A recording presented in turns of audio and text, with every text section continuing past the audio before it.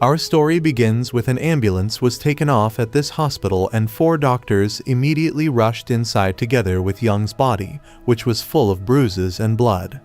As what they observed, C. Young's condition is getting worse. His hands fell to the side as he was losing consciousness. There were policemen who came with the ambulance where C. Young was carried. They sighed as they felt sad about what happened to the kid. When they entered their police car, their radio rang and someone informed them. There are eyewitnesses reported 8 suspects, all wearing school uniforms. It was a total of 6 boys and 2 girls. And upon checking their uniforms, it was confirmed that those students are from Engwang Middle School. And this is the school where Roman 11 Young was enrolled. Both policemen were shocked that the bloody mess was done by just middle schoolers. They cannot believe it since they saw Young was nearly dead. And because of this, they then decided to catch those students. Other than that, the man in a white suit asked if they will deal with the press, and the man in black squeezed his eyes and casually answered yes. They then go to catch the culprits themselves. In the present day, C. Young found himself floating in the air, and he heard a voice of a lady calling his name. When he opened his eyes, he saw his aunt who looked worried for him. The lady held his hand and asked if he was already awake. C. Young didn't respond, but he knows in his mind that it was his aunt. There was already a bandage on his eyes since the doctor put it. After he cried furiously at this time, he still wondered where he is. All of a sudden, he saw the culprits mocking him while he was lying in bed. His sweat dropped from his forehead as he was terrified. He was catching his breath, and his aunt was worried for him and continuously calling his name. C. Young was struggling to death as he was traumatized by what happened to him. The doctor and a nurse then entered the room as fast as they could, and the doctor of Young injected him with a sedative to calm him down.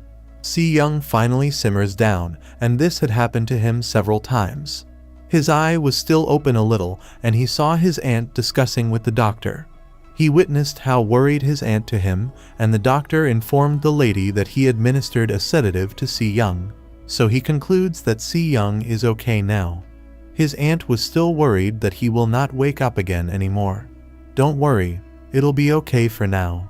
Didn't I already tell you he should be waking up soon?" The doctor answered okay. "He's been in a coma for 9 months, I've just been worried." C. Young's aunt responded. Upon hearing it, C. Young realized that he was lying in bed for the past 9 months without waking up. When he woke up after, the doctor injected him with a sedative. And this lady is his aunt. According to the lady, she thought C. Young would never get out of the coma. But now she was relieved that after 9 long months, C. Young finally woke up. Since then, she was praying that C. Young will never give up. While she was talking, C. Young was still not completely on his senses. His aunt mentioned that she could never forgive those who murdered C. Young's father and mother. At this point, she already expecting C. Young to be mad at her. She was trembling in anger while saying that she sued those people.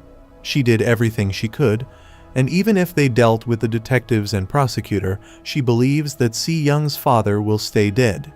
Upon hearing her statement, C. Young started crying. His aunt wiped out his tears and said that she wanted those murderers to be punished. She could accept the results and believes that C. Young's mom would have agreed with her. But they managed to reach a deal with the 8 people who did this to C. Young. At this point, C. Young can't still utter any words. According to his aunt, those students who make Young suffer were all suspended. The homeroom teacher and the superintendent were also temporarily dismissed. But still, it wasn't enough for them. C. Young's father and mother were both very kind, and for his aunt, the punishment those kids were given would never be enough. She was shaking in anger and felt down as she recalled the incident. She did everything to get justice. She made flyers she posted on the web, and she tried to petition. She used all of her contacts and tried her best to let the people know. But she couldn't have known. Even after what she did, the news and articles could still not be made.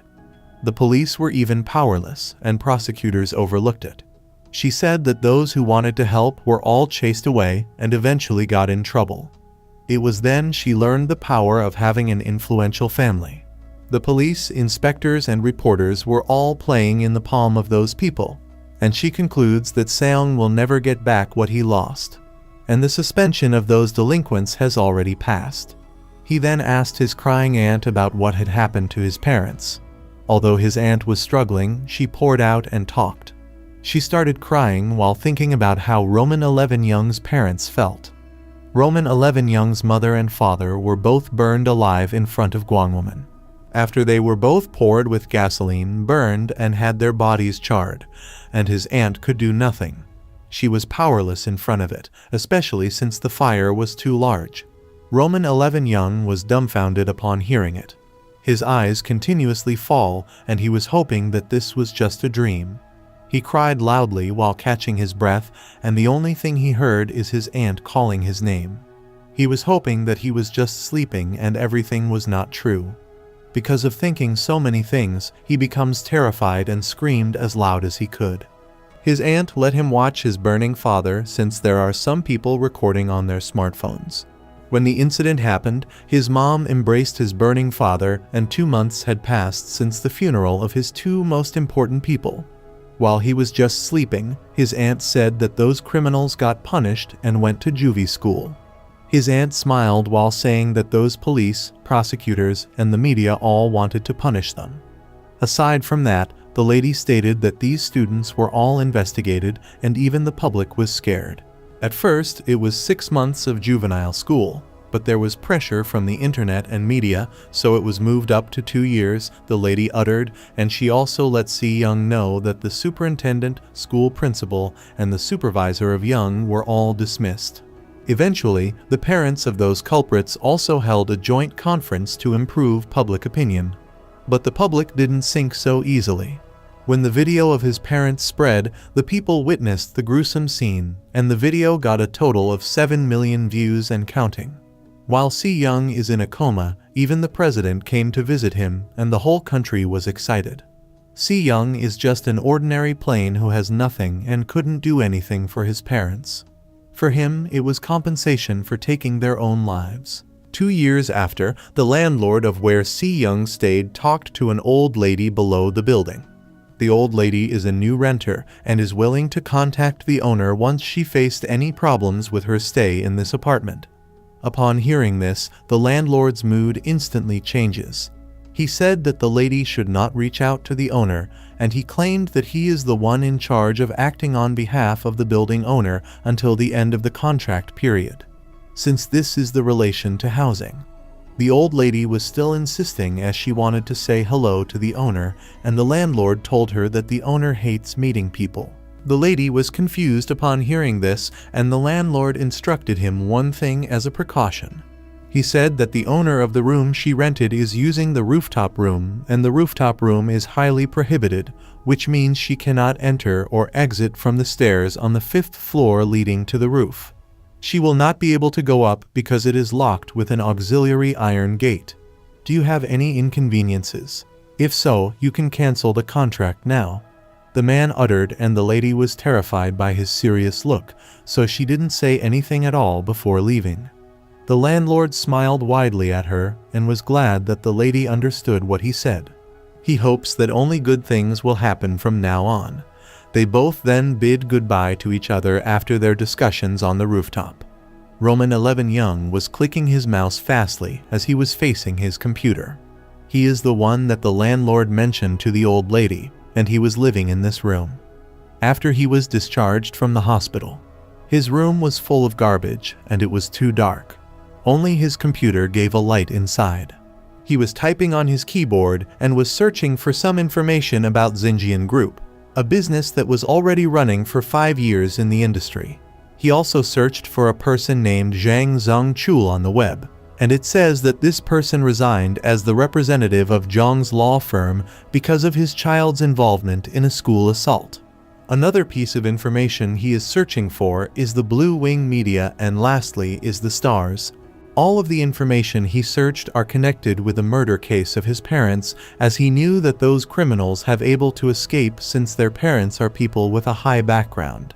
Roman 11 Young was seriously reading the article, but his phone suddenly rang, and when he looked at it, he instantly saw his picture of the time when he was a baby, and he was carried by his father while his mother is beside them. Upon seeing it, he felt sad as he misses his parents so much. Instead of answering the phone, he decided to ignore it, but it continuously rang and someone sent him several messages.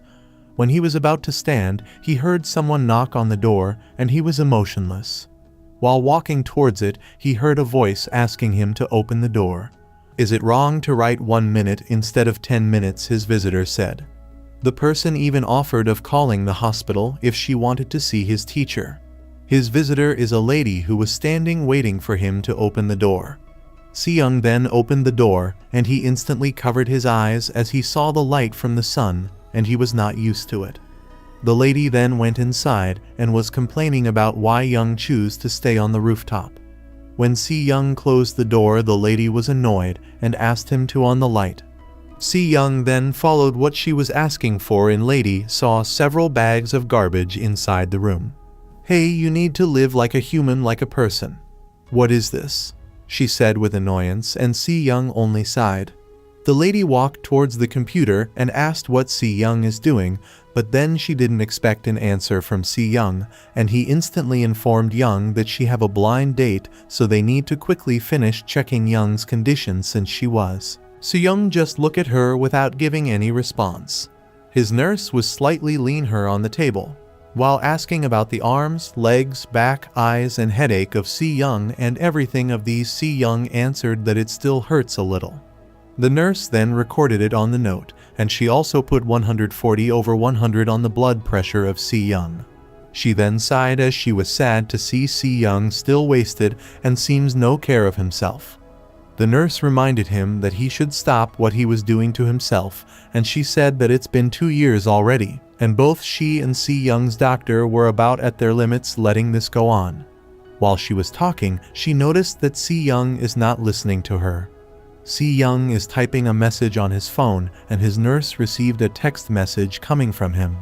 When she read it, it makes her annoyed out, shouted at Si-young that she didn't say all these good things to him just to get paid. She was just worried that Si-young will be stuck this way. Si-young stared at his nurse, and his nurse was irritated at him and decided to walk away. "Even if you don't go back to school, at least take a step outside, right?" she uttered. She was hoping that Si-young will have the confidence to meet some people again for his own good and recovery. She then opens the door and leaves Young behind. But still Si-young doesn't care at all. He continues to sit on his computer and connected his phone. He opens an app with the logo of F, and when he tried to access it, he immediately checked the private chat of the people he knows the most. But he wasn't able to enter as he was restricted and also prohibited from accessing it. Roman 11 Young then tried it on his computer and have done troubleshooting to open it. And when he looked at his phone, he successfully opened the private chat, and it was the chat of his parents' murderer. Upon reading it, he found out that 5 of these people were now in the US and were hoping that they can be able to go back to Korea. They were also careful not to let other people know where they are right now. After reading it, Si-young slammed his phone on the table and stood while gritting his teeth. Because he still remembered what these people did to him back then. He turned around and decided to lie down on his bed. While he was lying, he was panting rapidly. He felt sad and in pain for so long, and he cannot let it go. Above the roof, Si-young can be seen at the same time. Something flashing going toward the earth. It was a long sword coming from the other world, and it unexpectedly landed on the rooftop of the building where Roman 11 Young is staying, and it creates a huge explosion. Si-young immediately woke up and was startled upon hearing a loud noise. He instantly stood up and was terrified as he was very sure that the sound didn't come from below, and it sounds like something striking into something. Roman 11 Young slowly walked towards the door and was still confused about what it is. He even thinks that it might be a thief or those people who bullied him to death while thinking these thoughts. His chest was suddenly in pain. His sweat dropped all over his body and his hands were trembling. Nevertheless, he decided to face his fears and continuously walk towards the door. His door has several locks to open it, and when he finally unlocked it, there was a dazzling light coming from the outside. When Si-young opened it wide, the light was blinding him, but he forced himself to stare and check what it really is. His eyes rounded, and he was flustered as he saw a flaming sword that was stuck on the floor at the rooftop. Si Young was standing still staring and wondering about where the sword came from. He has a lot of questions, including who's the owner of this sword, why it landed in front of his room, and how it happened. He was full of confusion as he cannot think of an answer. He went near the sword and observed it. It was like a sword that he usually saw in the online game, either a two-handed sword or a Zweihander. The sword is taller than him, and he noticed that it doesn't look like it's in that deep, and he concludes that it may be loosely stuck. He was confused about how it's stuck since the door to the stairs is still locked. He was thinking so much. But nothing comes into his mind, so he screamed out of annoyance. The people below the building were startled upon hearing him. Roman 11 Young continuously screamed while holding his head. He sighed and decided not to get curious about this sword and just ignore it. He turned around and went inside his room. He walked towards his bed and lay down again as he decided to just ignore his confusion about this new Excalibur legend. Stuck on his roof, Si Young slept again while the sword outside his room suddenly made a loud noise. He heard a drumbeat which made him irritated. When he opened his eyes, he saw a knight playing a horn together with several knights stomping around, and Si Young found himself in the middle of them. He was sweating as he was frightened and confused. What makes him more shocked is seeing different kinds of monsters. There was also a man wearing a cape standing in the front and fearlessly facing the monsters. One thing he noticed is the sword that was stuck on his roof. He saw that the man in front of him is holding it. As he was about to think of it, there was like a strong wind sipping him in, which made him unable to react. He did his best to hold back until the strong wind disappears. When he opened his eyes, he was shocked upon seeing those monsters stuck to the sword like a magnet. There was also a flame in his surroundings. He was staring closely at it, and his sense suddenly came back to reality. He was looking around and confused about what just happened, and then he realized that he was just dreaming. But then he heard a loud noise again coming from the outside. He stood and concludes that it maybe not be a dream. He walked towards the door and checked it himself, and he was flustered seeing the sword up in flames again. Surprisingly, the flames suddenly grew stronger, literally a sea of fire. Roman 11 Young covered his face with both of his hands and immediately rushed inside his room to get some water. He grabbed the pail of water, but he was too weak to pull it as it was too heavy. Decided to lessen the water, and when he finally carried it, he immediately went back outside and rushed to the sword to spill the water on it, hoping that the flame will disappear. But still, the flame continues, which made him annoyed, and went back to his bathroom to get more water. He was screaming out of annoyance, but then he was able to put out the fire after how many minutes of splashing some water on the sword. His hands looked so weak. After carrying a pail of water several times, he was trembling and tired. When he started to stand up, his body was in pain and he was shaking as it hurts a lot. When he looked behind him, he saw a hose and a faucet, and because of it, he was irritated once again as he was so tired carrying the pail of water from the bathroom. After 4 days, the time is around 12 midnight, and Si Young woke up after taking a nap. He gets up and yawns. He took a deep breath and walked towards the door. Upon checking the sword, it was flaming again, but he was a bit used to it as it happens 4 days in a row. As usual, he on the faucet and grabbed the hose to put out the fire. At this moment, he was thinking about where the drum beat is coming from, as he always heard it when he woke up. And up until this time, he was still curious about this fire in the sword that always appeared. All of a sudden, he was staring into the sword, hoping that he can get an answer. But still, he cannot think of any reason. The next day, he heard the drumbeat again. He wanted to sleep more, but he can't because of the noise, and this makes him furious. Another day has passed, but Si Young is not on his bed or on his room. He was outside staring at the sword, waiting for the flame to appear to answer some of his confusion. 12 midnight have passed and the sword was shaking. He then grips into the hose and saw the fire start to arise. Before the fire becomes strong, he immediately splashes the water on the sword and the fire went down. But still, in just a few seconds, the fire came back and Roman 11 Young did the same thing.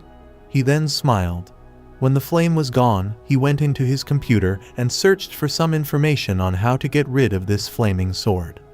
After how many hours of searching, he gladly found a possible answer. He went back outside, standing in front of the sword. When the sword is shaking, Si Young then ready the things he needed: a cross and holy water. In the name of the Father, the Son, and the Holy Ghost, Amen. He uttered and sprayed holy water on the sword. He was silent and observing the things that will happen. But unfortunately, the flame still appeared, which made Roman 11 Young startled. He grits his teeth and tried some ritual again, as he thought that the sword was owned by Satan. He continued spraying holy water until he began to feel tired. Due to his annoyance, he threw the holy water in the holy cross, as it was not working at all. But the good thing is that the fire goes out during the day and was only burning up just a while ago. He looks up above while thinking that he will suppose to experience this flaming sword again tonight. He was annoyed, and he clenched his fist as he cannot take it anymore. He was staring at the sword and vowed that he will finish this sword today. He then gets some tools as he decided to destroy the sword. He grips his hammer and smiled as he thought that his hammer can really finish this mysterious sword. He breathed deeply and rushed to the sword while still holding the hammer. At this point, he hit the sword with all his strength.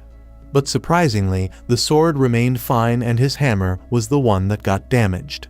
When he looked at his sword, he was annoyed to see that his hammer didn't even leave a scratch on this mysterious thing. His sweat was dripping, and he rushed inside his room to search for another thing that can possibly break the sword. When he comes out, he was already carrying a bat. He focused on the sword again and grips on his bat. He screamed loudly and hit the sword with the bat, hoping that it will break this time. Upon hitting the sword, his bat bounced back and hit his face. The bat spun above and Roman 11 Young fell on the floor with a lump on his head. His body was shaking in pain and his head hurts a lot. He gets up and clenched his fist while staring at the sword with anger. "So wanna go all out until the end, right?" he uttered. He put both of his hands on the sword and readied his body.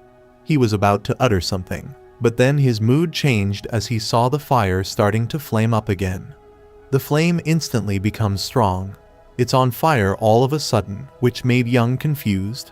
Since this sword only flames at midnight, and it's not midnight yet. His eyes then rounded upon looking at the sword, and he becomes puzzled as he witnessed the flame rising, and there was like a sun appeared that creates a dazzling light. This round thing is sipping in the flame until the flame slowly disappeared on. Expectedly, it strikes an overwhelming power to Si Young, and the flame was entering his body from his mouth and eyes.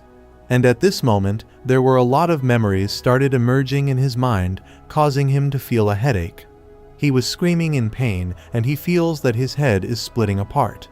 He grits his teeth as he was fighting the pain, and the memories continuously entered his mind. He saw several people, and as he screamed loudly while gripping the sword, he suddenly pulled it away from being stuck on the floor. The sword was very long and heavy, causing him to fall. He was sweating and suddenly lose consciousness, but still slightly holding the sword because of the loud noise he created. For how many days? People from the lower building wondered about the noise, and they were complaining as they cannot sleep due to the loud coming from the rooftop for 2-3 hours in the middle of the night. These women who were gossiping were also a renter of this building, and they noticed that the person from the rooftop is banging around, and the sound comes right through the ceiling. The lady wearing a blue cloth says that her husband is more intrigued by it than angry. They even didn't have any idea if the owner is a man or a woman, and did not also know his age because of the noise. One of these ladies called the management to report this matter. Despite that, they heard loud noises in the middle of the night. The management also told them that they'll be the ones to reach out to the owner and check, so these renters should only wait until then. Meanwhile, Roman 11 Young gained consciousness, and he suddenly screamed once more. Without any reason, he gets up and holds his head. He was wondering if all those scenes he saw is just a dream, but still he felt that it was too real. More likely, memory of happiness, despair, sadness moved, fury, guilt, hatred. All these emotions sprang up as if they were alive. as if Si Young lived through ages, untold and unimaginable. He was full of confusion, which only gave him a headache. When he looked beside him, he saw the sword, and he was flustered about why this sword is also beside him. What makes him more shocked is seeing the floor with no sign of this sword having stuck anywhere, and also noticed that the sword is about a meter longer than when it was stuck on the rooftop. If it was that long, he wondered if it wouldn't have stuck through to the ceiling of the floor below. When he tried to carry the sword, his body was trembling. He raises the sword and tried to lean it on the wall. But the sword was too heavy and falls back on his thin body. He screamed loudly as it was too painful. After trying so hard, he finally leans the sword on the wall. He was so tired and was wiping his sweat. He then stared at the sword and held it from the memory that emerges in his mind. He recalled that the name of this sword is War Sword, a bringer of thunder and storm. That wasn't the true name of the sword, but someone called it that on a whim. His chest was in pain all of a sudden as he was remembering this thing. What is important is that you remain unmoved, unchanged, that you bend nor and break not in your courage and the will to fight. This was the statement that Roman 11 Young remembered was said by the first owner of the sword. He grabbed the sword and carried it with his bare hands. He was holding it like was about to battle. He closes his eyes and told himself that it will depend on him how to fight with this sword freely and without restriction. He was thinking about the movement that was on his head, and he imagined that he carried and swung this sword just like how the main owner of this sword did. What he knows is he only needs to follow the images in his head. He focused himself while pointing the sword in the middle. He grits his teeth as he tried to raise the sword. When he successfully made it, he smiled widely as he thought that it was just too easy. He tried to swing it, but the sword dropped and the quillons of the sword hit his shoulder. He screamed in pain, but despite of that, he still tried several times. But still he cannot perform the images that he saw in his mind, and it only makes him feel tired. On the same day, his nurse came to him. His nurse was staring at him in confusion, but Roman 11 Young was just staring into nothing. "I thought it was unusual that you called me first, but what the hell is with this?" she asked with crossed arms before she came to Seung's house. She was in the Risto as she has a date with someone. She was enjoying talking with the man in front of her. But her phone suddenly rang, and she doesn't have a choice but to answer it. The moment she answered the call, it was Si Young asking for him. She was worried. Upon hearing Young's painful voice, she immediately stood and apologizes to the man as she needs to go to Young. She didn't wait for any answer from the man and instantly run away. The man called her, but she didn't look back and only said that there's something came up so she have to leave. "You know, I kicked a man to the curbs for this. And what the hell is this?" she asked, but Si Young remained silent. She already put a bandage on Young's hands, and she was so curious about what exactly have Young did to sprain the ligaments in both of his wrists. She said that Si Young's back and hips were also sprained. Si Young was still not looking at her, but he answered that he was just exercising. His nurse was shocked upon hearing it. She chuckled with happiness as he was glad to know that Si Young, who hasn't stepped outside of his front door for 2 years, was exercising now. Must have been some kind of exercise to lay you up like this on. My, how unusual, the nurse uttered while tapping Si Young's tummy with her finger. She smiled widely while saying that Si Young was doing CrossFit for 2 hours or lifting weights 100 times to get a lot of sprains all over his body. Her happiness was cut off when she heard Si Young's phone ring. Upon checking the call is from the Happiness Realty. Si Young tried to get up, but he was struggling. So his nurse is the one who answered the phone. She let the caller know that she was the nurse of Si Young from the Hee-Won University Hospital. "My name is Kim Bara. I'm in charge of Taxi Young Kun's regular checkups," she said with annoyance. The caller mentioned that the renters of the lower floor in this building have complained about Si Young's screaming. Every midnight, Kim looks at Si Young with confusion, and the caller asked her about Si Young's condition. She then answered that Si Young seems fine now, and also his mental condition is perfectly good. Kim reminded the Happiness Realty to just text Si Young in case they have some questions. Since she knows that Si-young usually doesn't answer calls very often, she walked towards Si-young and instructed him to at least make some noise to let the realty know that he was fine, since the boss of the management company is worried about him. Si-young answered okay, and he also let the management know that it was him who answered. "You heard him, right?" "Yes, of course. I understand." "Yes, I'll tell him," Kim uttered and hang up the call. She became annoyed once again and asked Si-young about what the management is talking about. She was mad by the fact that there were a lot of tenants in the building complaining that Si-young have been going crazy in the middle of the night, screaming so loud for how many days. Si-young avoided answering his nurse, which made Kim stare at him with anger. When he saw Kim's eyes, he was frightened, so he just reasoned out that he was frustrated with everything, and he feels like he could explode anytime. Kim was about to say something unnecessary, but she decided to just be quiet and understand his patient's pain. All this time, she was sad about what happened to Si-young, and she feels pity to see Si-young living his life alone. Kim was the one who took good care of Si-young back when the time that Si-young was still in the hospital. She was the one who helped Si-young to eat and to always check Young's condition. After hearing about what happened to Si-young and his parent, she felt sad. While she was remembering these things, she heard Si-young say that he was fine now. Si-young told her that already calmed down a lot. Si-young turned his head to the side while saying that he wanted to take a nap for a bit. "Alright then, change the bandages regularly and the cast take it off when you have to move the joint. But don't do that too often because the swelling's not gonna go down. Regular massaging is good for that, so try it even if it hurts. Got it?" Kim responded to Si-young with excitement, but Si-young ignored her. She turned around while informing Si-young that she will visit regularly.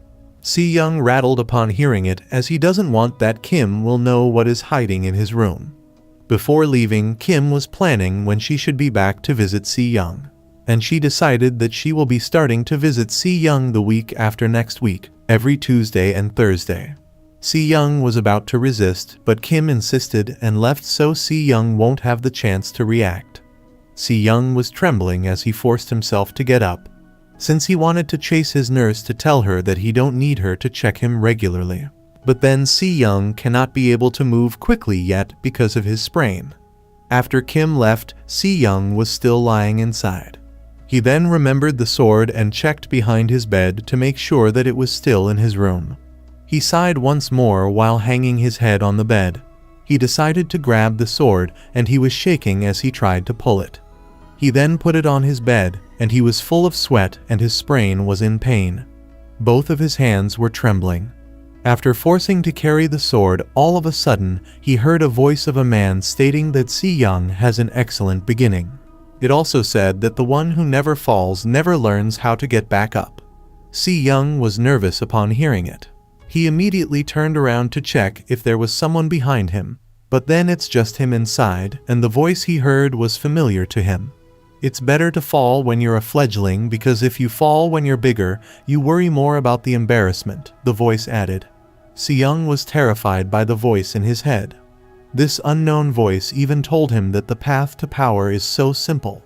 He just needs to run with the sword and swing the sword until exhaustion takes him. Si-young leans down on his bed while thinking about what it means to run with the sword and swing it. He was so clueless about how he gonna get powerful by just doing it. Roman 11 Young turned to his computer and decided to search for an answer. Since he believes that only the internet can help him with his confusion, he searched on the web about the two-handed sword. He was so focused, hoping that he could get an answer. He found a lot of articles, but one article that caught his attention is the post of a person who practiced with a two-handed sword for 4 months. When Si-young clicked it, there was a video, and he found out that this poster is from Korea. The poster showed some of his movements. First is balancing the center of gravity on the sword itself, then economizing the movement and cutting through the opponent. While watching the video, Si-young was imagining that he applied these tips.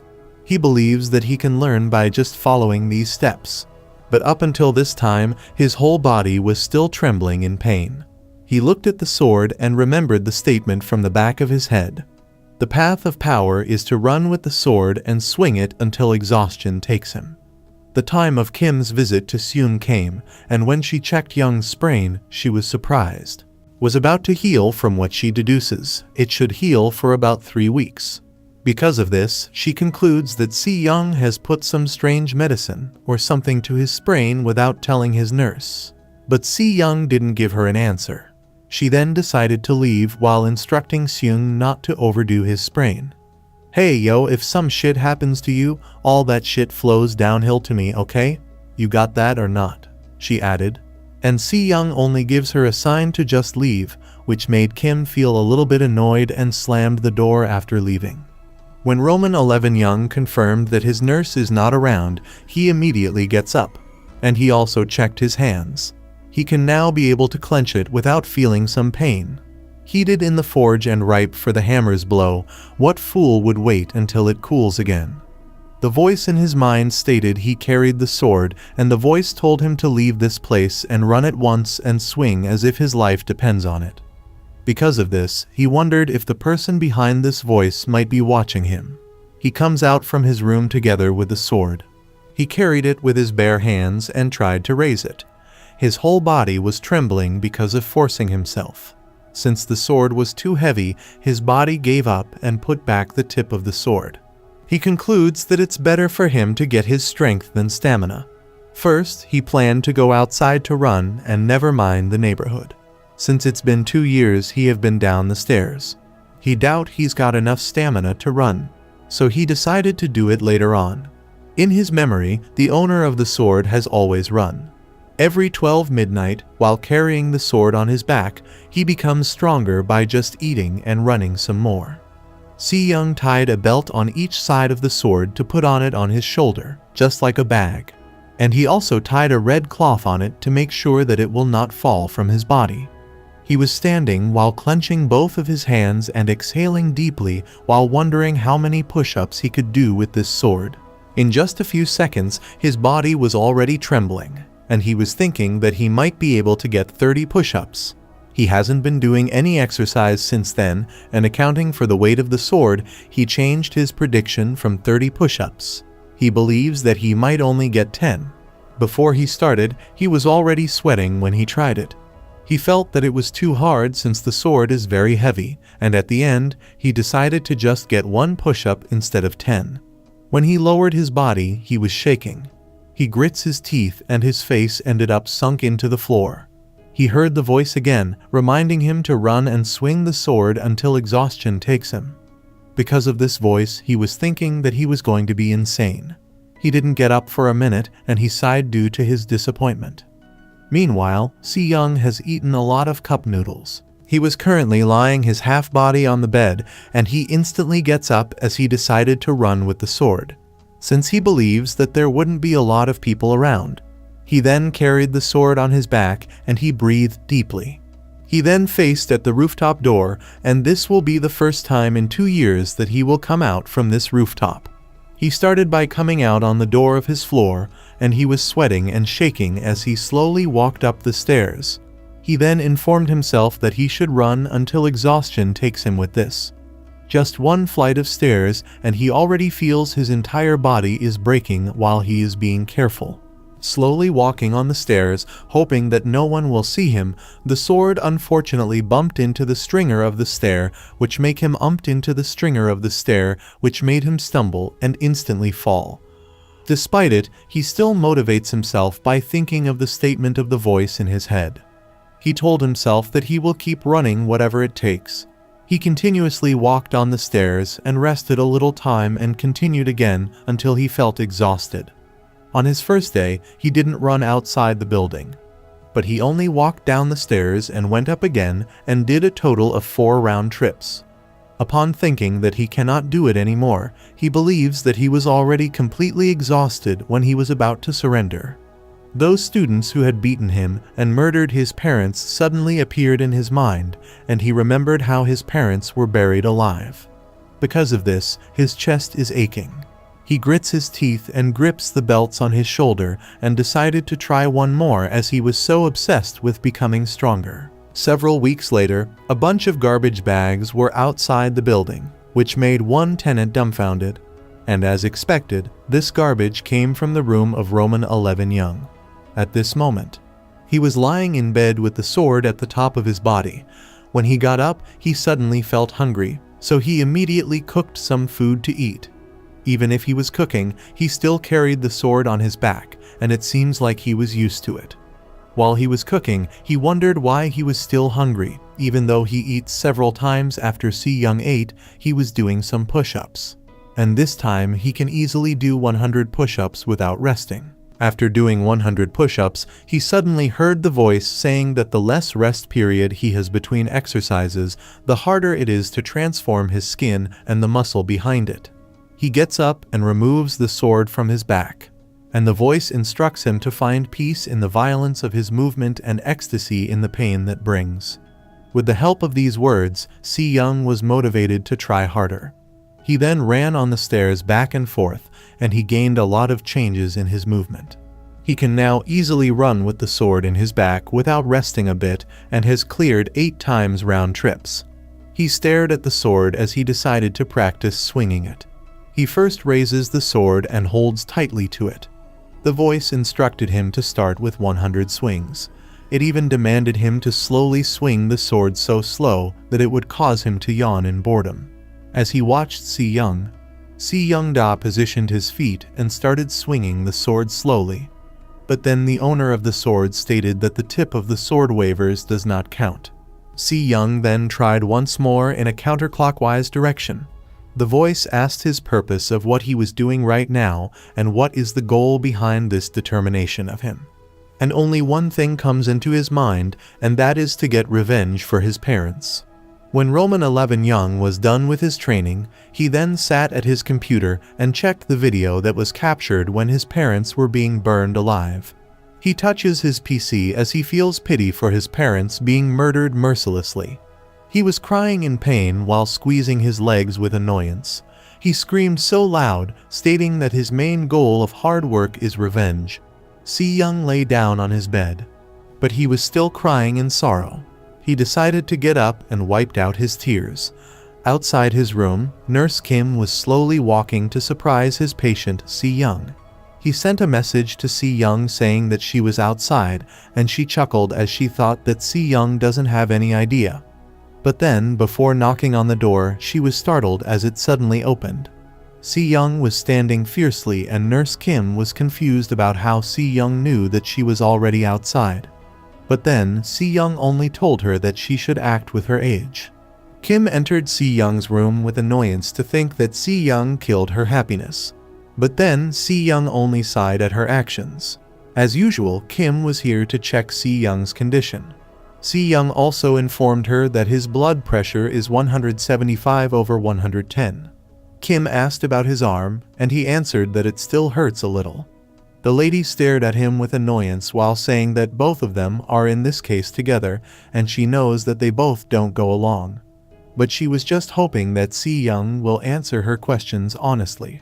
"Your ligaments in your wrists and ankles, are they okay? How about your back?" she asked, and Young answered, "The same thing hurts a little," which made Kim irritated as she knows that Seung is just lying. She smirked and said that Si Young's doctor wrote a report that Seung had pretty much all recovered. Si Young was shocked upon hearing it, and Nurse Kim said that Si Young cannot goof off anymore. She also mentioned that Si Young will be able to go back to school, and was hoping that Seung will interact with other kids and make friends with them. Since Si Young was traumatized by the school, he was clenching his fist and trembling in anger while listening to his nurse. Nurse Kim said that nobody will be able to bully Si Young this time.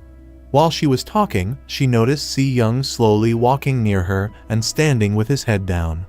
"I will not be going back to school," he uttered with angry tone, and Kim was stuttering as she answered. "Yes, did you hear what I said?" Si Young asked, and Kim uttered Si Young's name. Si Young was flustered, and he was startled when Kim suddenly asked surprisingly, "When did Si Young get so tall?" She explained that Si Young wasn't even 160 cm before, while she was 168 cm. But now she can see that Si Young is much taller than her right now. She ordered Si Young to stand up straight to confirm if Si Young really became tall, and she wondered how she did not notice this before she suddenly moved away while staring at Si Young's neck and body. While observing his body, she saw a lot of changes from Si Young, including his body becoming a boulder. She was tapping Young's body and she couldn't hold herself and squeezed Young's breasts. Her eyes sparkled as he felt how hard it is. After an hour since Nurse Kim had left, Si Young started his training by swinging the sword with his heart set on strength, grasped the overwhelming power. The foolish confine themselves within limits. They set and split themselves into the strong and the weak, and struggle to stand above those who crawl below. Yet heaven and the sun do not exist in multitudes. Nay, they are but one each. Thus they do not struggle for power. It was said by the voice at Si Young's head. Because of this motivational statement, Si Young can finally swing the sword easily, as much as he could while he was training himself. He recalled the pledge of indomitability, the blessing of the sword, and the essence of faith. From running until exhaustion takes him, the endless training of his body and mind, he can force himself past the limit. And at that moment, he will obtain the first power, the pledge of indomitability. And after the pledge of indomitability, from swinging his two-handed sword warsword 10,000 times without a pause in one day, he will obtain the blessing of the sword. When the pledge of indomitability and the blessing of the sword, the almost unlimited power of the essence of faith, will be born within his body. It is what Roman 11 Young remembered from a silver memory he has. But up until now, he was still confused if this was really his memory. If so, he can say that he has barely started walking compared to the guy who is the owner of the sword. In his memory, he was staring at the sword and was very determined to train himself more. 1 year later, a politician was doing a public speech on the media and it was played.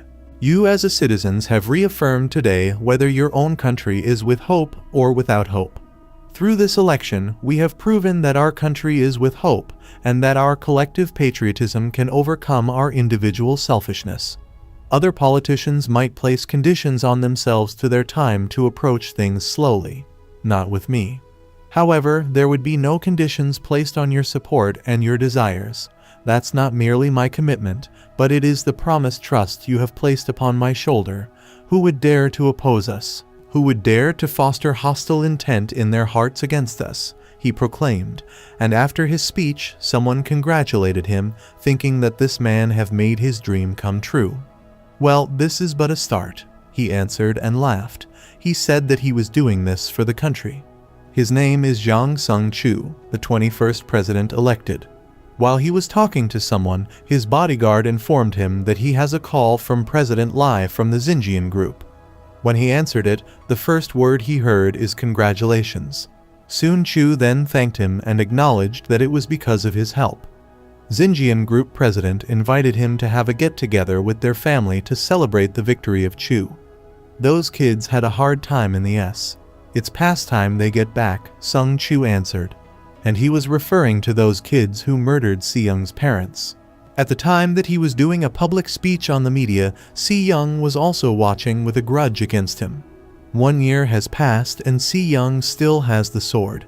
Going back to Chul, he mentioned that those kids have been kept in the dark. And he believes that they were all having a hard time. And he can't even remember the last time he saw his son Sion. So he misses his kids so badly. After he hung up the call, his assistant immediately approached him to say that it appears Su Young is set to return. Yes, she had it hard, but I'm sure she all grown up, he answered, and the assistant feels that it may be also hard for Sung Chul as a father of Su Young. But then Sun Chul said that those bad things have happened in the past. He believes in the saying the ground gardens after it rains. Despite what those kids have done, he was still thankful for the reason that they as parents got a chance to get together and plan for a great thing. You are correct, Mr. Chairman, the assistant uttered. After saying it, he then guffawed while standing at the view from the window glass. At the same time, at the Incheon International Airport, 2 Boulder men were in the elevator, and they were together with 3 of those students who murdered Si Young's parents after how many years in the S. They are now finally back here in Korea. The lady in the middle with a thin body and green hair is Yujin. Beside her with white hair and not so tall is Jun Hyuk, and the other tall man with them is Suho. After exiting the elevator, 3 men were waiting for them and smiling at them widely. They were also the criminals of the murder case of Young's parents, namely Ha-yun, Chang-soo, and Da-hun. They then greet each other, and they were all glad and excited that they were now together again after so many years. Ha-yun noticed that Soo-hyun and Soo-young is not with them. Yujin then answered that she has no idea since those two snuck off to Japan, and Soo-yun told her that she wanted to cool her head for a couple of days, and Soo-hyun, well, you know, right? She added, and Jun Hyuk stated that Seong has been doing this past 2 years was cooling her head, so he doesn't know what Seong means of cooling her head again in Japan, and also he feels bad for Soo-hyun. They then started moving, and while leaving, Jun Hyuk and Chang-soo decided to stay behind. Jun Hyuk then asked Chang-soo if he already checked Young's information, and Chang-soo casually answered yes. Good job, Jun Hyuk said, while tapping Chang-soo's shoulder. Then they look into each other's eyes, and Chang-soo believes that Jun Hyuk is planning on brewing something. Jun Hyuk smiled and answered, of course. Who do you think we have to thank for all the shit we've gone through? He added. At the same time, Si-young was talking to his aunt over the phone, and his aunt tried to force him to go back to school. But Seong didn't want to. His aunt said that he can't stay like this forever, and she suggested that Si-young can move to her house with her, and she can be comfortable if Si-young will stay with them so no one can bother him. I'll think about it. But still, I'm afraid of the world, Si-young answered. His aunt felt sad, and she apologized to Si-young as she thought that she had put so much pressure on Si-young, then answered that she didn't. He understood that his aunt was just worried about him. His aunt bids goodbye to him and reminds him to be mindful of his health. After the call, Si-young fell down while holding the two-handed sword. While thinking that the time will come, he will crush those people who make him suffer. Outside of the building, there was a man standing, and he was talking to someone over the phone. He said that there has been no sign of anyone entering or leaving, and they even observed the location from a high rise with a direct view several times today, but still the same. We've tried delivery post and even meter reading, but we've not been successful in confirming whether the target resides in this location. There was no response from the inside at all, he said. When this news was received by Jun Hyuk, he was so annoyed. Especially that Chang-soo didn't even get a picture of Young. Chang-soo then reminded him that he already said Si-young never ever steps outside of his place. He was holding a photo of the building where Roman 11 Young leave, and he was annoyed knowing that Si-young didn't also go to school. Maybe we'll ask the uncles to barge in, Chang-soo suggested. But Jun Hyuk was confused. Chang-soo then explained that Jun Hyuk can pick the lock and rush into Young's room and grab Young and have a little fun with him before dragging him to their group. Jun Hyuk was surprised upon hearing it, and he laughed so hard while hugging Chang-soo. Chang-soo, you're beautiful. You are the one who brightens my day. You know only you, he said. Chang-soo asked him if he would do it, and he answered that they need to be cautious. He believes that if they want to do it, they have to raise the level to at least what Soo-hyun might be planning.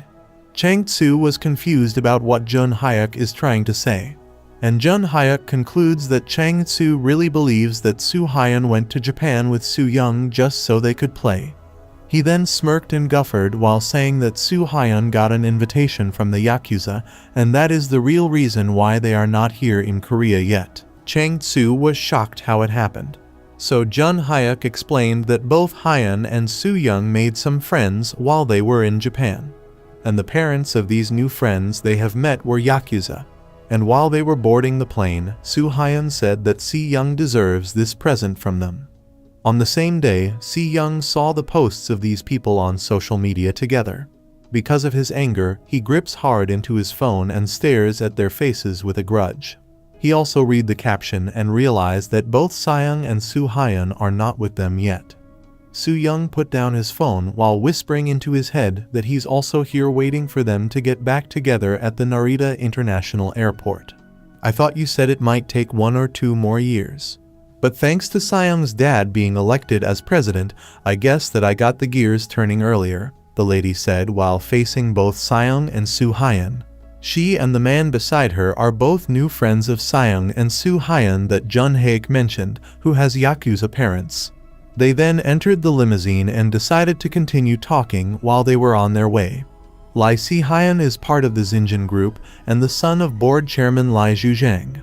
Beside him is the 21st president-elect, Jang Song-chu's daughter named Jang Soo-young. While they were on their way riding in the limousine, they were facing each other, and the man with them, named Ryao Hai, wanted Soo Hyun to discuss their plans straight to the point. The lady beside him is his sister, and she said that she contacted her brother the moment that Soo Hyun told her that they will stop by in Japan. "Thanks," Soo Hyun replied. "No, thank you. No one would have imagined that I would get to know Soo Young. No, the daughter of the president of Korea when I went to study abroad in the Ryu," he uttered, and Soo Young gave thanks for his assistance. "It's only natural between friends, Ryu," he replied. He proudly said that his father leads the Three Paths Association and took a special interest with this matter. While he was boasting, Soo Hyung was just listening to him. "If everything is ready, then we can depart as early as tomorrow." Then Soo Young asked, and Ryohei said that they can relax for now here in Japan and get back to Korea whenever. Soo Hyung was dumbfounded upon hearing it, and the lady with them said that it was pretty cute, seeing them all surprised. Soo Young at the same time was annoyed, as they expected that they could go back to Korea as soon as possible. Ryao Hai then explained that they already have operators in Busan on a business trip, and they got in contact with these operators just this morning, and he will introduce them to Seong and Soo Hyun soon. "I told them you guys would handle the wrap-up yourselves, so consider them your men for the time being," he added. And Seong's mood then changes as he realizes that he indeed has a good plan. All of a sudden, Si Hyung's phone rang as he received a message. When he checked it, he frowned, which made Hyung intrigued to her surprise. Jun Hyuk said that he wanted to play with their toy first as he gets too bored. While waiting for them going back to Korea, Jun Hyuk ordered 2 men to visit Seung's room. It's already midnight, and these 2 men argued. The bald then reminded his companion that they should have done their mission quietly. The other man was annoyed that the bald man had the huts to educate him. He screamed loudly while complaining about accepting this kind of job. When they arrived, they saw that there were some regular people in the building, and the bald man then said that 5 minutes after the clock struck midnight and all the lights were off, they were hesitant to go. But at the end, the man with curly hair decided to come out of their vehicle and was still mocking the bald man. The bald man was also annoyed at his words, but then he went straight to the building and boasted that he can end this job easily and bring Si-young back with him in just a short period of time. "Do what you want," the bald man answered inside. The man then fearlessly went inside and easily broke the lock of the gate going to Si-young's room. Upon entering the rooftop, he was hesitant to believe that there was really someone living here. He even complained that there's no window in this room. He got an idea as he remembered that they had a picture of this building, and there was a window on the roof. He was about to climb the roof, but the door suddenly opened, which made it easy for him to enter. When he peeked from the outside, he noticed that it was too dark, so he couldn't see anything. He was so clueless that Si-young was just standing right in front of him. 1 hour had passed and the bald man was already annoyed, and he wondered why it took too long for him to come back. Since he was too pissed off waiting for his colleague, he decided to enter the building to check it himself. He then went directly to the rooftop and he noticed that the door was still open. He scratched his head while complaining as he thought that his colleague intentionally left the door open. "Yo, you're going too long," he said as he was standing on the door. Before he could say more words, he saw a hand. Si-young grabbed his face and pulled him over, leaving no evidence outside Si-young's room. The next day, there were some police officers checking the vehicle that was parked outside the building. Upon checking, they saw that this vehicle has a temp tag and that they decided to tow the vehicle, and according to them, the guys driving these things don't even come back for their cars. They only say it's not theirs half the time. They were hoping that there's enough on the record to make that much contact. One officer also mentioned that this building is under special surveillance, and the order comes from the top that they should check this place from time to time. At the same time, in the condominium of Chang Tzu at this moment, he received a message from Su Young accusing him that he's the one who helped Jun Hyuk to call some people to play. Jun Hyuk was with him, and he asked about what happened to their 2 men they assigned to catch Si Young. But then Chang Tzu didn't respond and only sighed. It's already 11 in the morning, but they didn't get any news, which made Jun Hyuk annoyed. Chang Tzu said that he tried to call those men, but they didn't answer. Jun Hyuk screamed and ordered Chang Tzu to call them back. Chang Tzu was already annoyed at him, but he doesn't have a choice but to follow his demand. Since those men are not answering, Chang Tzu decided to call his uncle, who is the handler of those men, Haas Choi Zhang Chan, the Merakrid Agency president. "Chang Tzu, my boys got the job done right," he said, as he was expecting that his men would do their mission without any problem. But then he was shocked when Chang Tzu answered that he hadn't heard anything from those men yet. Zhang Chan was wondering where his boys were, and Chang Tzu said that those kids might be new in this kind of job. Zhang Chan was annoyed with how Chang Tzu called his boys as kids, but he didn't say anything about it and only told Chang Tzu that he will check his men first and will call back once he gets the news. Before hanging up, Chang Tzu reminded him that he was in a hurry. "If I had known this would happen, I'd have just called Uncle Chang Hyun at Aegis," he added. And Zhang Chen was already trembling in anger. He was squeezing his phone, but he was powerless to say some words with a grudge. Since Chang Tzu is his older brother's son, he grits his teeth and screams about where his boys are right now. He tried to call them, but no one answered. He was so clueless that both of his men were beaten by. These men were full of bruises and already wounded, while their bones were sprained.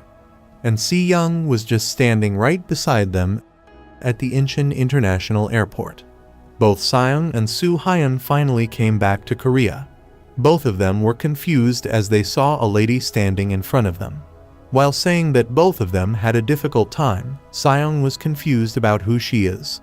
So she let them know that she's Nam Ho Young from the Secret Service.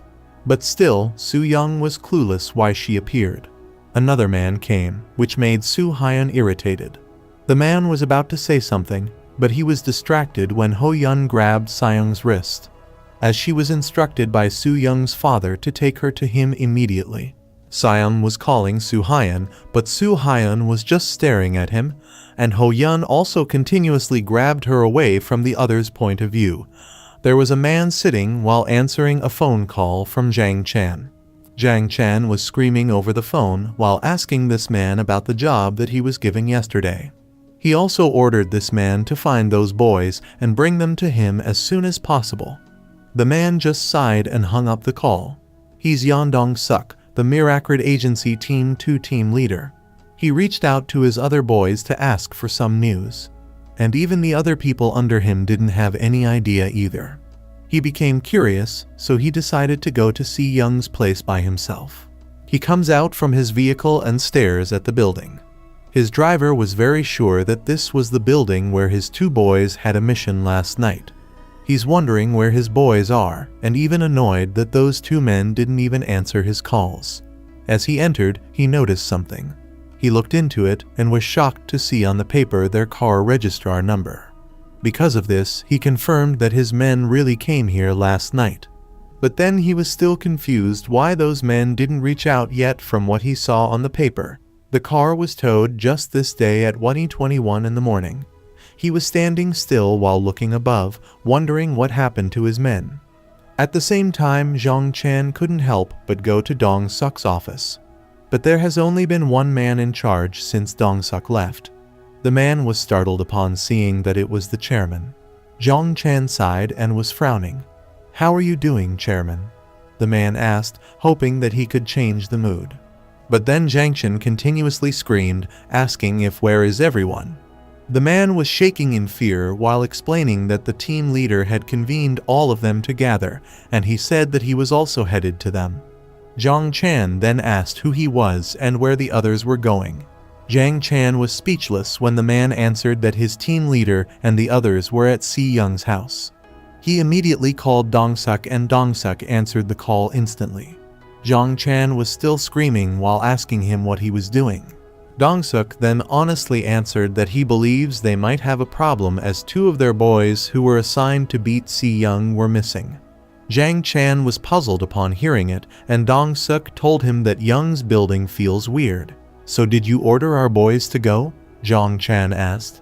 "Yes, I should go now to check on them." Dong-suk answered, and Dong-chan is pleased to check those missing men so he can give an answer to Chang-tsu. Dong-suk thanked him for his patience, and he then hung up the call. Behind him are his men, and he then ordered them to go together inside Young's building. There were a lot of them, and they were already heading inside the building to check those two missing men. They were still at the stairs, and Dong-suk then ordered them to get Roman 11 Young. They forcefully opened the door on the rooftop by kicking it. They all then enter while Dong-suk is just chillin'. The stairs he walked as he heard someone shouting. While he was walking on the stairs, there was one man who was thrown from the rooftop and was full of bruises and was spitting blood. When Dong-suk saw it, he was shocked to see that it was one of his men. He was furious. While wondering about what was going on, all of a sudden someone appeared in front of him which made him startled. It was Si-young. Dong-suk was scared and instantly fell down. Si-young walked towards him and Dong-suk was begging him for mercy. But then, Si-young was ready to punch him. Si-young punched him in the face several times, and the only thing he could do was scream. In the late afternoon, police officers came to the building since there was a tenant reporting it. The officer recorded on his note that the tenant heard screams a few times before and another several people screaming earlier. The complainant has complained that she hasn't slept because of this incident. Despite what she said, the officers were confused why the lady still reported it. They said that even if people like thugs come in, even if they have nothing to do with their home, they will still try to open doors. After recording what the complainant said, the officers then decided to check it themselves. While they were heading inside, one officer saw the padlock on the stairs. He then got it, and he confirmed that someone really got in here without permission. They concluded that those people might have escaped already. They immediately knocked on the rooftop door, and while knocking, they introduced themselves as the police officers, and they stated that they had received reports of screams coming from here. They then move aside as they noticed that there is already a person ready to open the door. Si-young appeared, and they were surprised because of how tall Young is, especially that his body becomes bolder.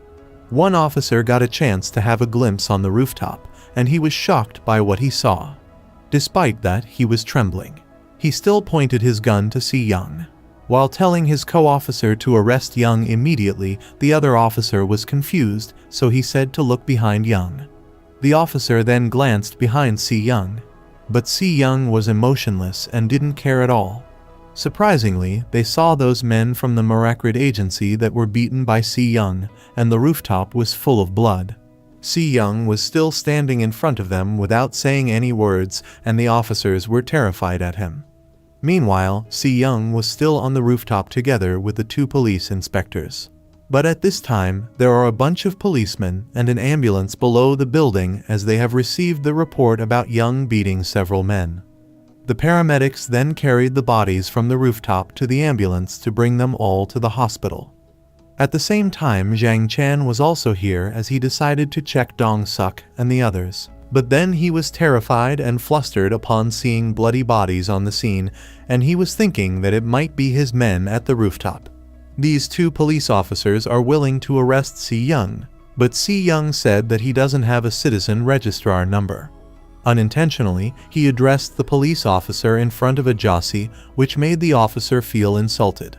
Si-young explained that he's still 17 but will turn 18 this year, which is why he doesn't have a citizen registrar number yet. He also introduced himself, including his name and the last school he attended. And he informed them that he took a break during his second year at the said school. He was about to say his reason, but the more he thought of it, the more he became annoyed. While looking at his angry face, the officer standing in front of him was frightened. The other officer was busy talking with the chief inspector over the phone. The chief ordered them to withdraw Si-young.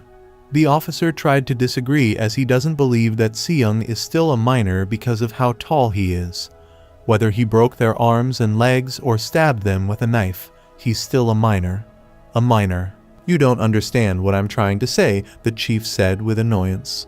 Also, it happened at Seung's house and not on the street, so he was thinking that Seung was just defending himself. The officer tried to resist, but the chief warned him that he will be the one to take all the responsibility once he will do something wrong to Young and piss off all the reporters in this country. The chief hung up the call and the officer was annoyed and squeezed his phone. His co-officer asked him what happened and he walked away and answered him to withdraw Seung. Despite that Seung will not be arrested, he didn't show happiness. Instead, he remained emotionless after the police officer left. He then called his aunt to let her know that he has a plan to go to his aunt in Seung to stay with them. Seung said that he was sure about his decision, so the lady answered that she will talk to her husband and get the details sorted out. But then Seung said that he didn't mean that he will go. Right now, I want to travel for about a year, Seung uttered. He stated that he is still too young to travel safely out of the country, so he's going to travel around Korea. But Seung, even around Korea, and you have to restart your education, and delaying it for another year is, his aunt proclaimed. But before she could continue her statement, she noticed that Young became silent. Roman 11 Young then reasoned out that he had not been outside for so long, so he wanted to feel the wind on his face. He thinks that it will be good to get his head back to where it needs to be. Roman 11 Young was holding the sword while saying to his aunt that he doesn't want a lot of things weighing on his mind, and that his aunt should not worry if he will not contact the lady too frequently. His aunt felt down upon hearing Young saying over the phone that he will probably leave the room vacant for the most part. Even though the lady is worried, she still allowed Seung, and she told Seung that he must contact her from time to time so she doesn't worry too much. Seung then agreed to her and hung up the call. From the other's point of view, Jun Hyuk is calling Chang Tsu, and he was screaming on the phone. Chang Tsu answered his call, but was startled by the tone of his voice. Jun Hyuk is already furious since it's been 2 days, but he still hasn't heard any news about those men who went to see Young's room. He blamed Chang Tsu since the men they hired were from Chang Tsu's uncle's agency. Chang Tsu reasoned out at him. But then Jun Hyuk didn't want to listen to his reason, and he giggled, thinking that Soo Hyun might come and clean up their dirt. And if that happens, he will have to watch Soo Hyun be proud of himself. You can't even do what you're told properly anymore. At least in middle school, you are good at that at least, Jun Hyuk uttered, which made Chang Tsu tremble in anger. Jun Hyuk decided to hang up the call and instructed him not to call for a while. Chang Tsu grits his teeth while squeezing his phone and throwing it away. He was complaining about how Jun Hyuk said not to call him, but he was the one who called Chang Tsu this time. This anger of him makes his head hurt, but he cannot even say some bad words to Jun Hyuk and only holds his anger. At the same time, Chang Tsu received another call. He looked into it and saw that it was Lai Su. He answered the call and Suho instantly told him that Soo Hyun wanted to see him. Chang Tsu at this time was flustered since Soo Hyun is much more worse than Jun Hyuk. He then stood and answered that he would come. But before he could leave, Suho said that there was something he needed to bring. When Chang Tsu arrived at their spot, he immediately handed the photos of the building where Young live, and he smiled while saying that he was very sure that this is where Young can be found. He said that this building was Young's villa and his room is on the rooftop. Soo Hyun was hesitant to believe with the reason that there was no strong evidence like a picture of Young in this building. Because of his attitude, Chang Tsu fakely smiled while he was annoyed in his mind to think that Soo Hyun and Jun Hyuk talk like they're entitled to everything. Soo Hyun breathed deeply and handed the envelope to Suho, ordering him to send these documents to Ryu Hai's operators in Korea. Soo Young informed them that those operators will not go to meet them in person. Soo Hyun also strictly reminded them all not to leave any traces of their crimes. Soo-jun at the same time trusted all those Yakuza since she believed they were pros and not from this country either. Well, we can't be sure. And we're not trying to relive those hellish 2 years again, Su Hyan added. Chang Tzu was shaking as he saw Su Hyan approaching him. Since Su Hyan received a message from Jun Hyuk saying that he was going to play with the toy first, he asked Chang Tzu about what Jun Hyan meant to say instead of telling the truth. Chang Tzu answered that he was not sure about it. You sure about that? Su Hyan asked while staring eye to eye at Chang Tzu. Of course. Why would I lie to you? Chang Tzu answered, and because of his response, Su Hyan was forced to believe him. Su Ho received a message from those Yakuza saying that they will get Su Young and bring him here to their spot after 1 hour. That fast? Su Young asked, and Su Hyan was expressionless and will be looking forward to it. Those Yakuza are already below the building of Si Young's villa. They were talking using Japanese words, and one bald man declared that their current mission is commencing now. They immediately went to the rooftop, and the bald man reminded his colleague that their target is an 18-year-old kid. But upon seeing the bloody surroundings, he concludes that they shouldn't take this mission too lightly. Shall we begin? He uttered while holding his wrist. His colleague tapped his shoulder, which made him confused. He turned his head to ask what was the matter. The bolder man named Kenta was just silent while trying to smell the place. He senses a bad aura coming from the room of Young, and he believes that there's a wild beast living on this rooftop. The bald man was flustered, and he was hesitant to believe that Si Young is raising a dog. Since it was too quiet, Kenta then corrected him that it was not a dog, but a wild beast. Kenta, there's no way a wild beast lives in the middle of a city. Are you saying he's hot? A wolf in there or something? The bald man asked, and Kenta answered, perhaps. But still, the bald man continuously walked towards the room of Si Young. While Kenta is following behind, we dutifully carry out our mission, the bald man confidently said, and ready himself to kick Young's room. But then, before he can do something, Si Young strongly punched his door, causing it to be damaged. The bald man was stuck while Kenta grits his teeth out of annoyance. His sweat dropped from his forehead, and he was behind Si Young, while Si Young is just standing still. Si Young turned around and saw Kenta already clenched his fist and dashed to Si Young. While screaming, he punched Young's head, and he was dumbfounded. Seeing Young remained fine. His fist was trembling, and at this moment, Si Young raised his arm and was clenching his fist and strongly punched Kenta. Because of the strong force he dealt, Kenta was slammed on the floor, causing the ground to be crumpled. He was pushing his fist to Kenta's face, and when he removed his hand, Kenta's nose is bleeding and his teeth got damaged. His whole face was literally beaten by Si Young was standing still, and he side-eyed to see the bald man. Seeing Kenta unconscious makes the bald man shocked. He was also bleeding, and he was already shaking in fear. Roman 11 Young lowers his head, and the bald man was terrified of him and cannot move even an inch. At the same time, Su Hyan together with his Su Young, Chang Tzu and Su Ho were still at their spot. Why didn't you accompany the others? Su Hyan asked as he was facing the colleague of Kenta. This man was confident that those two can easily bring Si Young to them. His name is Takashi. Japan 3 Paths Association Loan Sharking Division, they're pro among pros. No need to worry at all, he said. But Su Hyan still doubts a little. Takashi received a call, and upon checking it was from Kenta. He answered the call and spoke using the Japanese language. I told you not to call without a reason, he said, without knowing that Si Young is the one who was calling him using Kenta's phone. Because of his language, Si Young found out that these people were Japanese.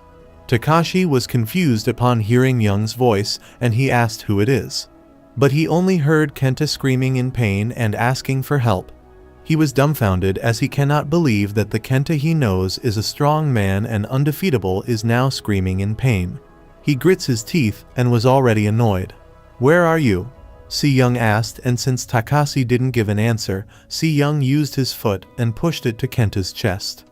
Kenta was continuously screaming in agony, but Takashi hung up the call. At this time, he was already mad, knowing that Kenta and the bald man have failed their mission.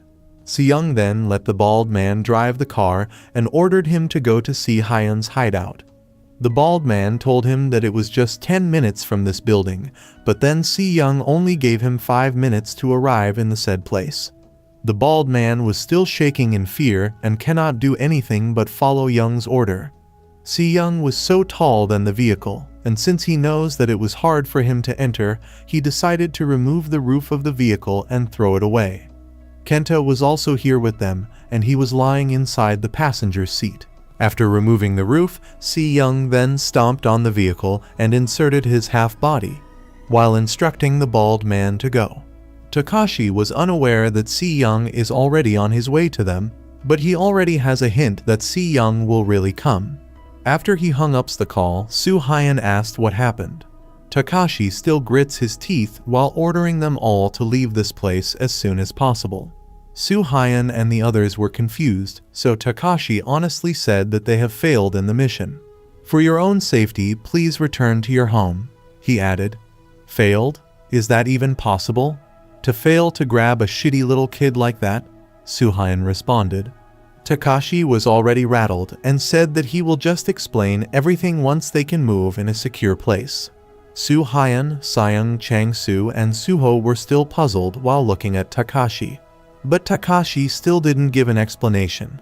He was already frowning and repeating his warning and told them that this is for their own safety. Sayang was annoyed, especially Su Hyun. He was confused about what was dangerous in this place, which made Takashi force them to leave because of it. He concludes that there might be someone coming to them.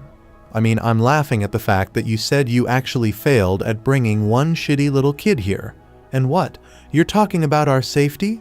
You think I want to talk about safety? Su Hyan screamed in anger. All of a sudden, they heard someone screaming so loud, which made them all startled. Takashi was stuttering while saying that Si Young is now here. Si Young really arrived at their place, and he was standing fearlessly outside the building while carrying the sword at his back. They start to panic and see that there are 3 stairs leading to the exit.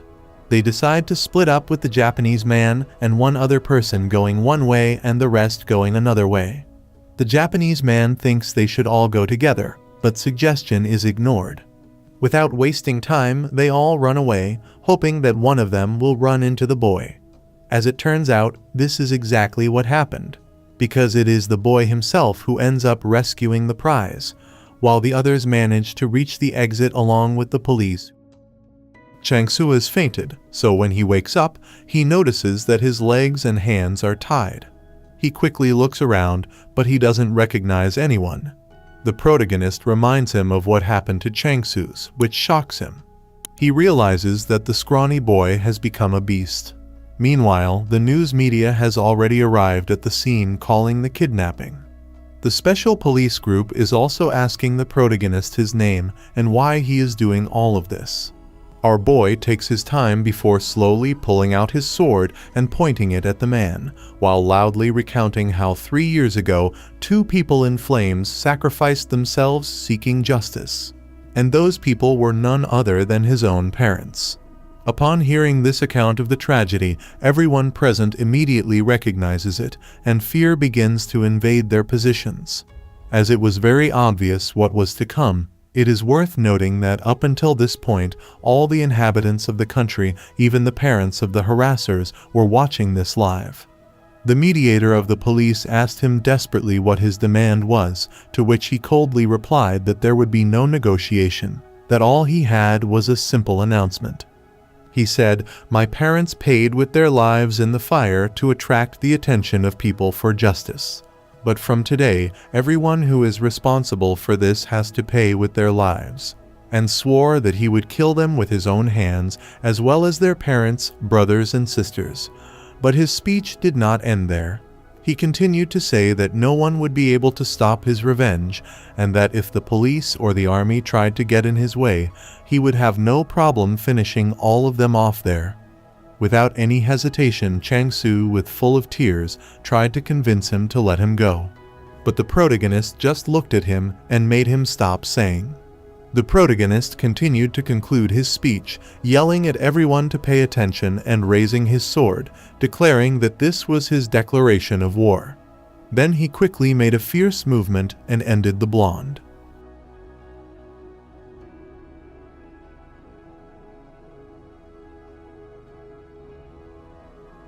Meanwhile, Chang Tizu's father, who observed the whole situation, is left completely paralyzed.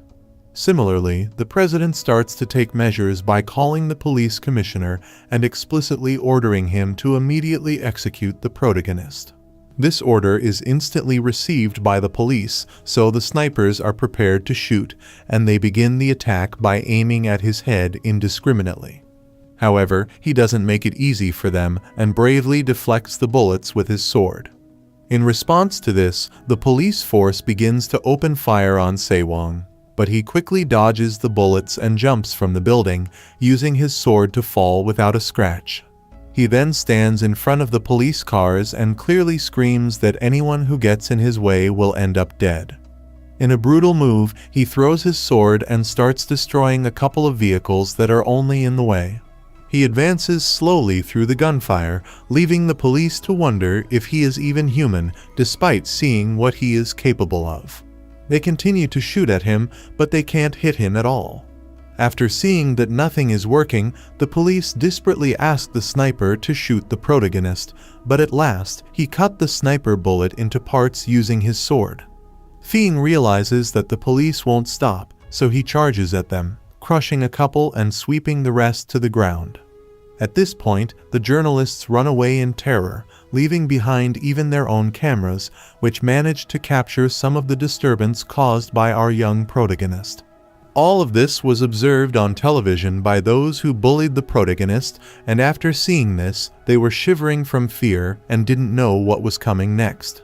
Sewang manages to break through the police and forces one of them to tell him the exact location where the kids had escaped. The chief, upon learning of this, calls all units and informs them that the protagonist is headed towards the university hospital. But it seems it was too late. As we see the protagonist standing in front of the building observing his prey, the pair of bullies receive support from the Secret Service, so they try to evacuate them to a safe place. However, they receive an alert that the protagonist is on his way. Without giving them time to react, he breaks a window and makes contact with them. From there, he emerges from the rubble and starts to advance, yelling at Su Haiyan, telling them why they are running now, even in the face of their parents' power and influence. My parents stood firm for my sake and did not choose to run like you. The men in charge of protecting the bullies try to hold him back, but they are thrown out of the building. This short time is used by the bullies to try and escape at full speed. In the elevator, the situation is that when the door was about to close, one of the men arrives and asks to be let in. We see that the door manages to close, but they start to descend instead of going up as they wanted. And all this is because the protagonist was standing on top of it, preparing to attack them. He begins randomly slashing with his sword without looking, trying to hit anyone who gets in his way. The elevator is forced to the first floor and the door is open. Everyone tries to leave as quickly as possible. However, the guard who held Su Young, one of the bully girl, is not able to run with such luck as he receives a sword slash in the whole shoulder that destabilizes him. It is at that precise moment that Sujun regains consciousness, and upon seeing this scene, she throws herself out of his arms, managing to escape. The protagonist was not going to stop at anything, so he brutally crushes the guard in order to continue with his revenge. Here, an angry Se-young starts to come out from the smoke and tells them where they think they're going. The pair of bullies are completely cornered and without any escape route. They think that this is the end for them, when suddenly a vehicle arrives at full speed, impacting Seung and sending him flying. It was a special bodyguard sent directly by Young's father. The bullies escape while the bodyguard stays to face the protagonist, and everything indicated that he could do something to stop the boy, but he ended up disappointing as Seon easily gets rid of him with just one punch to the face. In this way, the bullies and their men were able to escape at full speed to a safe place.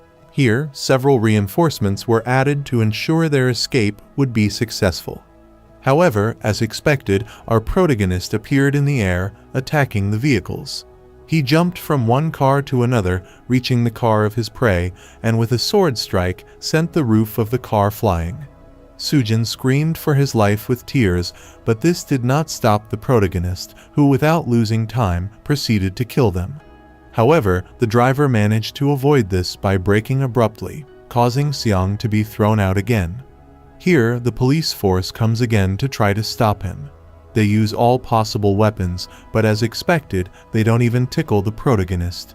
He proceeds to rise towards some bridge poles, and from there, he launches himself to finish off the obstacle and make his way towards his goal. Meanwhile, the pair of harassers are already mounted on a helicopter, ready to escape.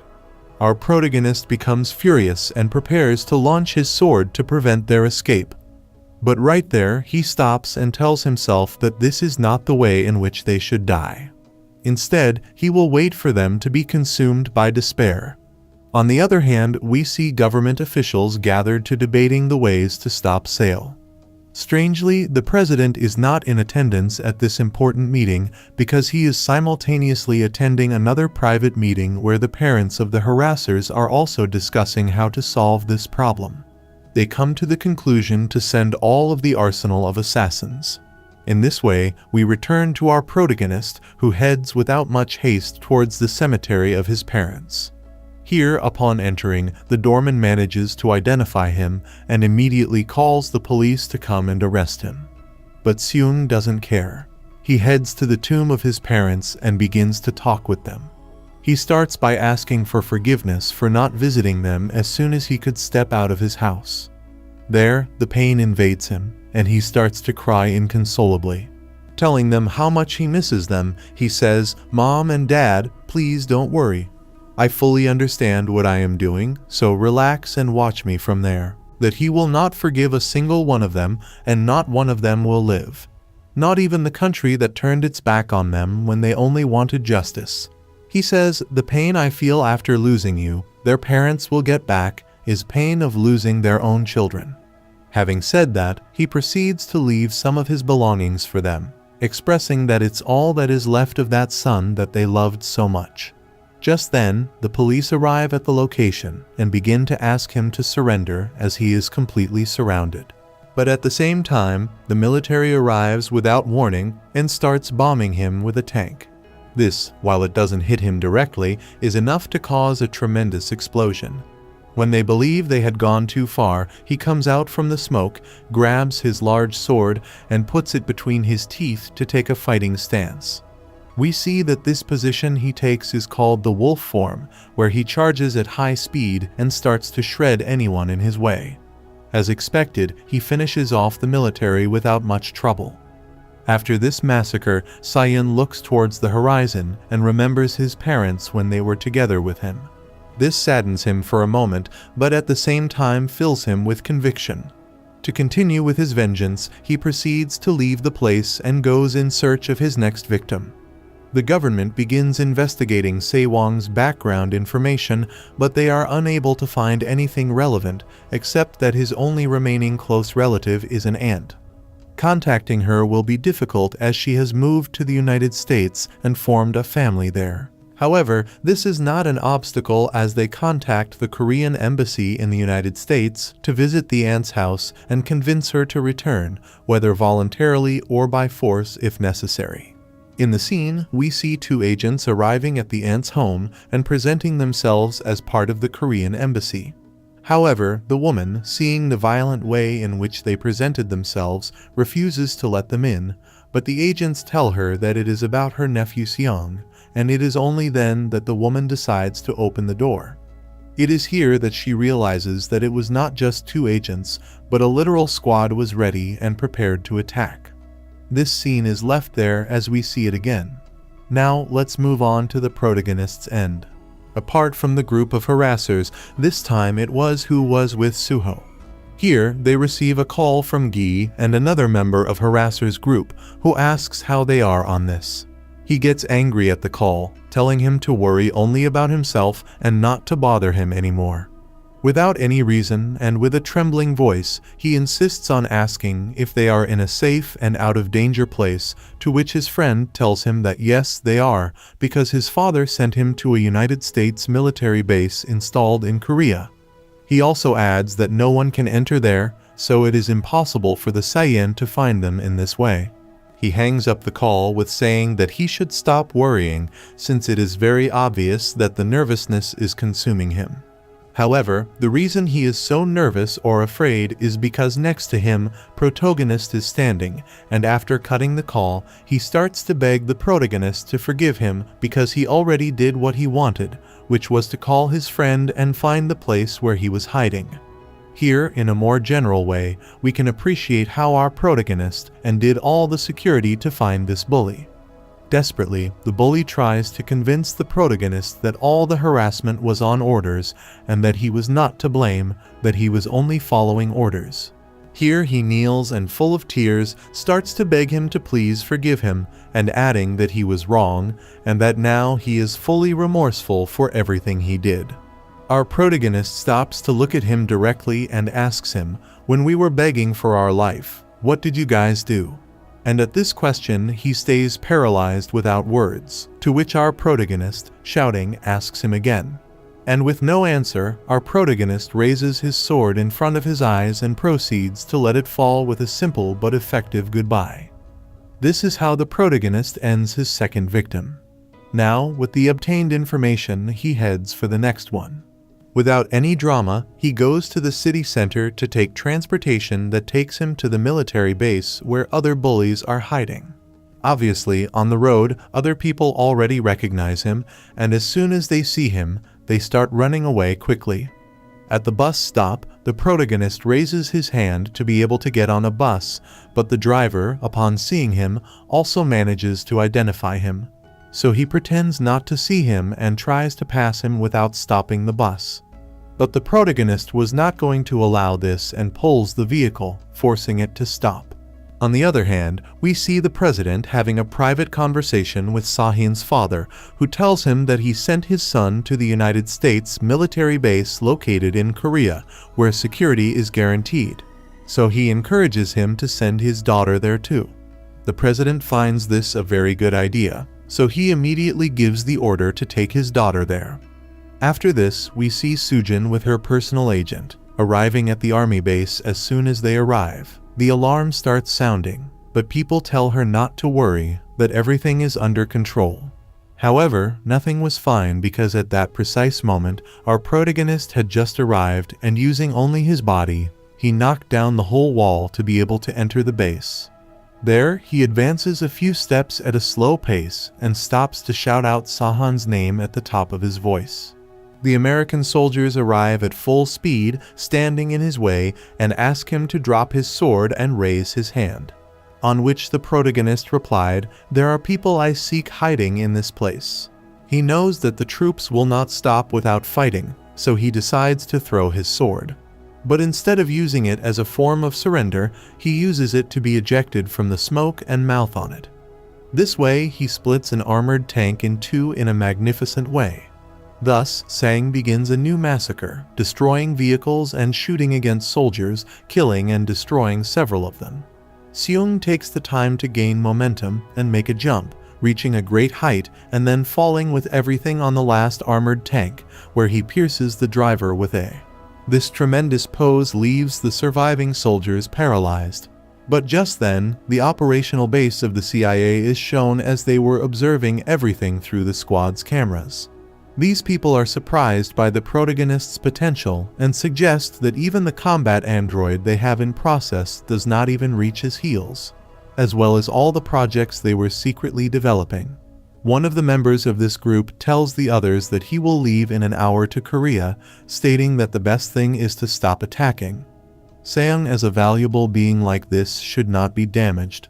This order immediately reaches the squad in Korea, and the military proceeds to ceasefire. The protagonist, who is devastating each one of them, surprisingly realizes that they stopped attacking, and even more surprisingly, they move aside, leaving him a clear path to continue advancing. The boy becomes suspicious, believing it to be a trap, but this doesn't matter to him, so he continues on his march. On the other hand, the newly elected president of Korea had just found out that the protagonist had managed to break into a military base. He calls the people in charge of his daughter, but during the call, the signal is lost not only to her, but to the entire sector's security. This begins to worry her as she believes something is wrong, so she decides to take a few minutes to see how to proceed. Meanwhile, this is happening. The president's daughter, Sujun, is meeting with another bully, Sahyun. Without knowing what is happening outside the building, she said she spoke with Yujin on the phone before coming there, and Yujin told her that she had a foolproof plan to stop the monster Sam, but she did not mention what it was. Suddenly, Sahyun asks his companion to bring water from the car, and the companion obliges and leaves. Sujin's personal agent takes advantage of this opportunity to approach the president's daughter and whisper to her that they sense something is wrong, so she also returns to the room, leaving Sahyun alone. In this way, they manage to move a few meters away from the room when they hear a loud scream. The security of Sahyun opens the door of the room and realizes that the protagonist has just arrived, but he is not alone. In one of his hands, he holds the completely destroyed body of his companion. The protagonist looks at Seon and drops the body of his companion in front of him, leaving him completely stunned. He desperately tries to escape while security with grenades, but as we know, this will not even tickle him. On the other hand, in a brief scene, we see the Seon father going at full speed to the military base because he lost contact with his son and someone mysteriously blocked the signal of the entire base, so he was unaware of the current situation at the military base. Having said that, we return to Seon. He barely manages to escape and goes looking for Sujung in her room, only to find that he has been abandoned right there in the hallway. The protagonist, thirsty for blood, arrives and corners him. He looks him in the face and asks, "Do you understand why I have to do all this right in this way?" By asking him this, a memory from 3 years ago is shown where we observe the protagonist in school, where by chance he runs into Sahyun the bully. He immediately apologizes, but the bully doesn't respond and looks at him with a look full of hatred. This insignificant reason was enough for the bully not to wait for the exit and to start beating him. He hits him repeatedly, causing our protagonist to start bleeding and telling him, "We barely started, man, so don't go passing out." Then the bully grabs him by the hair and asks him, "Why did you have to get in my way and piss me off? Do you know who I am? How dare you block my way?" The protagonist cannot believe that for something as minor as a simple push is the cause of this beating. But the bully doesn't care, so he continues to hit him hard. However, a companion of the protagonist arrives and screams at the bully to stop. The scene ends there, and we are shown the present where the protagonist is confronted by Sahyun. The bully starts to insult the protagonist by challenging him to kill him. But there is a reason for this sudden bravery. The bully has a card up his sleeve.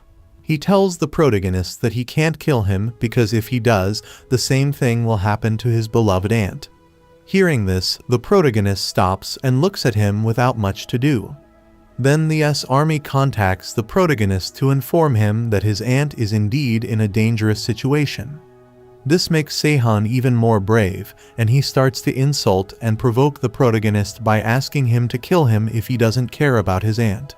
However, the military man hasn't finished talking, so he continues with his message, telling the protagonist that as his aunt is a citizen of the United States, the government has taken measures to safeguard her safety. Or rather, they managed to evacuate her in time, and now she is in a safe place under protection. This news confuses the bully, and his joy slowly turns into deep despair. After hearing this, there is nothing to stop the protagonist now, and he starts his revenge and beats the bully hard, making him tremble with pain on the ground. But that's nothing compared to what's coming next. As the protagonist sees him writhing on the ground, he looks at one of his legs, and in a bloody way he cuts it off with the tip of his sword. Here, the bully starts to scream in pain, while the protagonist starts to smile at him in a demonic way. Our protagonist tells that at first his intention was to end it easily and quickly. But then he remembered that he is not the type of person capable of learning from his mistakes, and all that blackmailing with his aunt confirms it. Therefore, he took the trouble to prepare a special ending just for him. He starts to lift his sword and points it at his face, where we see the sword starts to be on fire. So he proceeds to light up his victim alive and look peacefully as Sahin slowly consumed by flames, while telling himself that maybe this way he can feel something of the agony that his parents suffered. This whole situation is left in suspense. On other side, we are shown the father of Sahin, who just arrived at the military base. This man tries to enter the base at all costs, but the special forces do not allow him to. According to orders from his superiors, they cannot let anyone enter. So the father of Sahin calls the president directly. But the president decides not to answer because he had just received a call from the people in charge of his daughter, informing him that she had managed to escape from the military base with the help of a helicopter. However, the other boys were not so lucky, and they used him as bait to escape. Having said that, we return to the leader of the Special Forces team, who is still guarding the place. One of his men arrives at full speed to inform him that they have found 2 officers beheaded. And according to witnesses, it is believed that the accused was none other than the protagonist himself. This confuses the leader, as they are supposed to be guarding the perimeter where the protagonist is. So it is impossible that he has left the base without being seen by anyone to commit this crime. In this way, they go to the office to investigate this situation. Then, unexpectedly, a man arrives claiming he has information regarding the murder of those 2 officers last night. In this way, this confusing incident is left in suspense, as we are shown the military base again, where the military squad was just entering the rooms where all the commotion took place. There they come face to face with a corridor full of dead bodies belonging to security. But despite this, it was nothing compared to what they would see as they continued to advance, because a few meters further on, they found the body of a completely burnt and black person. To top it off, one of the soldiers noticed that the bully was still alive. This soldier suggested to the other that they should call the doctor to try and help him, but the other replied that no one can help someone in that state, and the best thing to do is to leave him there until he dies. So they proceed to move forward to clean the sector and secure the area. Once this is done, they go to meet the protagonist, who was about to leave the place. Here, the soldiers start to surround him and kindly inform him that there is someone from the United States who wants to see him. But this is of no interest to him, although he leaves the sector with a tremendous jump. However, when he was already in the air, the soldier tells him that it is the person who prevented the kidnapping of his aunt, which stops the boy immediately, and he looks at him with anger. The troops invite him to spend the night at the base because the person who wants to meet him will arrive the next day. There they take advantage of giving him some food and new clothes so that he is completely comfortable in this way. The next day, the guy arrives directly from the CIA to meet the protagonist. He presents himself with the name of Paul, telling him that he is delighted to meet him, but protagonist interrupts him by telling him to go straight to the point.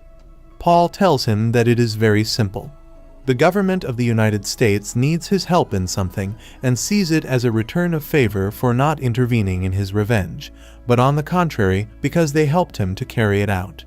Additionally, he adds that together with the American government, they were able to protect his aunt, and now she is completely safe.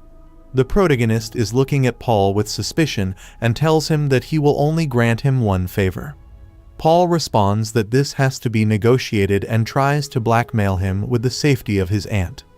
This angers the protagonist, who threatens him, saying that if anything were to happen to his aunt, not only will Paul be responsible, but the whole of the United States will have to pay the consequences. He then asks Paul to inscribe this on his heart. These words leave Paul completely intimidated, so he has no choice but to take the protagonist to the exit, where he guides him towards a tunnel where he can leave without anyone bothering him. But before he leaves, Paul mentions that he has valuable information that can be of great help. He mentions that of his 4 remaining objectives, the closest one to this position is Jung, while Jun Hyuk and Eugn are still at their residence, and strangely, they seem rather relaxed about the whole thing. He also takes the opportunity to ask if the protagonist knows a girl named Kshen. Hearing this name, the protagonist is paralyzed and does not say a word while Paul continues talking and mentioning that Junha and Eugen always mention this girl while they talk on the phone. This information drastically changes the attitude of our boy, who turns around and looks at him with a terrifying look. In this way, the conversation ends abruptly as the protagonist leaves at full speed, leaving it clear that all this news about the girl named Shen affected him greatly. This is how we are shown the leader of the Special Forces, who is interrogating a man who claims to have information about the murder of 2 officers. The night before, the man begins to confess that 3 years ago, in the incident of school bullying that the protagonist was involved in, he was not the only victim, as a companion of his also suffered serious injuries. It is revealed that the identity of this girl is precisely Xian, and that unlike the protagonist, her case was kept completely secret until now.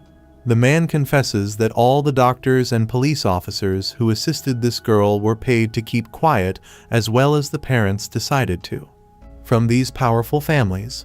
He adds that all the witnesses at the scene and everyone who witnessed Xian's state were compensated on the condition that they keep quiet.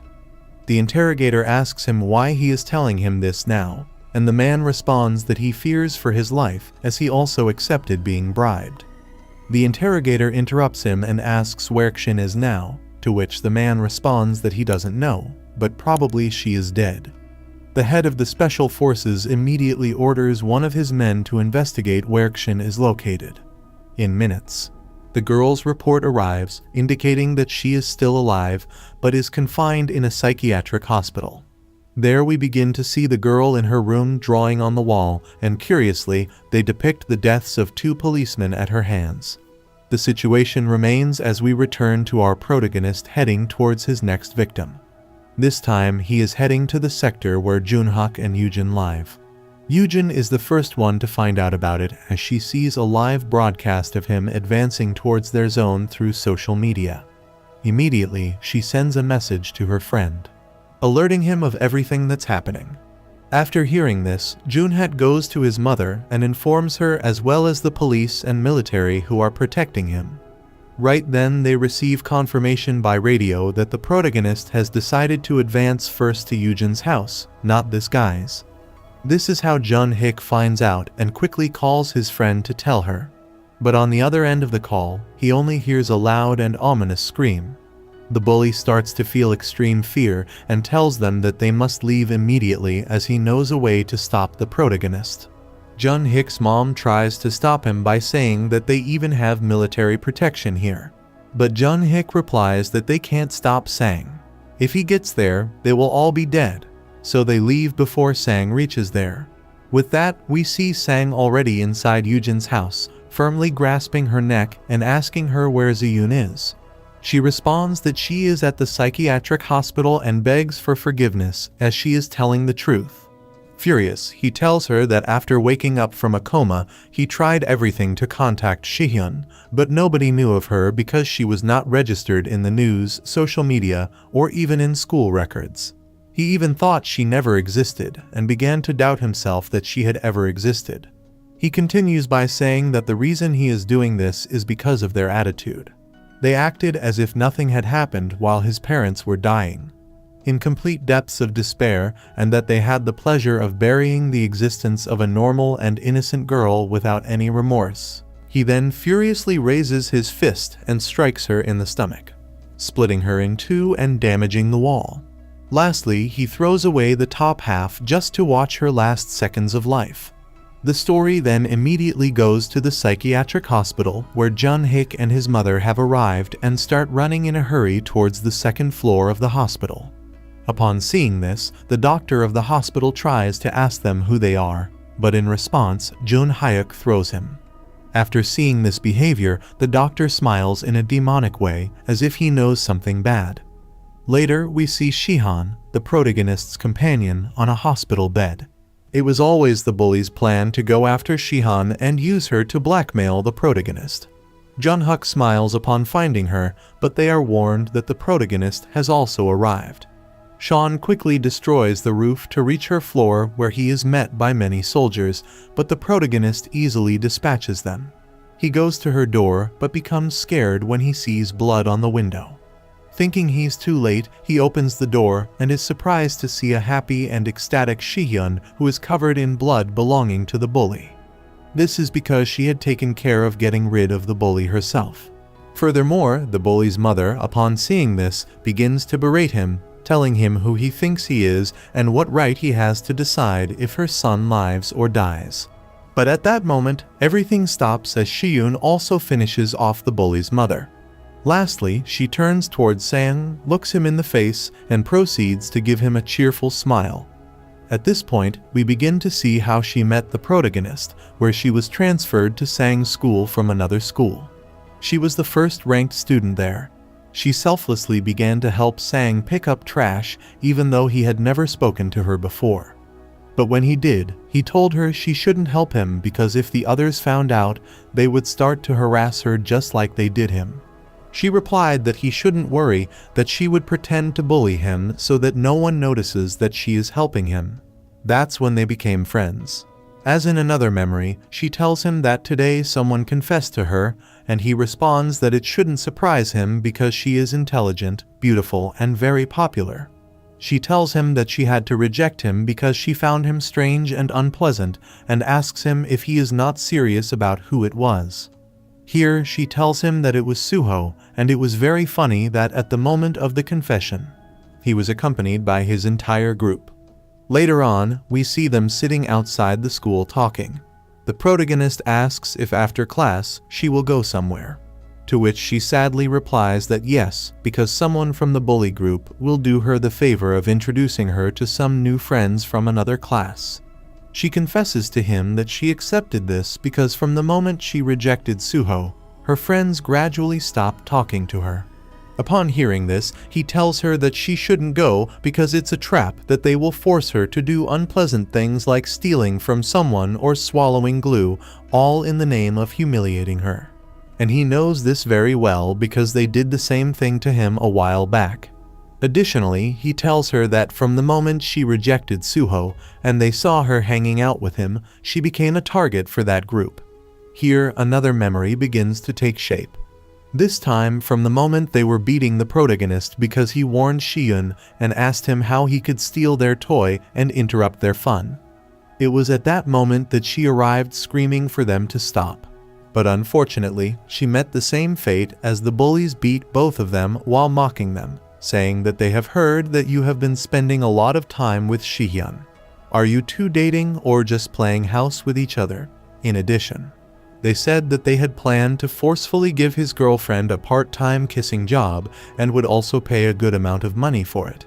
But he kept running their plans. Each time, our boy cried out for them to stop hurting Zeon and said he would do anything they asked. However, one of the bullies disagreed and ordered the others to strip his clothes and underwear too. But then they noticed that Zeon had stood up, and in the face of this humiliating scene, Shihyun decided to jump off the building with tears. All these memories come to both of their heads at this point. So we return to the present where Sen is reunited with Shihan in an emotional scene. The protagonist can't hold back his tears and stands up to touch her face. She returns the gesture, telling him that he's changed a lot and that she has many things to tell him. However, this emotional scene can't last long because they have to leave immediately. They leave the room but are stopped by new reinforcements that have just arrived. But surprisingly, these are taken down by the same doctors and nurses from the hospital. These people are somehow interested in Shihan, so they protect her and guide her to escape safely. So in an armored vehicle. They leave without raising any suspicion there. More calmly, they start talking, and he tells her that he thought she was dead. She breaks down in tears, telling him that she's sorry for not telling him and making things harder for him. At this, our boy also breaks down and embraces her, saying, "Thank you for being alive." After escaping from Hospital Roman 11 and his friend Sion's going safely in an ambulance, she's saying about his parents how they abandoned him. Roman 11 thinking she is also like me. She says his parents sold him for money. They said they would settle it for 200 million. After hearing it, Roman 11 shocked. She also says after compromise they agreed on $120 million for compensation with the condition that the cost of treatment is extra. Sion said, "Can you believe that? Would you be reacting like that? How do you think I felt?" she said. But you know what's funnier? But that's not the end. My parents did something else ridiculous. After receiving their reward, the police, the paramedics, and even the school teachers, they went to everyone that was related to me, and in this case, they persuaded them to cover of everything and tell them to keep silent. After hearing that Roman 11 smashed his hand to the ambulance, because that the ambulance and it's gone out of control. Roman 11 in anger grits his teeth. Sion says to Roman 11 to calm down. It's already been a couple years now. There is no point in getting mad now. She says she have been lying down for over a year. And she also says about Roman 11 that you also in coma for 9 months in hospital and your parents fought in a lonely battle. Did you find out about the horrible death later on? Roman 11 remains silent. Then she shares his memory when she is in hospital. She watched with his own eyes and listened everything what his parents said and doing. After hearing all of that, she just wanted to die. Everything that I had in that room. When I found out it was all because of the money they used, then it felt like she is in hell. Roman 11 asks, "Where is your parents now?" She replies, "They passed away." After hearing that, Roman 11 eyes get bigger. She said his parents died in a car accident. Sometime later, they reached the riverside and in front of them is a speed boat. She said, "We should go to boat." Roman 11 standing still and asked about where is your brother now. After hearing that, she turns back and said he enlisted in the army. Not long ago after my parents passed away. Roman says, "How could he leave you alone and go to the army?" But she says it's not like that. While he was coming home from school, the military police suddenly come and took him. Can't you tell just by listening what military does to my brother? When she trying to tell about the people that help him. Roman remained silent listen. And then he asked him to stop talking. After hearing that, Sion's confused. Roman says he don't want to know. But she insists, "Are you really not curious about the people that help me? They help me to get revenge on the humans." But silently Roman replied, "I will do it, even for yourself. I'll do your revenge too." But she says, "Why do you have to be the one to suffer?" But Roman says, "It's not hard for me. I am going to kill those guys even without a knife. I will kill them for even in your name. We will get revenge together," he angrily said. But she silently looked at him and smiled, and said, "Thank you, Roman." But suddenly, out of nowhere, she said, "No." It shocked Roman. She said, "There is no need to kill them for me to get revenge, because I am going to be the one who killed them all. Then that will be my revenge." She said, "Yesterday night, I killed all of the officers that involve in my case. I cut my hair like yours, they might think you did it. Sorry about that, Roman. I wanted to disguise myself as an accidental death. But then I saw you." And she keeps talking how he kill people. Lastly, she says, "This is what revenge this is. The reason they should die and people need to know, isn't that right, Roman?" she said happily. But Roman remained silent and grit his fist. Other side, we see the same suspect explaining everything he says. Beek Sion's parents come to us on. Officer asked him when. He said few days before they died in the accident. To be exact, it was the day when the video of Roman 11 parents immolating themselves spread. After hearing that, officer shaking in fear. She's parents said the whole country is in state of turmoil. Now that the issue is bigger, money will be easier to get, so how about working together?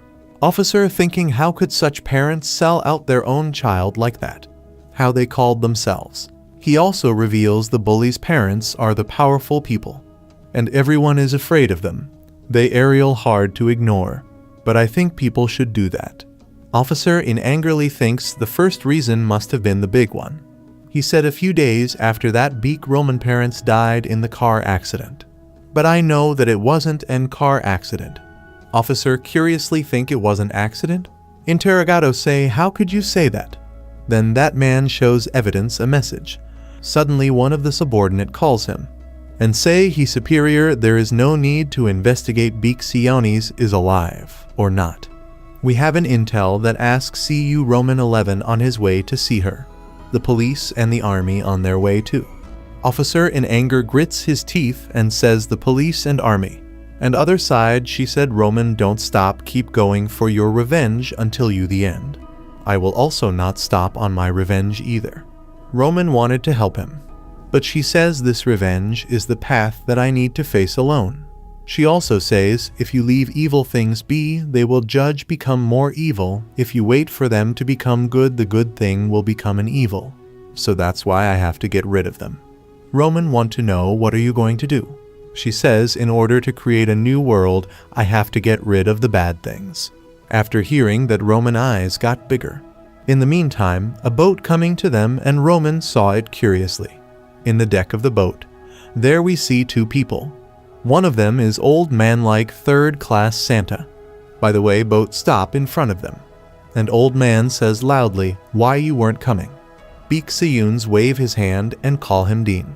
After hearing that, Roman thinking, who is this Dean? Seyuns calls Roman and say, hurry up, let's go together. But our big boy stays still. Dean say, leave him alone. Maybe his mind must be moved for his body to move. But suddenly Roman speak and says, who are you? I said, who are you, Dean? Dean tell him we have no name. Sometime later he turns around and say, I am going to see the end of my revenge, and also good luck for your revenge to Sionis. Another side, Seyuns looks sad. Other side, we see Soohyun fathers crying loudly in his car. Suddenly someone informed his bodyguard that President daughter Jang Sejong was flown out of the military base on the day of the incident. Bodyguard also says she is expected to arrive at Incheon Airport tomorrow. After hearing that, Soohyun father got furiously angry and loudly he cursed them. Somewhere in the rooftop we see Roman interrogating some bullies people after beating them. They say Young Sejong tomorrow she will be arrived at Incheon Airport, and they beg for their life. After confirming the location, Roman threw him back to the floor. Same time we see National Assembly of the South Korea. Young Sejong father taking presidential oath. He says, I shall abide by the Constitution and protect my country. The promotion of the peaceful motherland and welfare of the people, he continued bragging. Other side, Roman jumping one building to another building like a Hulk, heading for the Incheon International Airport. After arriving close to the airport, he speeds up and directly smash to the airport ground. After landing, Roman surrounding people is called his name, it's Roman 11, and started to running away from him. Suddenly someone drop a phone, and in the phone Roman sees that presidential oath. But he remains unfazed and worked away. Other side, Young Sejong waiting for plane. His bodyguard says don't log in to any blogs or social media. Don't use any instant messaging service either. Also, she says for your safety we'll be replacing your studies with extracurriculars power. Don't contact any neighbors and don't make any friends your age. Don't stay in the same place for more than 1 year. In the airport headhunter we see the same old man, third-class Santa. He talking with this subordinate. He said, how should I respond? He's not a kid that you can block easily. Old man says we need to save that for later, that won't work if we use it more than once. While they're talking, they watching Roman from CCTV. They say if we make any mistake we'll be the one to die. Young Sejong side, some agent come and asking, are you Agent Nam Hajung? They are from airport security and please follow us because Roman has already stormed into the airport. After hearing that, Jang Sejong and the body cut shock in fear. Roman side, he's slowly going for his target and the civilian just running away from him. Suddenly Roman stop and see that old man in front of him. Old man says, this is unfortunate. To think that we would meet again like this. Roman remains silent as usual. He says he want to ask a favor. And the favor is, can you possibly let Young Sejong go this time? For the future of this country, he said to build that country. Young Sejong must be alive to negotiate with the current government. But we know that's not going to work. Roman says, did you think you could keep me here alone? Old man continues his bragging to not kill Young Sejong. But Roman silently look at him and says, I don't care about government negotiation. Also, this is the last time I will ask you to talk about the Sion as a shield. Roman says if you do something like this again, even if you mention Sion name 100 times, I kill you. Hearing that old man's sweat begin to flow, and then Roman walk away from him. Yung Sejong and airport security team hastily going. Sejong bodyguards say, "Where are we going? Are you sure it's a route?" In replay, security team says they're fully aware of that situation, so don't worry. That assuring them that Roman can't find this route, because they're going to use unofficial route. Other side of the airport, military are preparing for Roman 11. Commander saying his soldier that Roman is considered the most dangerous terrorist now. You have by order to shoot on sight, so stay alert. But suddenly soldier shaking in fear, because behind the commander Roman 11 standing, and he just say one word, move. After hearing that commander fall to the ground and Roman heading on his way. But from behind commander point is gone to shoot Roman. But instantly Roman come and finishing off. Roman speed up and dash through forward and break the glass and come to airport runway. When he looked other side of the airport runway, he sees the bully Yung Sejong. Roman shouted his name, Yung Sejong, and he starts running to the bully. Other side there also entered hastily to the plane. Roman thinking he won't be able to reach them even if he jumps, and plane also taking off. Then Roman 11 stopped and grabbed sword, then target the plane and throw his sword all his might, and it successfully hit the plane. The plane got out of balance, and that's why it's crashed on the runway. Suddenly many force come to Roman and surround him. The saying that he have no weapon, so we will stop Roman 11 here on the orders of the dean, and then they start shooting. But he smashed them in one hit, and with a jump he lands to the bully Yung Sejong behind. After seeing him, Yung Sejong screams, start running away from him. But again, Roman jump and land in front of them, and start smiling menacingly. Yung Sejong start crying in fear, and his bodyguard also shaking. Other side Roman calls his name Yung Sejong. Again, their many police van arrives and many special forces come out from the police van and surround Roman. That time bully girl Yung Sejong say she is sorry. She says it's all his fault. What I did to you and Sion. I think of it as something that can never be forgiven, but please give me a chance to make up for my mistake. Don't kill me, she cried, and say it. Then Roman says you want to live. He says, Sejong bodyguard, as long as you are not in my way, I no intention of killing anyone who isn't my target. However, if you attack, I will kill you. After hearing that, Sejong's bodyguard grit his teeth and left Sejong. Yung Sejong crying and saying, just one thing, please save me. Save me, anyone. She says, do you not know who I am? I am the president's daughter. Why is no one helping me? You are the police, you are the army, hurry up and help me. But Roman has no time to hear this nonsense, to lift his sword to the air. And one strike he got him into two pieces. Roman smiling and thinking mom, dad, Sion, and now there's no one left. In Rain Suhyun's father standing and thinking your dad will get revenge for you. I will return more painful and terrible death than the pain that you suffered, and there will be no exception. To those who turned a blind eye to your wrongful death, I will make them pay for what they did. After the funeral was over, the brave families requested to hold a press conference, and in the last few days an announcement was made to the murderer Roman 11. With anger that children were brutally murdered, the families condemned the incompetent government and how it fails to protect its people. Other than the first victim and the president's daughter with a few days, the citizens there was started by the tragedy that left almost all their friends killed. However, this was just the beginning of the controversy.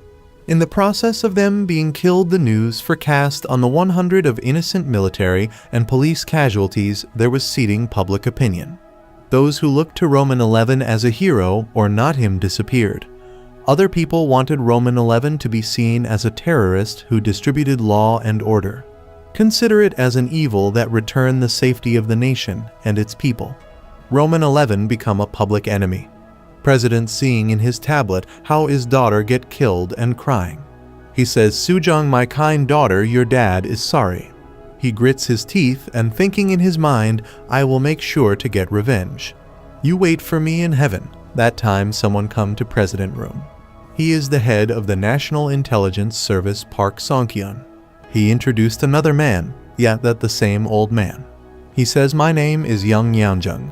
President asked him, is there any way to kill that bastard? Old man says it's possible. After hearing that president's eyes, I got light up and say, what do you need to finishing him off? Old man silently sees him and say first, we will arrive to arrest Young Da-hoon, who is still alive, and the continue they are planning. In the city, we see special force military, all of them are fighting, and the opponent is Roman 11. Higher-ups order them to retreat, but Roman shouted, don't retreat.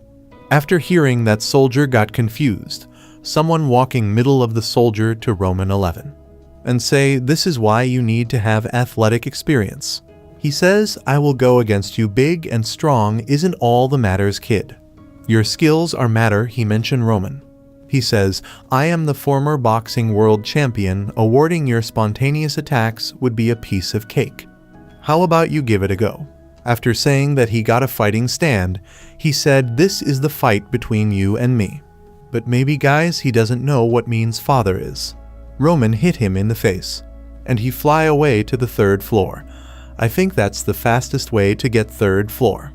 Roman 11 look up to the building and see there is 4 helicopter, and inside the one of the helicopters we see the last bully. Suddenly, the 4 helicopters flew away to the 4 direction to confused Roman. After seeing that Roman jumped to the bully's floor, and after seeing that jump soldier thinking what the hell we are doing here, Roman sees the bully's picture, and thinking in his mind, keep trying to run away wherever you go, wherever you hide, I will find you and I will kill you.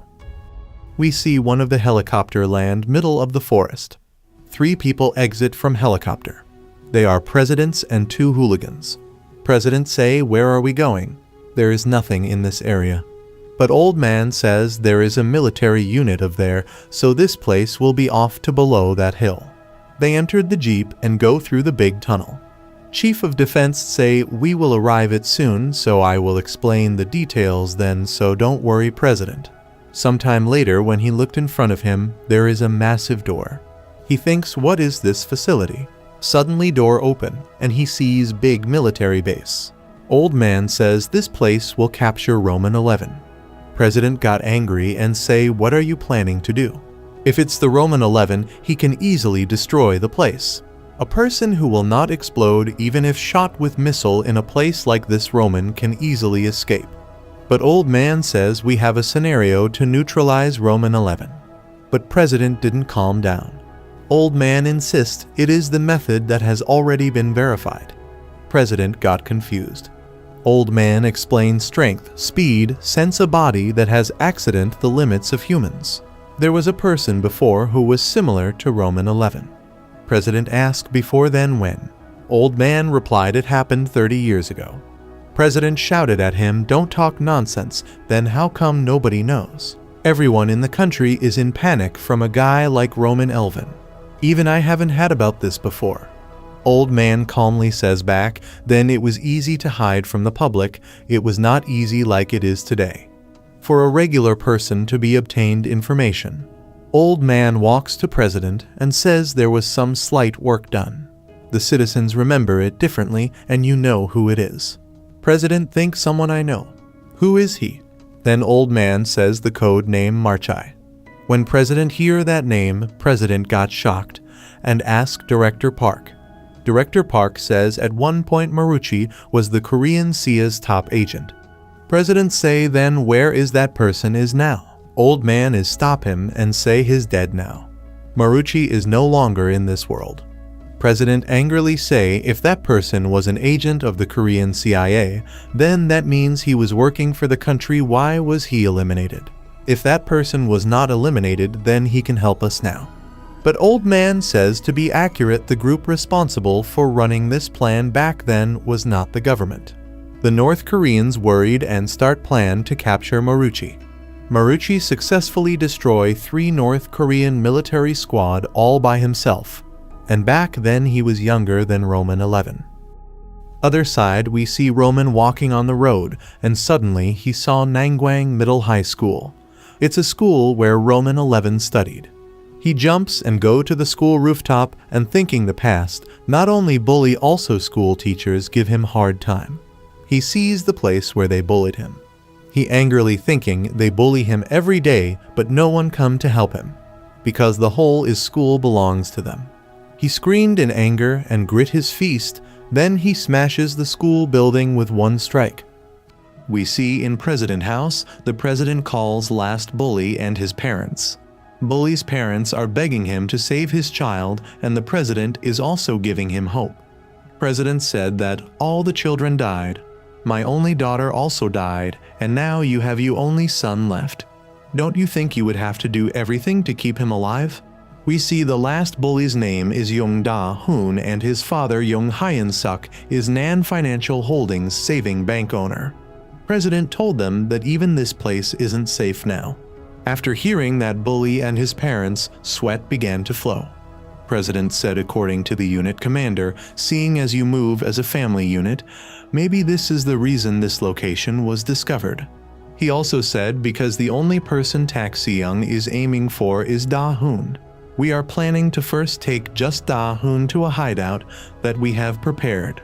Da-hoon's father also says, I agree, we have to do that, of course. And he crying and thanking to the president. Sometime later, President and Da-hoon entered in an army jeep, President assuring him that everything will be fine. He angrily says everything will be fine, so don't worry. Next, we see Tak Seung exiting from Bully's destroyed building and noticed an army jeep. Other side, we see President and Da-hoon already reached the bunker. Da-hoon was hesitating, but President assuring him that this location would be hard to find. Even for Tak Seung, you will need to stay here for a little while. And he also says, do not worry, we will capture him and kill him. In Tak Seung's side, we see a military man revealing Young Da-hoon's location and saying please stop killing innocent policemen and soldiers. Tak Seung replied, I know this, but the ones who attacked me fast were you guys. And the ones that sided with those devilish people is you guys. After talking with military man, then he jumped and headed towards to Da-hoon location. Next, we see inside the massive military bunker. They are all preparing to capture Tak Seung. Director Kim saying to President that was there really need to do that kind of work by yourself. President replied, when doing something big, it's better to do it properly by oneself. If I didn't go, Young Hyun-suk handed his son over so easily. Director Kim evilly laughed and said your assessment is correct. Other side, we see Da-hoon is crying and saying I just want to be with my father. Please let me out of here. I said let me out. And all of that was watching President by CCTV. President asking to that old man, do you think Tak Seung will be fooled? Old man replied as long Young Da-hoon is here, Tak Seung will have no choice but to come. President say what will happen when Tak Seung will know that this is a trap. Old man coldly says then it doesn't have to be the bait. After hearing that, President looked at him and got frightened. That time someone sent a message that we have confirmed Tak Seung has entered the premises. Old man grabs the phone and say once Tak Seung is inside, start the plan without delay. And the soldier replied, understood. We see Da-hoon crying and saying loudly, open the door, let me out of here. I don't want to subscribe Manhwa Ghost YouTube channel. In top of the hill Tak Seung was standing. After hearing that Da-hoon didn't subscribe Manhwa Ghost YouTube channel. Tak Seung get angry and jump high in the air, then grab his sword with two hands and throw all his might to Da-hoon's bunker. After that there is a massive explosion, and because of that all the traps are destroyed. With that loud sound Young Da-hoon was so scared. Suddenly Tak Seung come in front of the door where Da-hoon was staying. Seung opened door with his bare hand. And you see Young Da-hoon face. That how happy he is. Military commander command that seal the entrance with remaining explosives. After that they blast the bomb and block the entrance. Seung also see that, but he doesn't care. Seung menacingly laugh and say then shall we get started. Da-hoon. After that, Seung punch him into the chest, and you can see that with just a punch, Da-hoon's battery showing low. By the way, after that punch, Seung crush his hand with his foot, and Da-hoon scream loudly. Seung say him angrily to get up. When Da-hoon gets up, then Seung punch him to his other hand, and Da-hoon get crush into the wall. With that, Da-hoon two hand got crippled. After that, Seung grab his throat, but suddenly he noticed his vision got blurry, and Da-hoon started to laugh loudly. All of this watching President and the old man through the CCTV. President asked the old man, is it something like poison gas or biochemical weapon? Old man replied, weapon like that won't work on Tak Seung. Not only his physic, but his immune system is also far superior to the average human. After hearing that, President got confused and asked then what we are doing now. Old man says him calmly that this isn't poison. It is drugs. President got shocked. Old man continued to say that we are spraying in 500 kilograms of methamphetamine. After hearing that, President thinking this amount when converted to money it will be countless thousand. Old man also says if he has the physic many times superior to the average human, you may think that you are no match, but if you think about it another way, you may deduce the answer. For example, his vision, which is many times better than the average person, will become a hindrance. Then we switch to Seung's side.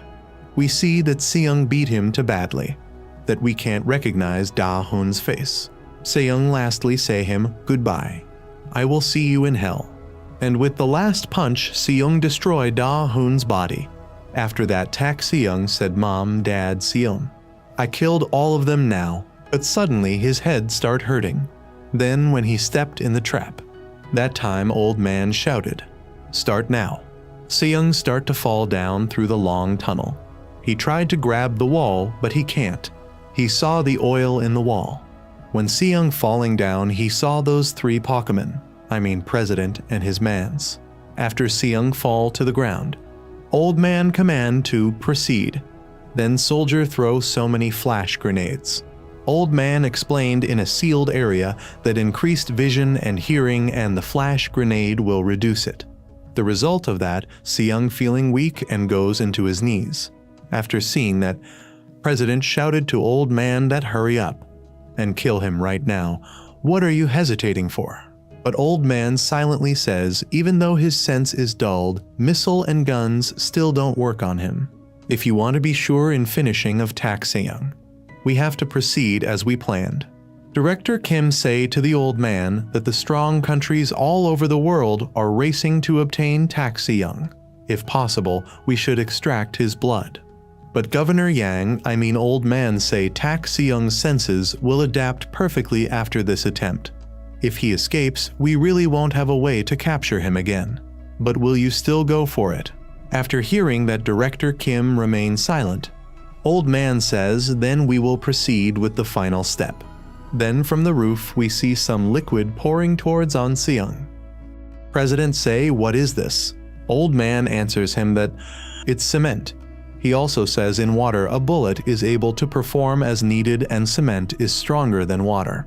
His movement within the cement will become nullified, and because he can't move, he can't exert his strength, so he will end up just flailing. Old man also says before he regains his senses, we have to finish everything. Other side we see Seung floating in cement, but suddenly he saw himself in another world. He looking everywhere but can't see anything. Then someone call him from behind and say him to go back. After hearing that voice, Seung thinking I have heard it before. Seung say, you are the one from my memory. That man was heavily injured and his behind is some big and ugly monster. That mysterious man says Seung to go back, it's still too early for you to fight Ireb. After hearing that word, Ireb, Seung got confused. Mysterious man says do not prove your weakness with death. Only hatred moves mountains. The one with the endless fighting spirit shall receive the sword's blessing. Then Seung suddenly vanished from that place. And that man also says when we meet again? Outside of the bunker, we see some soldier trying to pull out the Seung sword. Soldier are talking each other about this sword. Then suddenly sword starts shaking and soldier get fly away from the sword because of the blast. Inside the concrete we see Seung open his eyes and loudly scream. With that is scream sound president and his people get scared.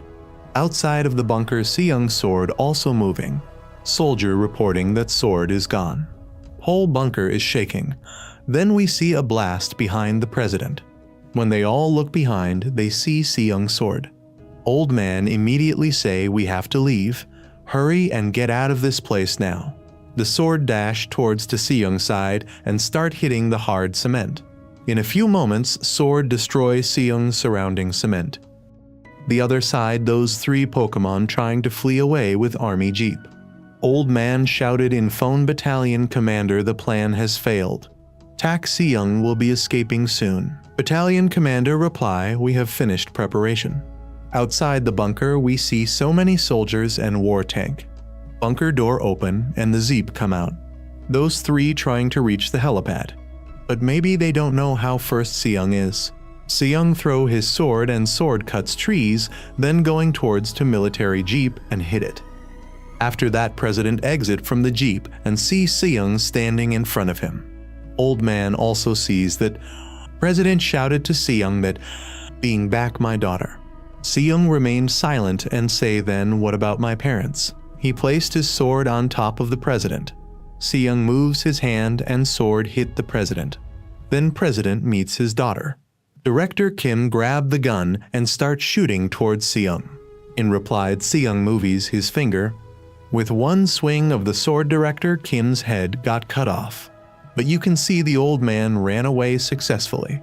In the Blue House, we see all the top officials in meeting. And they're discussing how should we stop Tak Seung. Suddenly someone say where is the president during time like this? At the moment president's secretary come to meeting and say, just now she received a report that President Kang Sol died in duty. After hearing that all officials get tensed and say we can't have another election again. Then what do we do now? Suddenly behind from president's secretary someone come and say, don't be panicked. By the way guys, it looked like a zombie more than human. Comment, what do you think? All officials look at him. Secretary thinking that's right, there is the former leader of the ruling party. A member of Congress that has been elected 8 times. The one that really holds all the power and his name is Jang Young Hu Nim. And also, he is the father of the dead president. Jang Young who tell all of them, it is fine if you do the press conference letter. First, according to the law, it is the prime minister that should be taking over the government. This all happened because Seung Chul ignored my orders and acted alone. He also says, don't do stupid things, you just need to follow my commands. With that, all the officials stand up and say one word. Yes, sir. In the top of the mountain, someone spying on Tak Seung. She says, this is worse than what I saw in the videos though. And she is Russian spy agent Julia. So many military vehicle, tank also helicopter come to kill Seung. Seung jump high in the air and grab the helicopter. One pilot jump and another one says, where shall I escort you? Tak Seung told him to go to the Blue House. Pilot shaking in fear and obeyed his command. Before entering the city, Seung tell him to follow the south straight along the Han River. Pilot shaking and saying him it's better to go around the long way. In the area near the capital, subunits of the air defense bridge were scattered around and monitor the air 24 hours a day. Moreover, a report has been made about this helicopter, so they will fire without warning. This is just a suicide. He also says, I heard that you were fine even when you are hit by a shell. But you won't be fine if you fell from this high of an altitude. It may seem like there isn't anything in the Han River, but it's not like that. They will already know that we are on the way. Moreover, in the metropolitan area, even if you fly at an altitude of less than 3 km, you will still be spotted by the radars. But Seung say one thing that is Han River. And pilot thinking, God damn it, he has superpower, but what about me? Sometime later, when they reach the bridge, military starts shooting and also launch several missiles towards the helicopter. In reply, Seung moves his finger with that sword cut through all the missile and protect the helicopter. After seeing that, ground military force gets shocked and the pilot got confused. Because of the sword, no missile can reach the helicopter. Then Seung showing the way to the pilot, and pilot follow his command. Capital Defense Command Center Superior shouting to his subordinate that, "Why can't you shoot down a single helicopter? Use whatever means to shoot it down." Because of all the ruckus, Seung get angry and shouted to all of them that don't disturb me.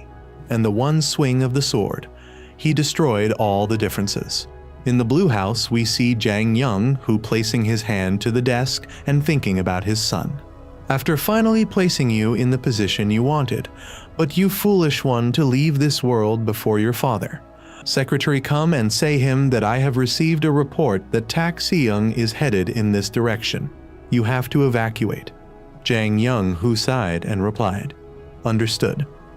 In other side, we see helicopter get hit by bullet in many places, so it starts to crash. Seung grab the pilot and jump towards to the Blue House. You can see the pilot face that how much he is enjoying. With the help of his sword, he speed up and he look behind and see wounded civilian. Sometime later, he finally reaches the Blue House and land in front of the gate. They're already soldier waiting for him. They loaded their machine gun and command all of them do whatever you can to stop him. We will not allow any for the embarrassment. Stop Tak Seung this instant. Tak Seung come forward and say whoever wants to die. Shoot at me. After hearing that all the military soldier and Blue House special security team shaking in fear. In the Capital Defense Command Center, where all the military officials are discussing how to stop Tak Seung. They saying currently the indiscriminate bombardment of the 1st Air Defense Artillery has resulted in hundreds of civilian casualties. If this continues, our credibility will hit rock bottom. You want to shell the middle of Seoul. Are you insane? Then are you saying you should let it be? Isn't this situation where the function of the whole government is paralyzed because of one terrorist? Then you are saying we should blow the Blue House to smithereens and boast to the whole world our government is incompetent. That chef of security Joe Myung-hak saying all of them. Politics Chief Min Hyung-teek reply that are you saying the sight of us handing one man the heart of the country doesn't look incompetent? In the middle of that, someone say we should first converse with Tak Seung. In reply, all of them saying him, does this look like the time for diplomacy? What kind of conversation could be had with a baby whose blood has barely even dried from its head? But Political Affair Chief Young Jin Suk replied calmly that whether it's possible to be a conversation with him or not, someone should go out there and make an attempt to. And wouldn't that buy us some time to evacuate or secure the citizen? All of you think about is whether to bomb or not bomb. What you think about the safety of Seoul's citizens. After having that all get silent, Jang Young who call him and tell him to elaborate on what this plan of yours is. In the news we see they are saying Tak Seung, who is currently occupying the Blue House, has not shown his face since entering. The military has declared full martial law while encircling the Blue House from inside and out. In the process of Tak Seung occupying the Blue House, the number of civilian casualties risen into hundreds. According to a statement from the military, Tak Seung seized the military helicopter and went on an indiscriminate rampage with the intent of killing the president, using the lives of civilians as a collateral. All of this watching hospital nurse Kim Bo-ra. She turned off the TV and thinking about Seung. Suddenly, someone knocked his door. She asks, who is it? They replied, you might be he, one university hospital's nurse Kim Bo-ra. She says, yes, I am. What is it? They unlock the door and say, hello, ma'am. This is the police. Won't you open this door for me? I have something to ask you about Tak Seung. She's shaking in fear and saying, you aren't the police?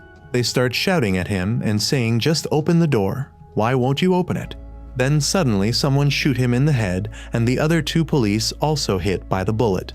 After that, Seung show himself and say, you are a bit slow. Unni? In the Blue House, we see that same pilot wake up from his sleep and thinking it's maybe a dream. His name is Han Ji-hun and he is Air Force captain. But when he sees Tak Seung, he realized it's not a dream and thinking, why did I have to wake up now? This is crazy. I should have pretended to have been unconscious for longer. Suddenly, he looked in front of him and thinking, hold on, what is this place? Don't tell me it's the Blue House, and he is in big shock. In that moment, Tak Si-young asked him that there is something you need to do. In the Blue House outskirts in a military camp, that pilot reporting his higher-ups. They asked him, were you the one who flew the helicopter that Tak Si-young captured? And he replied positively. After that, 2 soldiers grounded him. They also say, Captain Han Ji-hun, this act of treason against your country, you will be investigated by the military court prosecutors to hold a court-martial. They capture him and start to take him away. Suddenly, Tak Si-young threw his sword to the military campground, and then he rescued the Captain Han. Because of that, all soldiers surround Tak Si-young. Before they start firing, Si-young jump and gone. Sometime later, military commander shouting at him that Captain Han, Tak Si-young raided our command base because he was looking for you. Are you really trying to commit treason? Captain Han reply in fear that I was told to deliver a message from him word for word. He loudly says this is for future negotiation. If anyone lays a hand on Han Ji-hun, I will not spare you all. He crying and saying that. By the way guys, that was funny. After hearing that, all present military officials get tensed. We see Tak Si-young watching that from rooftop of the Blue House ad. We see some government officials come to meet Roman 11. Senior Secretary of Political Affairs Min Hyun-teik, Chief of National Security Jo Myung-hak, and Senior Secretary of Public Relations Jeong Jin-sok. All exit from the car, and they see in front of the Blue House main door Captain Han is waiting. Captain Han show them the way. Sometime later, they finally meet with Roman 11. After seeing him, their sweat begins to flow. They try to say, it's a pleasure to make your acquaintance. After hearing that, Captain Han thinking what type of pleasure they are talking about when they are meeting with a terrorist. They start introducing themselves by saying, I am the Senior Secretary of Public. That time Romans stop their talking and say, I have just 2 demands. Everyone in Seoul must leave the city without exception, and all national department heads must gather here. Roman also says you have until midnight tomorrow to finish these tasks. Sometime later, we see they are heading back from the Blue House. In the car, they are shaking in anger, and they say his demands are too unreasonable. Senior Secretary of Public Relations Jeong Jin-sok remained silent. Then he says mobilizing all the military troops from the city in itself is a tall order, but telling us to evacuate around 10 million people from Seoul in 18 hours is ridiculous. Then other 2 officials start cursing Roman 11. Other side, Captain Han asks Roman 11 if there is a reason for which you want everyone in Seoul to leave. Roman silently says that Seoul will soon become a battlefield. I don't want innocent people to get mixed up in this and die. Sometime later, they return to the Capital Defense Command Center. All other officials are asking about meeting with Roman 11. Prime Minister and Acting President Lee Jun-hyop said, what did Roman specially ask for? After hearing about Roman 11 demands, they all looked depressed. One of them said that we need to shift our government base and national councils to Gwacheon or Sejong before anything else happens. In reply, another man says that's the move you want to make right now. You are saying we can evacuate 10 million people by midnight. Senior Secretary of Public Relations Jeong Jin-sok shouted to them by saying that we have to at least make a show of doing it. Who knows what he will do if he gone crazy again. Amid all the commotion, the old man remained silent. Another place we see Sion's shooting the door lock and saying I am Roman 11's best friend. She also says you realize they weren't cops, right? Those pank who come here had to kidnap you are from Aegis Security. She also said, would you like to come with me? A few moments later, they are going down the stairs. Some military force came up to catch them. Because of that, Sion's drop a grenade towards them. In a second, grenade blast and kill all the soldiers. After seeing that scene, nurse Kim Bora shaking in fear. We see in an unknown place lots of Chinese secret agents come to catch Baek Sion. Chinese secret agent Chan Yonhwa says it isn't getting 100 people a bit too much. Her comrade Wang Qiucheng reply that, The other side will be teeming with troops soon. Those punk from the Middle East will just pop in for a while, so keep an eye out. That's why we should overshadow them with our numbers." But suddenly a man came out from that house and was smiling menacingly. Sometime later we see that field with crops. All the Chinese secret agents were killed by that man. In the Capital Defense Command Center, they received a report that all forces of the Capital Defense were destroyed around the Han River. Some of the special operation troops were ambushed all over the city. Jang Young-ho says, "Have you prepared?" They replied, "Yes, sir. We have got all the firepower concentrated on the coordinates of the Blue House. We are fully prepared to do it." In the Blue House, Captain Han thinking, why aren't they doing anything? There is no evacuation order. There is not much time left until midnight. He also asks himself, but what am I? Am I a hostage? Then Roman 11 come from his behind and say, "Let's go." Captain Han get confused and thinking, where do you want to go? Few time later, the military reports that Roman 11 has left the Blue House. I repeat, Roman 11 has left the Blue House. In the military truck, we see they are going. Captain Han thinking, shouldn't you at least tell me where to go? Suddenly, Roman says go straight. When the captain sees people walking around freely, he thinks, why are people playing outside at a time like this? Aren't they alerted? Or else the alert system didn't work. It's a matter of evaporation. He has already taken over the Blue House. Is it really the time to fool around? He cursed the people. One helicopter following them and reporting that Roman 11 seems to be moving to the National Assembly. The National Assembly. I repeat, Roman 11 is heading to the National Assembly. Military chief thinking, why is he heading to the National Assembly this time? There are no troops there. But suddenly someone reported him to the chief. It's not the National Assembly. Roman 11 passed the National Assembly. After hearing that, military chief again gets shocked and thinking then where he is going now. In the BTN Broadcasting Corporation. They shouting, it's a breaking news. Roman 11 is moving to the National Assembly right now. TV broadcasting reporter starts saying, "Hello, I am Kim Ju-young of BTN News." According to the breaking news, Roman 11. That time behind the TV reporter glass broke and all the people got scared. All the people looked in the smoke. Suddenly Roman 11 come out from the smoke and all the people start saying it's Roman 11. Captain Han run away and come to the broadcasting manager and he says, turn on the camera and broadcast the news. Do you want to see me die? We see the same old man standing somewhere and his subordinate reporting about Roman 11. That yesterday he took the Blue House. All government and politicians, including Jang Yang-ho, have been evacuated. An old man thinking Roman 11 is so unpredictable. He also asks about Mayal. His subordinate replied Mayal was awake again. He's been injected with serum and he is recovering fast. Old man also wants to know where is Seong HWA yet. Subordinate reply, I think he isn't answering me on purpose and 3 samples and serum were stolen from Kukiwan laboratory. Then he handed a tablet to the old man. Old man watches Seong HWA stealing medicine from the laboratory. Other side, after broadcasting, they are moving and Captain Han thinking, why do he want to make innocent citizens suffer? They have nothing to do with this. To be honest, when I first heard his speech, I was glad that he was doing this. But why is he threatening citizens who have nothing to do with it? To get revenge on the government. But he can go to higher places and do whatever he wants. Is he just venting his anger?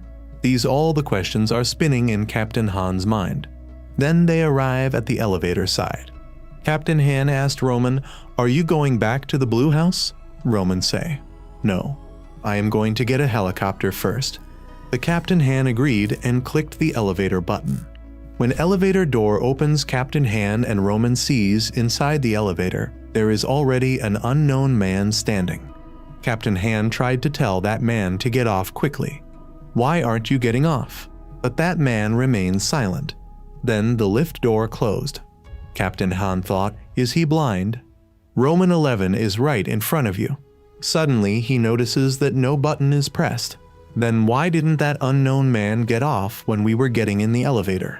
Suddenly, that man injecting an unknown medicine into his body, and the Captain Han noticed it. After that, we see his killing intent and his laughing menacingly. Roman looked behind. Surprisingly, that man kicked Roman's chest with all his might, but Roman didn't react.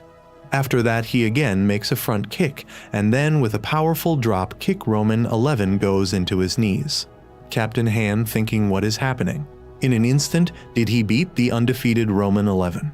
Roman 11 sighed and stand up, then launched a massive punch to that man. But he missed, but that unknown man hit Roman in eyes. With that, they start fighting each other. Because of that fight, elevator wire broke, and it is going down with its full force. By the way, guys, you can see how happy Captain Han is when the elevator lands to the ground with a loud boom. Roman gets kicked out. He breaks the elevator door and flies away. That unknown man trying to confuse Roman with his speed, then decided to launch an attack from the Roman 11's behind. But Roman 11 grabs his throat in an instant. Roman says, "I need to tell you something first. I have an appointment now."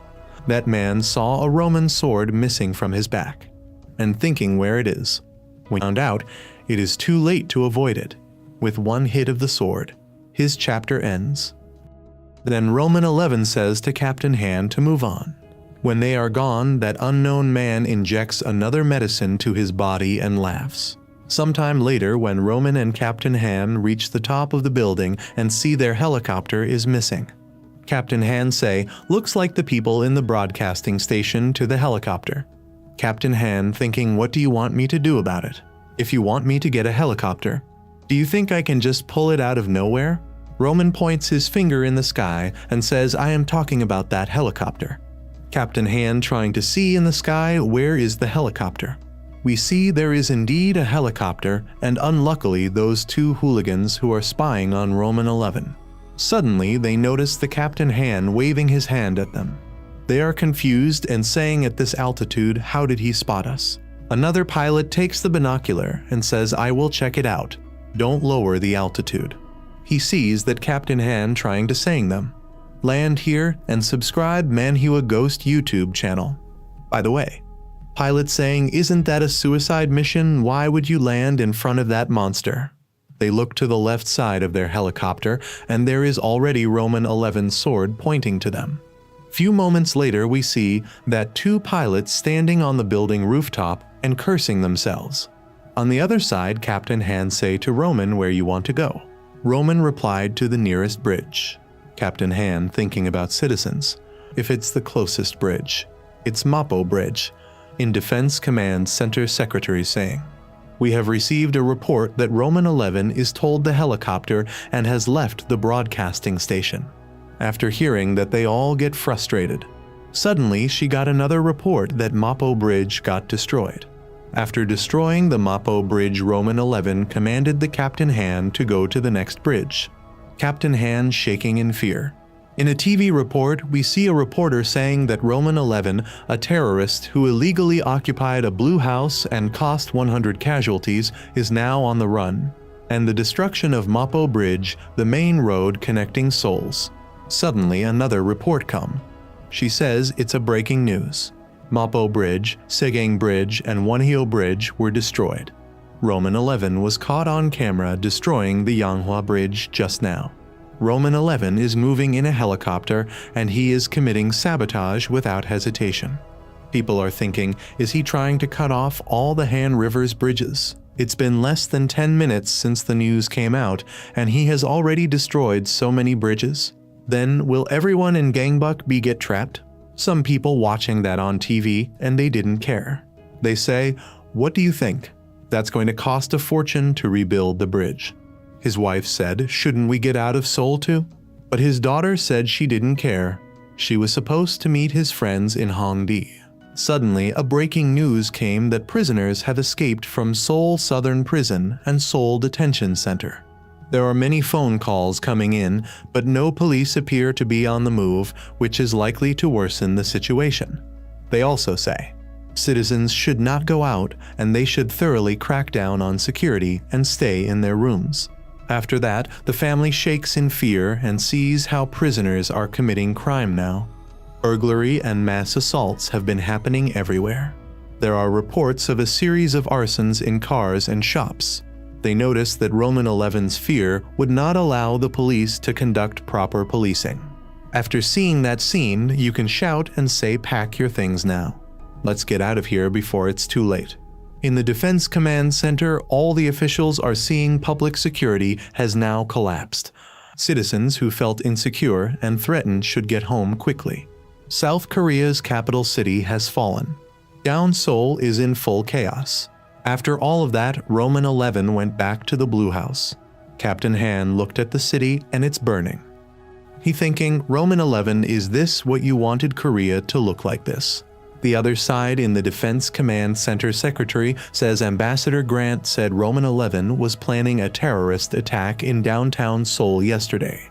He is already returned to his home country in response to emergency measures. Current Prime Minister says, as the President's deputy, I will contact the United States Force Korea. But old man Jang Haung says, I am going to call them myself. We see in the Pentagon they are watching the previous part of this manhua. They are discussing about Roman. Someone said, is there a way for our military to defeat him? Another man says maybe we can ask the DARPA guys and they will have the answer. Another man with lots of hair say, well, they always make a lot of weird stuff. Lady says Paul made a one-time deal with whatever request he made in return for protecting his relatives. Blonde hair guys say wasn't surplus too small for a one-time deal? His relative was an American citizen sent. We have already secured him, and even if he asked for more. Black guy stops him and says don't forget about the topic at hand. Roman XI killed the president of his country and seized his official residence by force. Imagine if it wasn't Korea, it was America and Washington. Blonde hair guys smile and say although Korea is a military power, but there is no way to compare them with us. In reply, he says what if he set foot on the mainland by his own will? What would you do then if he did the same thing to us? Are you planning on dropping a nuclear weapon on the mainland? Suddenly someone come and report him. Commander, we have received a request for direct assistance from the Korean government's acting president. In reply, the commander thought and told the United States forces Korea to withdraw as soon as possible. He also says the United States has an agreement with Roman XI, so tell them to withdraw all their troops before we get in trouble. His subordinate agreed, but trying to say then the acting president of South Korea's reply. Commander say, let it go. I am sure they will understand that if we don't reply it's better not to hurt each other. Sometime later, Korean officials watching USA official press briefing. They say our mission is to defend Korea's freedom and democracy. Together with South Korea, we will curb North Korea's attacks and provocations and protect the Korean people from war. The personal revenge of individuals has led to the Korean government facing an unfortunate port situation at the casualties of the President of the Republic of Korea and the citizens of Seoul. I am very sorry to hear that. But this is not a provocation situation by an enemy invasion, and it is not a crisis that causes casualties as a deterrent to war. The South Korean military position is that there is a factor that can infringe on South Korea independent national rights, so there is no need to be misunderstood through active measures. But I hope that the decision of our military will be an opportunity for friendship between the United States and Korea so that Korea can become more united. The basic framework of the Korea-US alliance is based on trust, as a promised eternal partnership.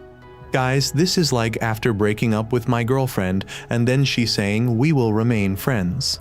By the way, someone comes and reports that Roman XI destroyed the main line of defense near the Han River. It was fully destroyed. Everyone needs to be evacuated to the rear of the metropolitan area. Old man Yong replied, I will not evacuate. I can't back down any longer. I need to meet Roman XI in person and talk to him. Roman XI sees the car from a helicopter. Then he jumps and lands on the ground. Ground reporter after seeing that saying it's a breaking news. The current Deputy President Lee Jun-hyop is facing Roman XI, the terrorist. who still don't know if we can reverse this situation through negotiations. Other side, he says, I am the Prime Minister Lee Jun-hyuk. He is in fear, but still he says now, Roman 11, can't you just stop? I can't stop you. I don't have the strength to do that. I am just watching. If you come, the only way for us to be safe is to evacuate. That's something you know better than me. If there is anything wrong with it, it is the people involved in the past. You need to question those people who have punished you. Roman hears all of that but remains silent. We see the real one talking to Roman was the old man Jang Young-nim. He continued that the citizens have done nothing wrong. I am asking you this earnestly. I am not asking for forgiveness, but to the citizens of Seoul who have nothing to do with it. Please give them generosity. Stop attacking Seoul. Give peace back to the citizens. All of this happening in a live broadcast. Then finally we see Roman start to talk that. In the end, Jang Young-ho didn't show up after hearing that all of them get shocked. Roman also says if he doesn't show up, I will never stop either. You know, if this country protects him, I will destroy this whole place until he shows up. And reply, they say, why do you have to meet Jang Young-ho? But Roman reply, no, I have to kill him. Prime Minister trying to say this because he is the bully's grandfather? Roman calmly say, Jang Young-ho, I think you know why. You are the one who pushed my parents into a corner. It was done by your orders. Old man Youngerly replied through Prime Minister that, don't act like a child. This doesn't bring your dead parents back to life. Of course, it was an unjust and terrible death. But that wasn't the fault of Seoul citizens and the Republic of Korea. How can you feel better when all the people in the world die and be unhappy? You just want to see Korea in a pile of shit, don't you? After hearing that, Roman grit his teeth. He waves hand to call his sword. After that, the sword came to the ground with a loud boom. Then he grabs his sword and angrily says, I have told you. Bring Jang Young-ho's head here if you protect him. If you make a move, then Korea will become my enemy too. If you don't want to die, kill me. Either it's just you or the whole Korea. That's the only way to settle it. We see Roman 11 angrily shouting at Prime Minister that either it's over for Jang or the Korea. That's the only way to settle it. We see someone watching that from the roof of an unknown building. Suddenly, he received a call from someone and he received it. He say, I will get going, but I am going to see him first. That unknown caller is that old man. Old man said, are you talking about Roman 11? Unknown man said, didn't you hear what he just said? He's gonna kill everyone. In reply, old man told him that, are you meeting him for that reason? After all those years of living while erasing your tracks. In reply, unknown man say, don't get me wrong. There is no reason for me to do this. It's only because of my brother, and so what you are not like you used to be anyway. And all this time and you can't find that girl. Well, maybe he deleted his identity so that he could live like a normal person. He also says, but Roman 11 keeps on shoving, I just want to protect the lives of ordinary people that my brother enjoys. Then he jumped from that tall building and land to the ground with a big blast. While doing that, he continued to talk on the phone. He say, if something happened to my brother, I will kill all of you. After that, he jump high and gone. In the Defense Command Center, someone report to Jang Young-ho that we found something that can stop Roman 11. And then he gave him the National Intelligence Service of South Korea's secret document. He said it is the only way to deal with Roman 11. Old Jang Young-ho opened the file, and there he sees two people's information. There we see the first one's name is Cha Jun-hyang. He is 16 years old. Other one name is Cha Aram, and she is also 16 years old. And they are agents of the National Security Agency. That man also reported that Cha Jun-hyang died in the line of duty during the joint operation. And Cha Aram has been missing all this time. He also says now there is a man named Young Yaon Jong. Guys, he means that old man. He is the person who delivered the document. It is best to take measures before meeting him, because I don't even know what he's going to say. Sometime later, we see the same old man Young Yaon Jong standing on the ship deck. His subordinates say, "This guy doesn't seem like he can do anything to Roman 11. He also say, "No one knows how Roman 11 became such a monster. But do you know how those two people who match him got that kind of power?" After hearing all of that, he says someone's name Cha Shincap. His subordinate got confused. Old man continued to say, "Cha Shincap taught that two boys alone in the mountains, and he is one of the people who made our appointment." His subordinate trying to say, "I heard the brother and sister drive our organization to destruction." Old man agreed to his word. He also say, "However, as the leader of our organization, Marucci saved my life." That's how his face was scarred. In United States of America, in an unknown place, Roman 11's aunt is sitting in front of an American scientist. American scientist telling him that, "Your nephew Roman 11, who is in Korea, he's in a very bad position right now." As you can see Mr. Roman's picture from the video. Then he showed a Roman 11 video to his aunt. His aunt sees his nephew Roman threatening South Korea. Scientists also say, "Mr. Roman is currently occupying the presidential residence in South Korea, and with his threatening demands, the Korean government and the military. All 10 million citizens of Seoul are trapped." After hearing that, Roman aunt can't believe that. Scientists say, "Miss Randall, I went to Korea a few days ago and had a conversation with Mr. Roman personally. He was so worried about you and your family even in the middle of a fight. So he requested us to do everything possible to protect you and your family." After hearing that, Roman aunt started crying. He also say, "Mr. Roman is now independent of his appearance, even though he has been isolated at such a young age. No one is helping or supporting him except our government." Roman aunt starts sobbing. That time, scientist came to his side and petting his hand to Miss Randall's shoulder. And he say, "Miss Randall, for the safety of your family and for Mr. Roman, I would like to ask you a favor." Roman aunt say, "Whatever the request, I would do anything for Roman." Then the scientist evilly laugh and say, "Don't stay in Korea without hope anymore. Come to America." Other side in Seoul. Criminals doing crime in daylight.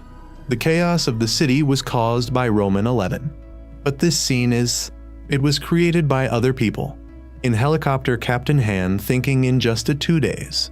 They massacred all the place.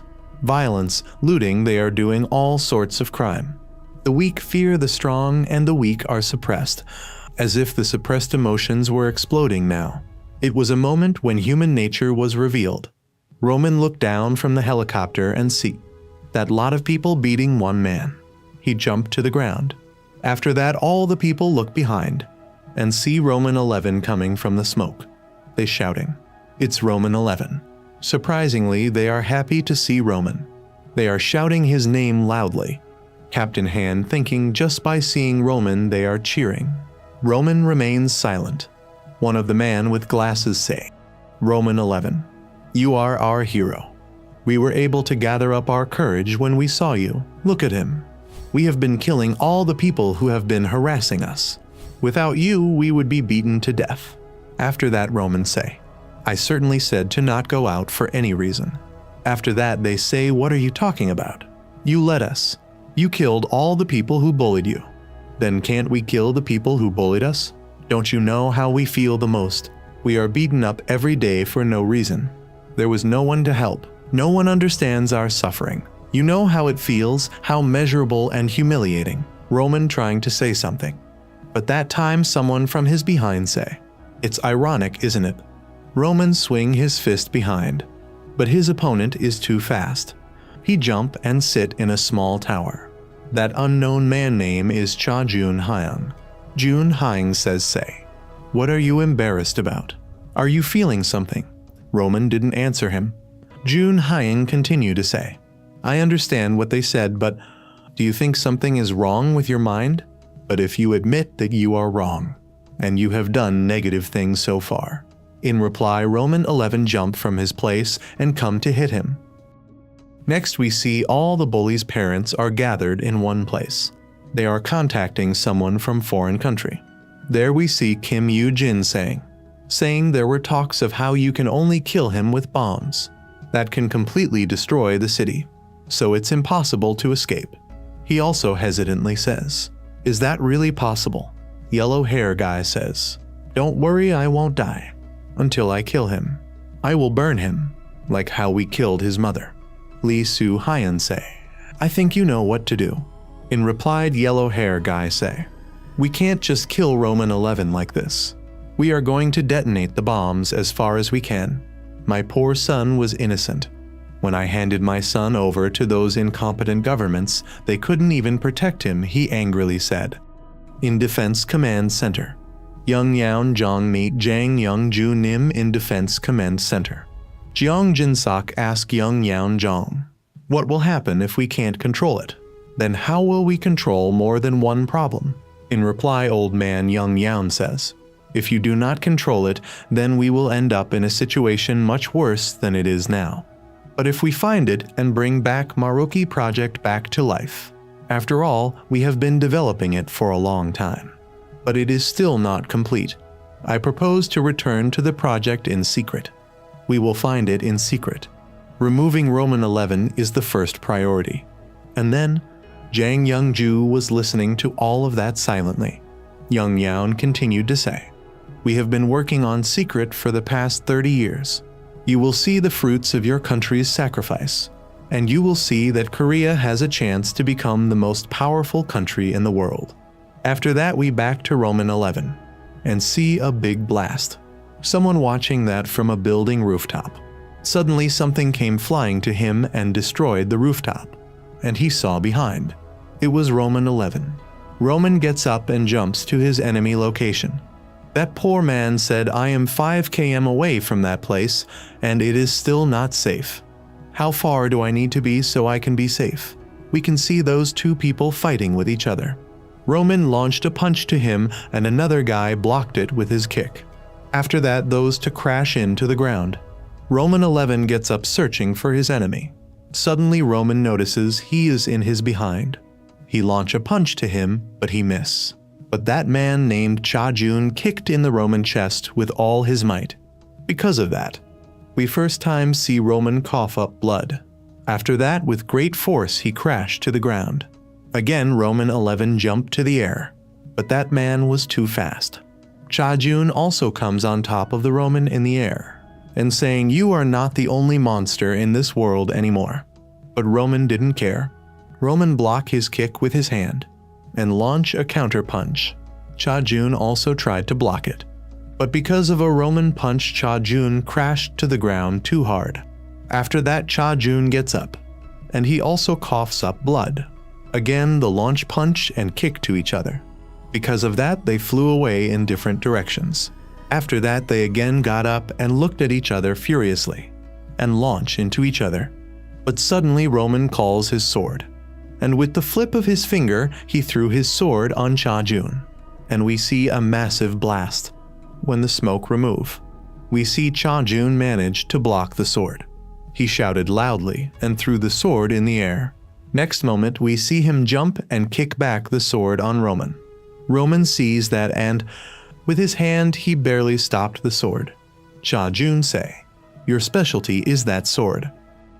Captain Han in a helicopter and seeing all of those. Suddenly, he noticed so many trucks approaching them. Captain Han said, "I don't think they are soldiers.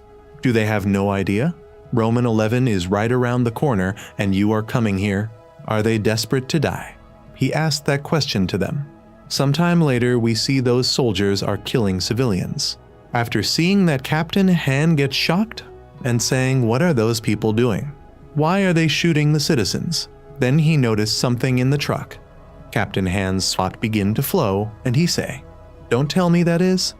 Other side, we see Roman and Cha Jun are still fighting.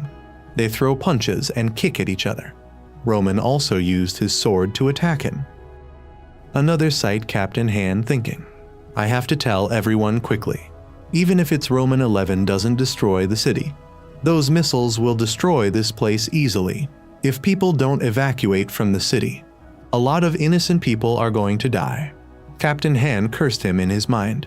He thinking, "What does it matter to me whether Roman 11 lives or dies? Roman 11 is a terrorist against our country. You are a terrorist, you are going to be killed. But still, it's not that I don't understand. What if my parents had left me in that way? Then he grit his teeth and moves his helicopter to aware Roman 11. On the ground, they start to fire so many rockets from the rocket launcher. Other side, we see Roman and Cha Jun were still fighting. Roman smashed Cha Jun into the building. When Cha Jun gets up, he noticed crack in ground. Then he quickly moved from there. We see Roman split through that place with his sword. Cha Jun also kicked Roman 11s in the face. We see from outside in a few moments that the building got cut off in half. But they didn't care. They still continue to fight each other. Suddenly, we notice that Cha Jun is not a complete human. He is a cyborg. And his wound healed so quickly. Cha Jun say, "Hey, we should take a break. Let's come back after a few minutes." But Roman strike him with his full force. Cha Jun managed to avoid that powerful strike. Suddenly, Captain Han came to Roman 11 place and tell him, "Get the hell out of here. The white phosphorus is coming." Then Roman noticed in the sky so many missiles coming at him. Roman started to defend himself with his sword. But you see Roman's shirt and pants got in fire. Roman notices the helicopter on fire and it's going down. Captain Han thinking, did the engine melt? In the end, I couldn't do anything. When he opened his eyes, he see he is alive and got confused. We see Roman 11 is on fire, but he manages to save the helicopter. Roman starts running with a helicopter, and he noticed so many people burning in fire. He grit his teeth and throw the helicopter out of this fiery area. Roman starts running, but suddenly stops because he hears someone calling his name. He looks behind and sees a lot of people burning in fire. After seeing that, he started crying, and he started shouting in the sky. We see people watching that on TV news, in BTN News. They saying, "This is the image of Myeongdong over the sky captured by the press. The dropped weapon was identified as white phosphorus. We are concerned about the extent of the damage." News reporter asked Professor Kim, "What is white phosphorus and is it classified as a weapon?" Professor Kim say, "White phosphorus is an extremely ignitable weapon. It's the worst killer weapon that burns human skin as well as major organs and bones in an instant. Class, it's a chemical weapon that creates toxic gases that can lead to death just by seeping into the respiratory tract. It's a weapon prohibited under the Geneva Convention. I don't know who is responsible, but for whatever reason, the use itself is the worst." News reporter thanked him for the information. She starts saying that, according to the reports from citizens who are currently unable to evacuate outside the city, the white phosphorus attack lasted more than 10 minutes across Myeongdong. Burned bodies and casualties are said to be in the hundreds, according to the informant. Roman 11 was also attacked by white phosphorus bullets and tried to avoid the attack, but his body collapsed on fire. It became clear that the white phosphorus attack was aimed at Roman 11. But whether it was the government or the military and police who led the attack, it's still unknown. It seems that the allegation that Roman 11 tried to slaughter citizens by using white phosphorus gas is completely unreliable. So far, the government has said it has nothing to do with the white phosphorus attack. Hundreds of victims have been killed by white phosphorus. We see public opinion. Regardless of who ordered the firing of white phosphorus, the people's condensation and resignment are directed to the government that has revealed incompetence. There was a constant wave of mourning for those who lost their lives due to the use of white phosphorus. Public opinion has also begun to arise that governments and military authorities should refrain from taking extreme action against Roman 11 for fear of future events.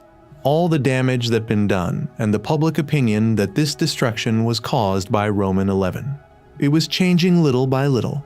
Public opinion began to form that all responsibility was caused by a complacent and incompetent government.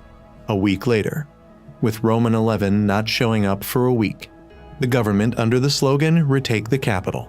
Large-scale military advances were announced by air, but the people did not stop. After Roman 11 disappeared and saw the troops enter the city, they did not stop their sarcastic accusation against them. Every day, questions about Roman 11 spread on social media. There is a rumor that his body has melted and cannot be found. He was also said to have been severely injured and treated somewhere, or paralyzed by the phosphorus attack. There were constant rumors that he had completely hidden himself and would not appear anywhere. All those rumors flying in the air after Roman 11 disappeared. Sometime later, we see each other in an unknown place. Captain Han eating and sighing. Cha Jun asks him, "Is it good? You still like fried fish, don't you?" Captain Han get angry after hearing that. Captain Han thinking that's all we have anyway. But why did he save us?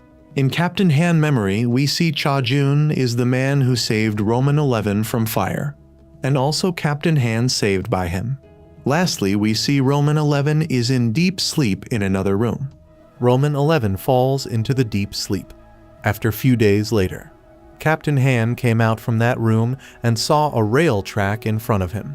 He thinking, "I've been here for a long time, but where am I? Is this subway station?" But there is no station name. After seeing the rail track closely, he realized this place seemed to be unused. From behind, Cha Jun says it's time to get your act together. Captain Han got confused. They see the other side of this door, Roman 11 smashing something. Guys, you know this means our boy finally woke up from his deep sleep. By the way, after opening the door, they see Roman 11 standing in front of a damaged wall, and Roman 11 turned back to them. And Cha Jun say to him that, "I still can't believe this. This bunker is deep underground, you can't destroy it. You don't need a sword, right? Then why are you carrying it around? What did you think I sold your sword somewhere?" After hearing all that, Roman 11 didn't answer anything. Then Cha Jun say, "Did you calm down a little? Can we talk now? The origin of your strength is from intense anger. The things that are calm or harmonious are just words." Then Roman 11 remembered that mysterious man's word. Cha Jun continued to say, "The longer it takes, the more dangerous it is. To overcome everything from time to time. I can't insult your anger. I tried to suppress that urge somehow, but rather, as the days go by, they get worse. I couldn't control it no matter what I do. The problem is that the anger circulating me is going away." He also say, "I have a younger brother, and if this boy wakes up, he will be more of a monster than me, because he is different from me." After hearing that, Captain Han and Roman get shocked. Captain Han thinking, "There are other humans like him." Cha Jun continue says, "I am as sure. He lives in this country. If you keep running around like now, the monster in him could wake up." After that, Roman replied, "I'm only doing what I have to do. If someone interferes with me." That time Cha Jun loudly say, "That's enough. You think I'm scared of you? I just want to let him live a normal life. He really loves people from countries like this. I really care about him, and I am not saying you should not kill anyone for revenge, because it has nothing to do with me. Now kill the man you're going to kill and end it." Captain Han got shocked and questions himself. This person wasn't trying to get Roman 11 revenge. Lastly, Cha Jun say, "If you don't agree, we're gonna have to fight again." Other side, we see all the bullies' parents on their knees in front of reporters. One of the bullies' parent Lee Soo Hyan say, "The victims in Myeongdong. Looking at the latest family members and victims, it's tearing me apart. The indiscriminate military operations that did not concern the safety of the citizens. This tragedy of the worst weapon of murder, that white phosphorus, has ever been banned. We are also saddened by the loss of our children.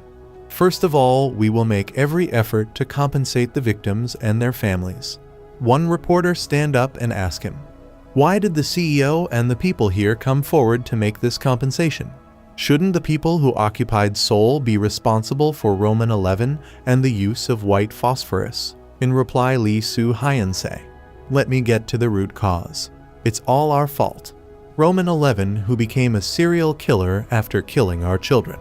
Today we're called terrorists because of the moment our ugly children made in their 14th and 15th years. And now he's dead before he can even see the flowers under his belt.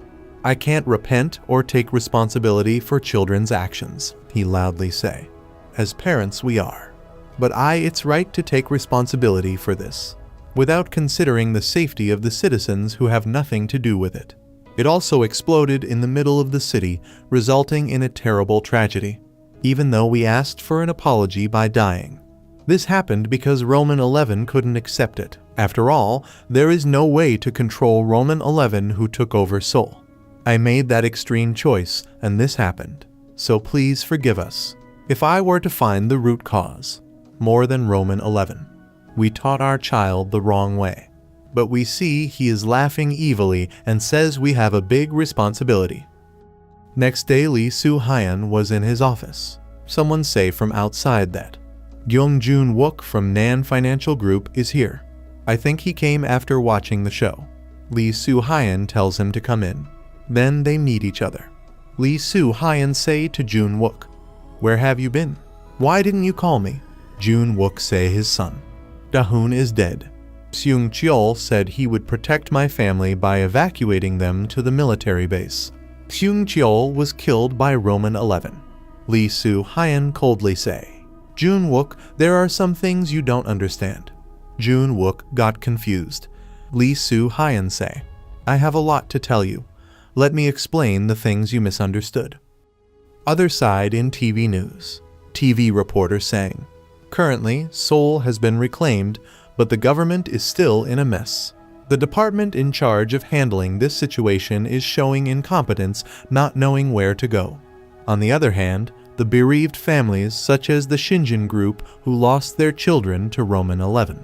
They held a press conference to take the lead in restoring public facilities and compensating bereaved families and victims of the white phosphorus.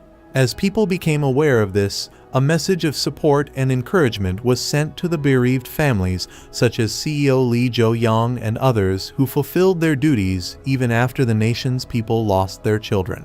Seon's watching that news and saying, "It's funny," and also thinking about Roman 11 whereabouts. Suddenly, she hears that someone saying, "The source of the white phosphorus was brought in by Kim Sang-pil of Aegis.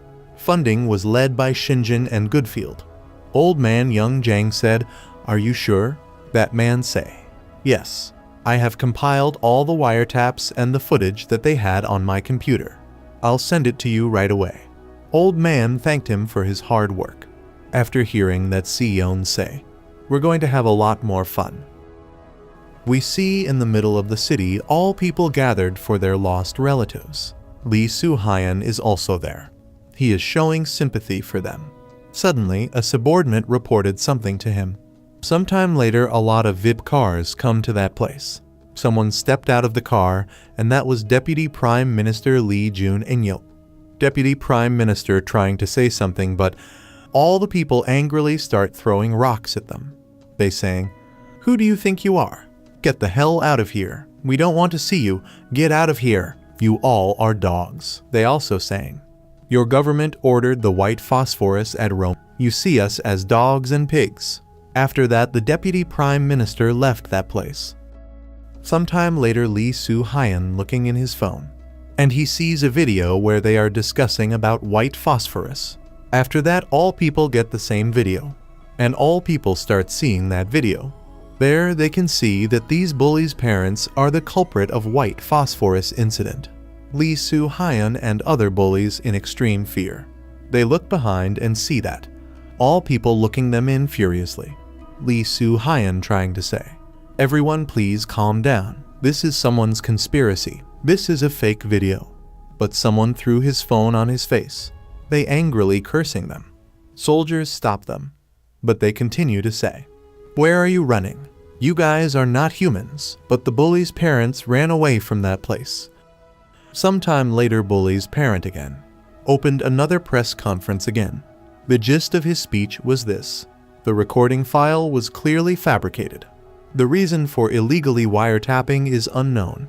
The identity of the person uploaded the recording is unclear. Additionally, to the person who uploaded the recording file, he announced that he would sue the person for spreading false information and for defaming his honor.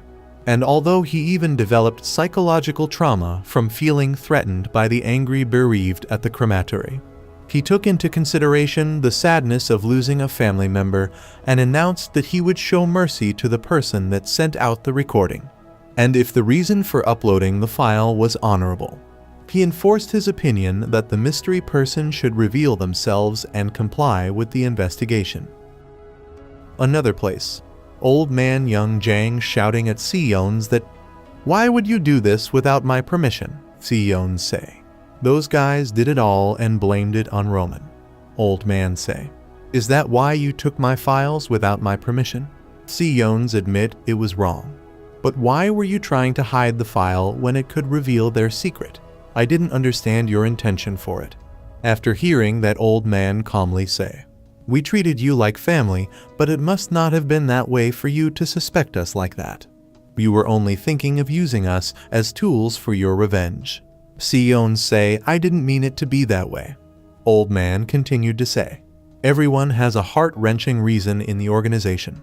But the reason for working together for everyone's personal revenge is so that we never have to experience the sadness we've experienced twice, with the conviction to create a just and healthy new world." Siones crying and saying, "I am sorry." Old man told him to leave now.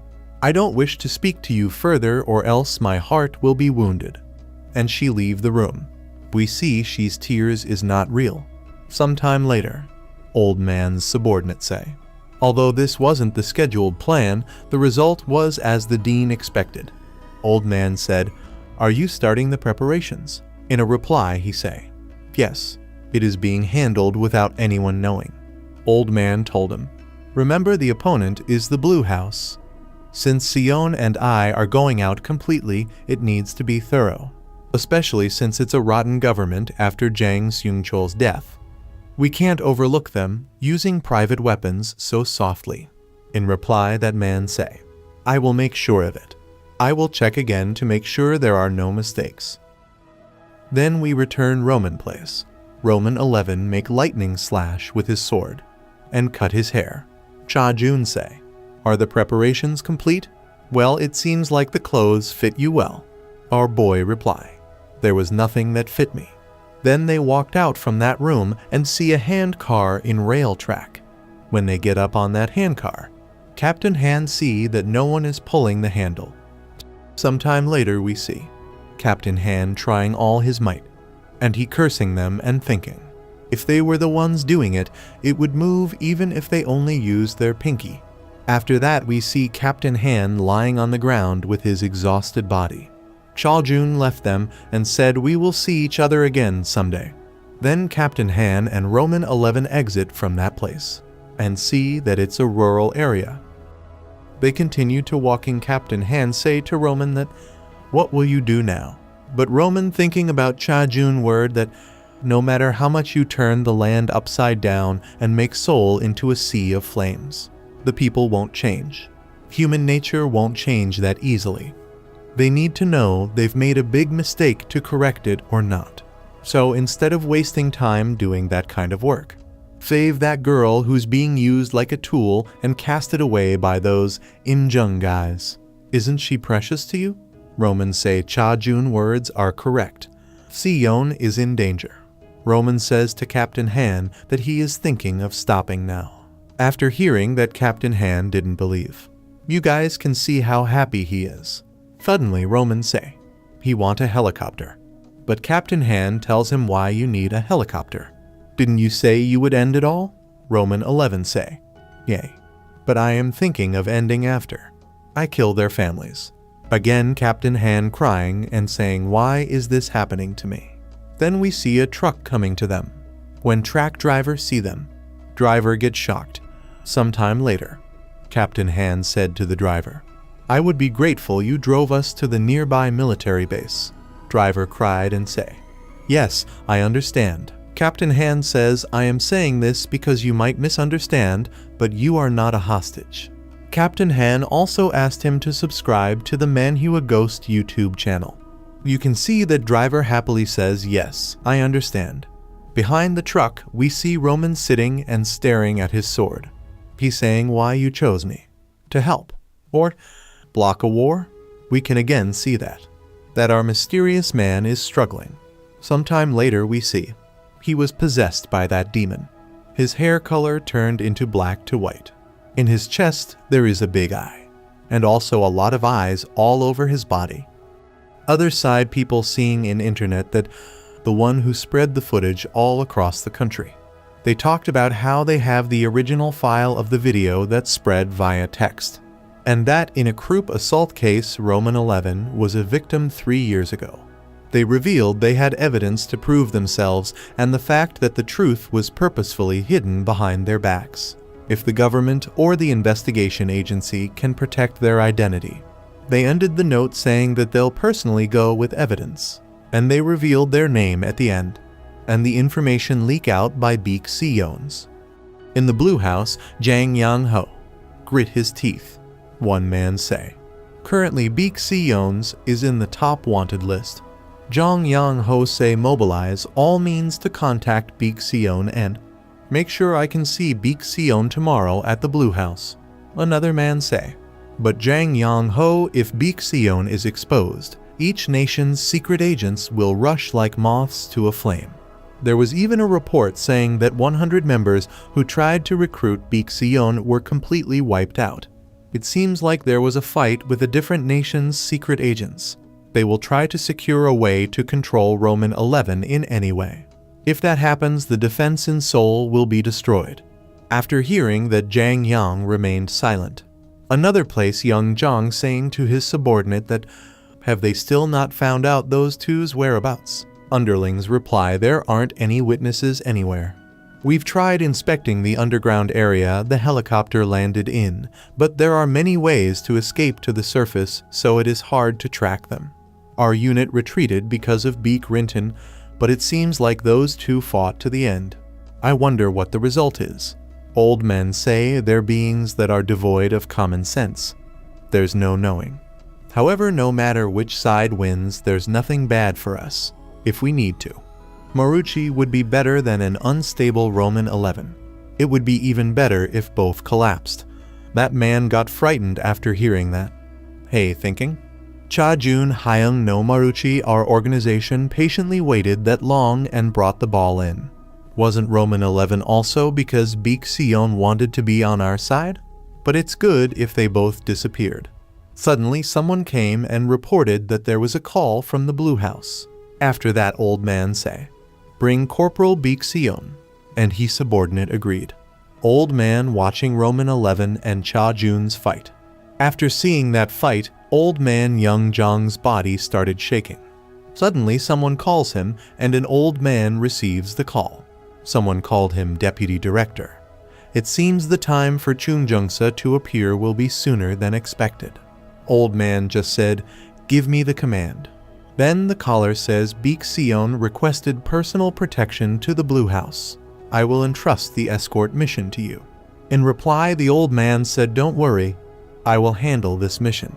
Then old man command is subordinate Yang Jang-yol that it's an escort duty. Take her out under cover and command it yourself. Do not fail like your incompetent siblings. Jang-yol asked who it was. Old man says it is Beek Sion. Jang-yol, after hearing that, got scared. Old man say make sure to take a few test pieces from the Commerce and Patriot office your siblings manage. Jang-yol say yes, I understand. Then we see that Jang-yol actually is Young Jong's son. On the road, Jang-yol commands all agents head to their destination in different routes.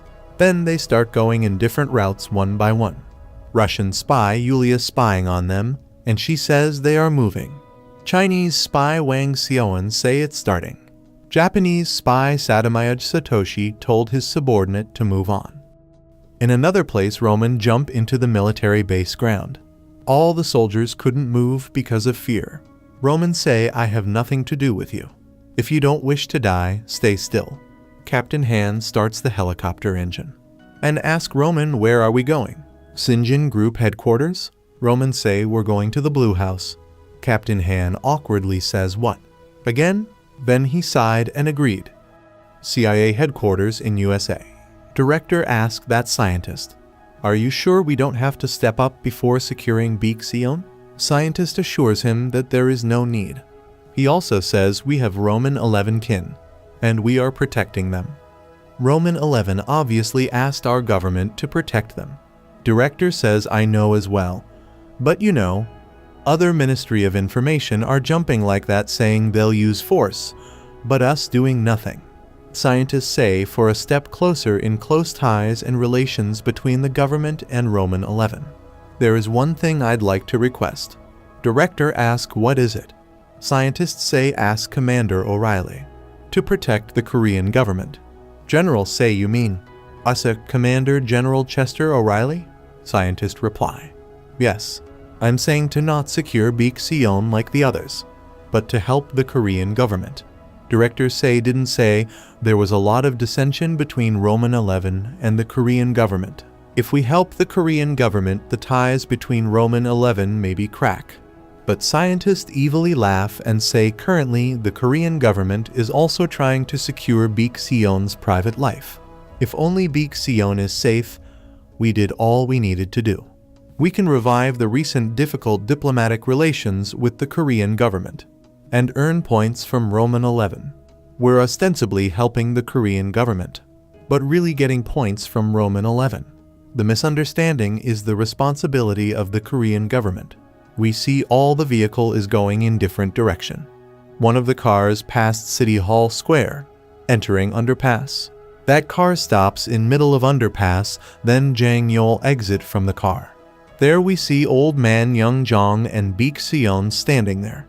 Behind them some car following them and reporting someone that Vehicle 4 has stopped in the underpass. He also reports that unknown people have entered the car, unable to identify passengers. Now they escaped the underpass with quick speed. Sometime later, multiple vehicles merged on the crossroads.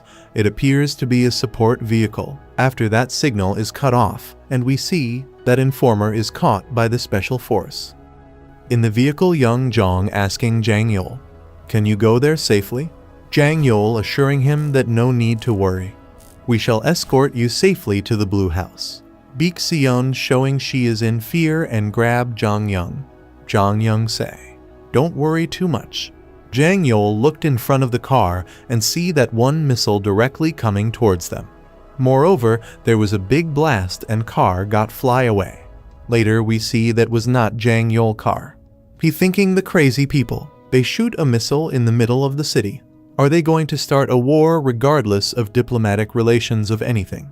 Jang Yeol grab car driver cloth and say, "What are you doing? You fool, quickly break through." And driver obey his order. Then driver speed up the car. But they see in front of them lot of people block the road and firing bullet and missile towards them. But their car break through them with fast speed. Jang Yeol thinking, where are they from? I expected to encounter them out.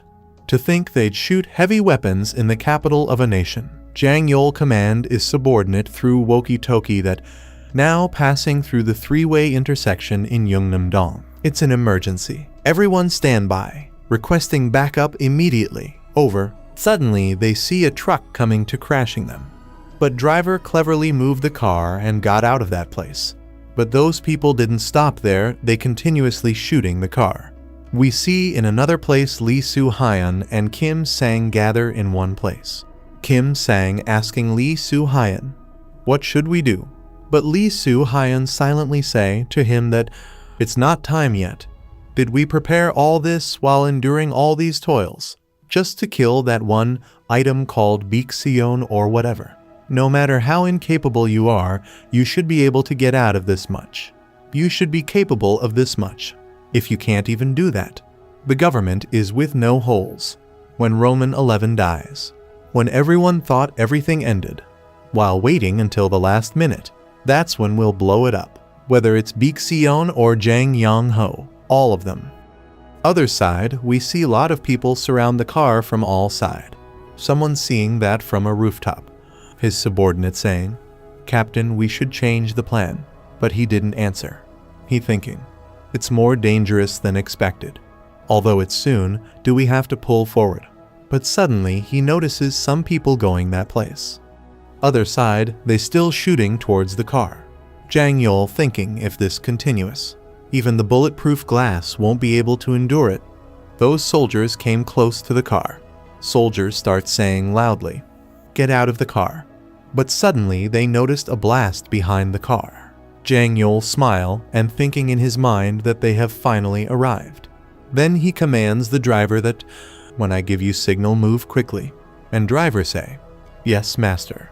We see those people coming towards the soldier. After seeing that soldier got frightened and start firing. But those people grab dead soldier and protect themselves. Those people ran towards the soldier and start killing them. After seeing that, Baek Sion got happy. Soldier tried to kill them with bullet, but those people didn't care. One of the mutated people twisted the soldier head. She also throws 2 soldiers away. Jong Young watching their fight and thinking, "These men are dangerous. Are you telling me the government still had these many spares? On top of that without me knowing." And he slams his fist in anger. Jang Yol say his driver to move on. And the driver speed up the car and get away from that place. Jang Yol saying, "Please do not worry anymore. We're almost to Guanghuomen. The blue house is now." But the car got blasted away because the planted C4 in the road. Then we see Kim Yujin came to them and say, "Baek Sion and Roman 11. If you weren't born, my precious son Chang Su wouldn't have to die."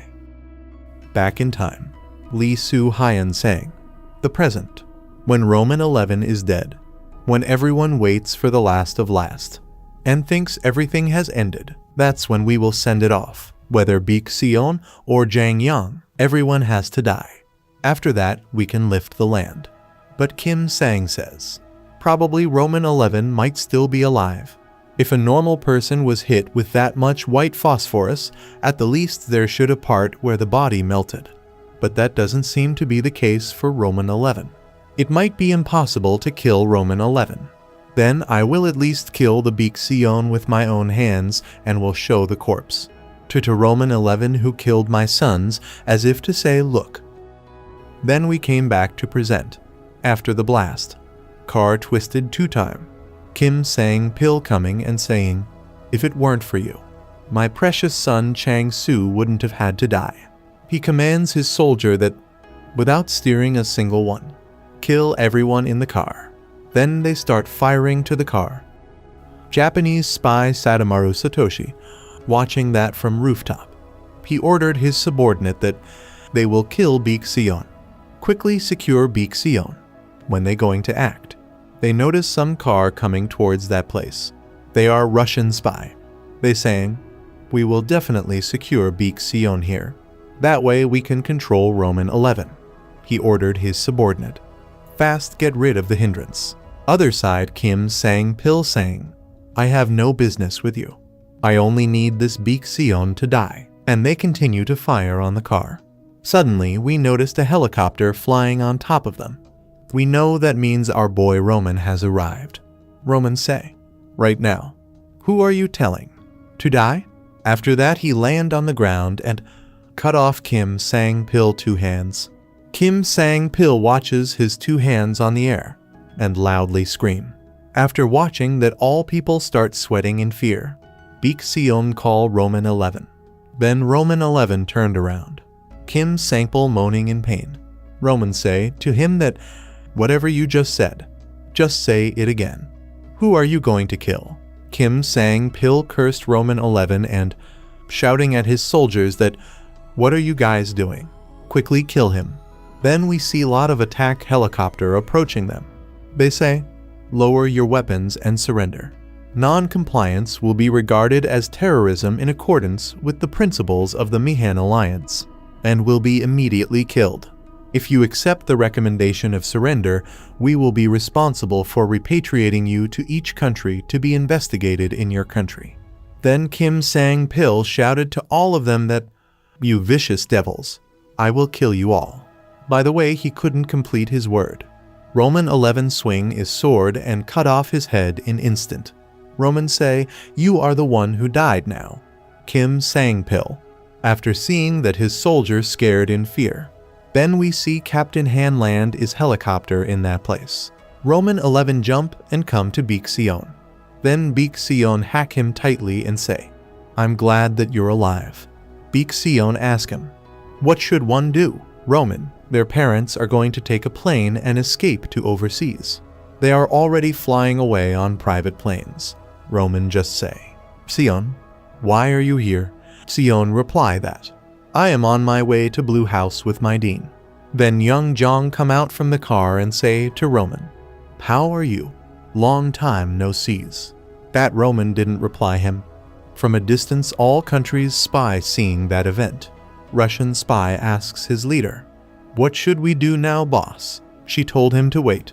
She also says, Roman 11 shows up. Tactics are useless now. She remembering the past event when president got killed. She knew how brutal is Roman 11. Suddenly, she noticed all attack helicopter on guard. Then she tells his subordinate that, let's first hear the Roman 11 conversation. His subordinate also agreed. Someone is the top of the rooftop. That Japanese spies talking to each other that the Russians won't budge. You have another dream, don't you? His boss says, get the Russians on the phone and see what they're up to. He didn't say, Captain, then I'll take my leave. But Captain told him to stand by. But subordinate replied to him that if we stay like this, we'll all be caught. But Captain say, don't think about returning to Japan when the operation fails. If there's anything we can do, we should complete the mission. Other side French secret agent Michel. Say he is subordinate that we could be caught the moment we get outside. Seize the opportunity to get him. He also says, we're mercenaries from now on. Don't think about returning home easily. Another place we see, Commander of China, Qin Xinchan, asking his subordinate on phone, tell me what's going on over there. But he didn't get any reply because his subordinate already dead. He then saying is to subordinate that. The US forces, Korean forces, and Roman 11 are here. You will see what they're talking about until the end and inform about the situation. His subordinate obeys his order. Then we hear a sound from flying helicopter. They saying, agents of their respective countries immediately put down your weapon and surrender. After hearing that all countries' soldier and spies drop their weapon and come out, and surrendered by showing their two hand. Our boy Roman 11 seeing all of that and stay silent. Beek Sion call Roman 11 name, and say, Li Jo Young was the one who exploded white phosphorus. I'm the one who spread evidence on the internet to prove it. I did a good job, right? You can't just let them have their way all the time, can they? But Roman thinking about Cha Jun word. That doesn't change the world. Roman want to say something but Sion stop him and say, it's so quiet now that you're here. I was so scared. They shot towards me like crazy people to kill me. They were trying shoot a missile and detonate here. They were targeting the car. How many times have I almost died? But now you're here, they are quiet. Why are they trying so desperate to kill me? So she told him to take revenge. She also says, can't you just kill them all? All of them. Then Roman 11 turn around, glaring menacingly to them. After that, all countries spy trembling in fear. They could not say any word. Suddenly, one military vehicle come towards Roman 11. He shouted to Roman that, we meet again. All people get confused. Sion also don't know who he is. Then he says, it's me. The one who translated for you at the Yongsan base. There was an order to help Roman to the best of our abilities after hearing from the mainland about you and your girlfriend. It seems like Roman girlfriend was in difficulty, so there was an urgent order to dispatch helicopters. He also says, there was an order to support you the best as we can. If you need anything, just say the word. No matter what you want, our government is prepared to cross the line. Roman calls Sion by her name and asks to him that, the Blue House, will you go? And she answers positively. Then Romance say, then I will take you there. Jang Yol hair that, and he thinking, if Roman breaks into the Blue House right now, my father and the remaining government bureaucrats in the Blue House may all be murdered. In answer of that questions, Sion say, no.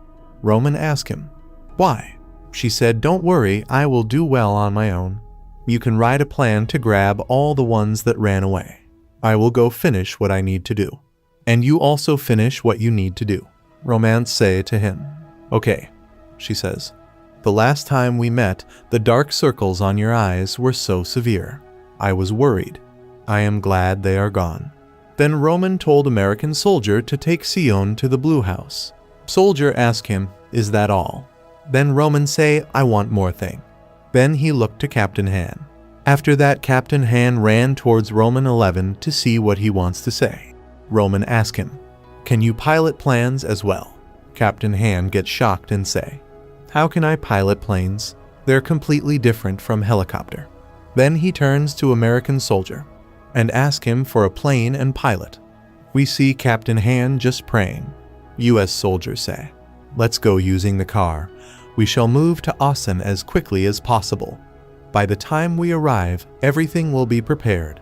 After that, Roman start walking. Other side, Captain Han thinking.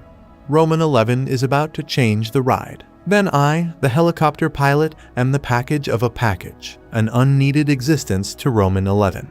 But you can see he is not sad. He just thanking God, crying and thinking finally I am free. But suddenly Roman say, I will go by the helicopter that I came in. US Soldier say, understood. When Captain Han hears that, he starts cursing himself and start crying. US Soldier report to his captain. Captain asks what is Roman 11's demand. Soldier says, it is to goard Beek Sion safely to the Blue House. Captain says, isn't the Blue House the Korean president's official residence? Even if it's us, we will need the government's permission to enter. But Soldier just say, we'll be okay, right? Since it's not just anyone's. But Mr. Roman request. Then I shall leave the race to you. I shall go to Assen with Roman. Captain say understood and tell him to move on. Sion calls Roman 11 name and say him to come back safely. Roman replies and say, yeah, I will come back. Then Captain Han start helicopter engine and they towards the Blue House. Sion also say, you have to come back to me. In helicopter they are going. According to our intel, there are 2 private planes that departed from Gimpo International Airport.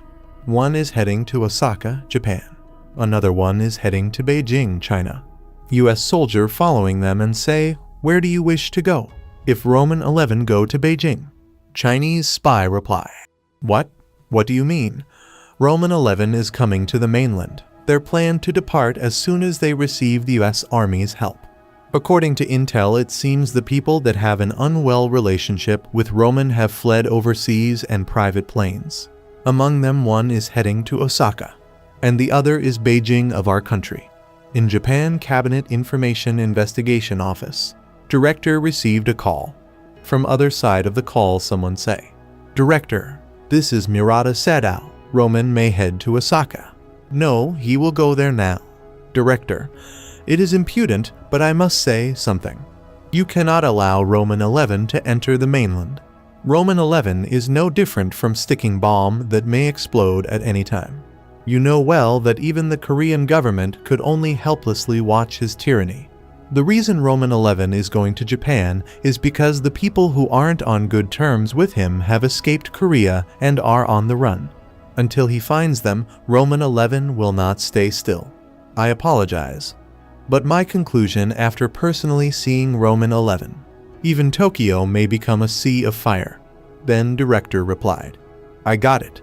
I will consider your advice. Then Sadao say, whatever you decide, you must hurry. If he goes to Japan, he'll arrive in an hour, in an unknown plane. Inside the plane, Young Ayunzyoik saying, what is the reason for going to Japan? Why not America? Lee Namhirapli to him that America is favorable to Roman 11. If we go to America, it's obvious we'll be sent to Roman 11. Lee Joing also say, on the other hand, the Japanese cabinet is still under my hands. Don't worry. Isn't it good? If we go to Japan with Lee Joing, Nam Kijung say, it seems Lee Jo-yang trusts Japan more than China. Kim Junku reply him that when we consider the worst outcome, if the request for repartition using diplomatic traits from Korea, Japanese more dangerous. But China won't care for Korea diplomatic pressure. And the sight of the international community, rules, do you think China will care about that? And I have many places that will look after my back in China. Other side, Roman 11's plane fled away towards Japan. Inside the plane, US soldier says, "It seems they have arrived in Narita Airport currently. This transport has also received permission to enter Japan. We can enter without fuss, and currently Narita Airport is closed.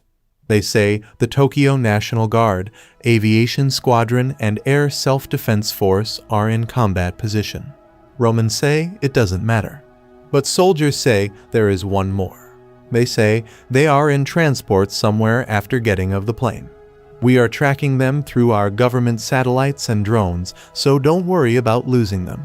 In this car, Lee Joing and Lee Namhee of Shinjin Group and Young Hyunseok of Nan are together.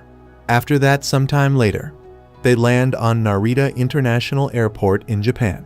After landing in Narita International Airport in Japan, we see there is already a lot of soldier waiting to receive Roman 11. They are from Tokyo National Guard, Aviation Squadron, and Air Self-Defense Force. US soldiers say to Roman that, "Do you know how to speak Japanese, or shall I manage a translator?" But Roman just say, "You guys stay here." And they obey his order. Roman come out from the airplane and see all the soldier in front of him. Director going to welcome Roman 11. But he couldn't complete his sentence, because Roman jump and fly away to search his enemy. After seeing that, director thinking, doesn't Roman 11 have common sense? He disrespecting our country. Captain Han just sighing. He is happy because Roman didn't kill anyone here. Sometime later we see Roman standing in unknown building rooftop, and we see a tracking device in his hand to search his enemy location. In another place we see those bullies' parents going somewhere in cars. Bodyguard talking to each other that the guy from Korea got out of the airport and is following behind us. And another bodyguard gets shocked. He loudly says, "What are you saying? We have arrived at Narita just now, so how can he came that fast?" Lee Namhee look at Lee Joing in confused expression. Lee Joing's sweat begin to flow. He says, "If that guy is following us, change the operation according to our occurrence of the situation. Divide the convey into 3 groups and move." And the bodyguard are still going with each other. But suddenly they notice someone standing in front of them in the road. After seeing that, Lee Joing cursing himself. Driver get confused. Then he sees in front of them Roman 11 standing. Roman grit his fist and swing his fist to the car. In another place, DARPA. It means U.S. Defense Advanced Research Projects Agency. Someone says director. Researcher from E Sector Lab 9 requests an interview. DARPA Director Jeffrey Winchester asks, "Where?" And his subordinate says, "Tactical Technology. It's the laboratory affiliated with Warp Drive and Plasma Engine of the Space Researcher." Director listen to him and say, "Send them in." His subordinate obeys his order. Then another person come to them.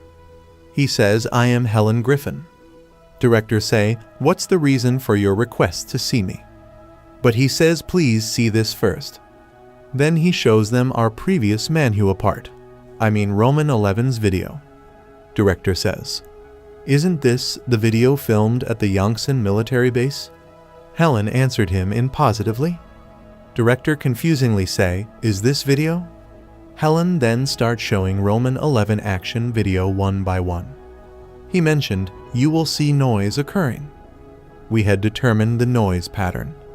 At first, we thinking, it might be because of the energy wavelength radiating from Roman 11's super-powered flesh.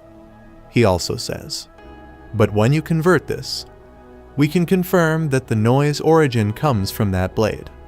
Director got surprised after hearing that. Helen replied positively and also say according to the Yongsan military base report. They said a mysterious fire ignite from Roman 11's blade. And I have acquired the body tissue of Target 4 who died from the flame. Based on the body tissue, the result of matching the pattern of the noise phenomenon caused by the wave of light and energy are from the sword. and they start igniting that tissue named Target 4. After seeing that director trembling in fear and say, why igniting something from nothing? Helen say that fire is different from normal fire. Director asks what is the different. In reply, she says, I have experimented 21 more times, but the result was all the same. The fire is not a flame that exists on Earth. Director can't believe what he is hearing now. She also says, the experimental energy wavelength and frequency production created a work area momentarily. Director stop him and say, so, you are saying that fire is not from Earth? She says, it's not something made in laboratory. It's from a completely different universe. After that, Director Jeffrey Winchester tell him, I will promote you to the one responsible for the center's special laboratory. I will provide the necessary financial resources as much as I can. It's a field far from it. I will ask for cooperation from NASA as well. Helen thanks Director Jeffrey Winchester. Just also say if you need anything you need in the laboratory, I will provide them as fast as I can. Then Helen say, Director, I really need one thing. Director look behind and thinking what she needs. Then she says it's Roman 11 sword. Then we return to Roman 11's side. Roman launch a massive punch on the car. After that, car twisted in air and got crushed in the road. After that, another car come forward and tried to hit Roman 11 with car. But instead of Roman, the car got stuck. Roman look at them and with one punch remove the car from the road. After the bodyguard come to save Bully's parents. They take position from behind the car. Then one of the bodyguards ordered to send the drones. The launch lot of armed drones to Roman 11. Roman see that and smile. After that, we see all the drones are destroyed in instant. Roman uses his sword to destroy the drone. Then Roman start move forward. Bodyguard shouted to shoot Roman 11. Guys, how intelligent they are. They trying to taking down Roman with gun. By the way, we see a big blast in that place. Lee Joying kicked the car roof and came out from the car. We see a lot of blood on his face. When he looks in front of him, he starts shaking in fear, because Roman already killed everyone in there. Last, we see Roman holding young Hyun Seok by his throat, and he is already half dead. Suddenly Roman looked at Lee Joying. Young Hyun cursing Roman with trembling voice. He says, you are less than a beast even if your parents died. You should have died together with your parents when they committed suicide. You beast. After hearing that, Roman crushed his mouth with his hand.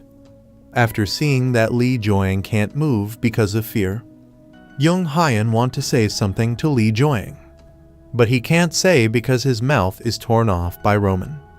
Then Roman launch a punch to Young Hyun. With that, Young Hyun meet his end. Then Roman angrily say to Lee Joying, do you have a lot to say as well?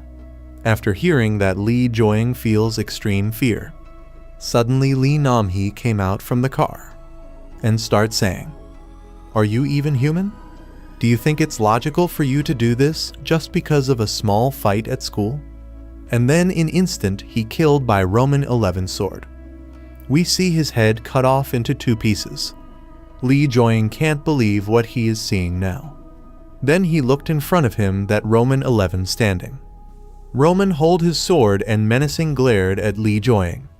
Sometime later, when Japanese military force came to that location, they see lot of dead body and fire. He can't believe. How did all this happen in just 10 minutes? Suddenly he got a message that they saying, Roman 11 wanting to return to Narisha Airport with the U.S. Air Force transport. They requested permission to take off. What should you do? Director sweat begin to flow, because he is scared after seeing that scene. He ordered his subordinate that allow them to take off. He also says, skip all the standard procedures and send Roman 11 of as soon as possible. Other side in the Blue House. Acting President Prime Minister Lee Junhyub. talking to Japanese government that the U.S. Air Force transport has no relation to our governments. They were also being investigated about crime concealment in the past, and the grenade accident when they are skipping overseas. Then he cut off the line, and say to others that it seems there will be a need for a compensation. At the national level for the damages in Tokyo, Japan suffered. Another man angrily says, "What are you saying? We need to clearly draw a line to show our government and that incident has no relations. The moment we compensate them, we will have to take responsibility for something we did not do." Jang Young-ho say. Are there no other words from Japan? In reply, Lee Junhyub say, they say Roman 11 departed from Narita Airport just now. Wasn't it reported that Roman 11 arrived in Narita Airport a minute ago?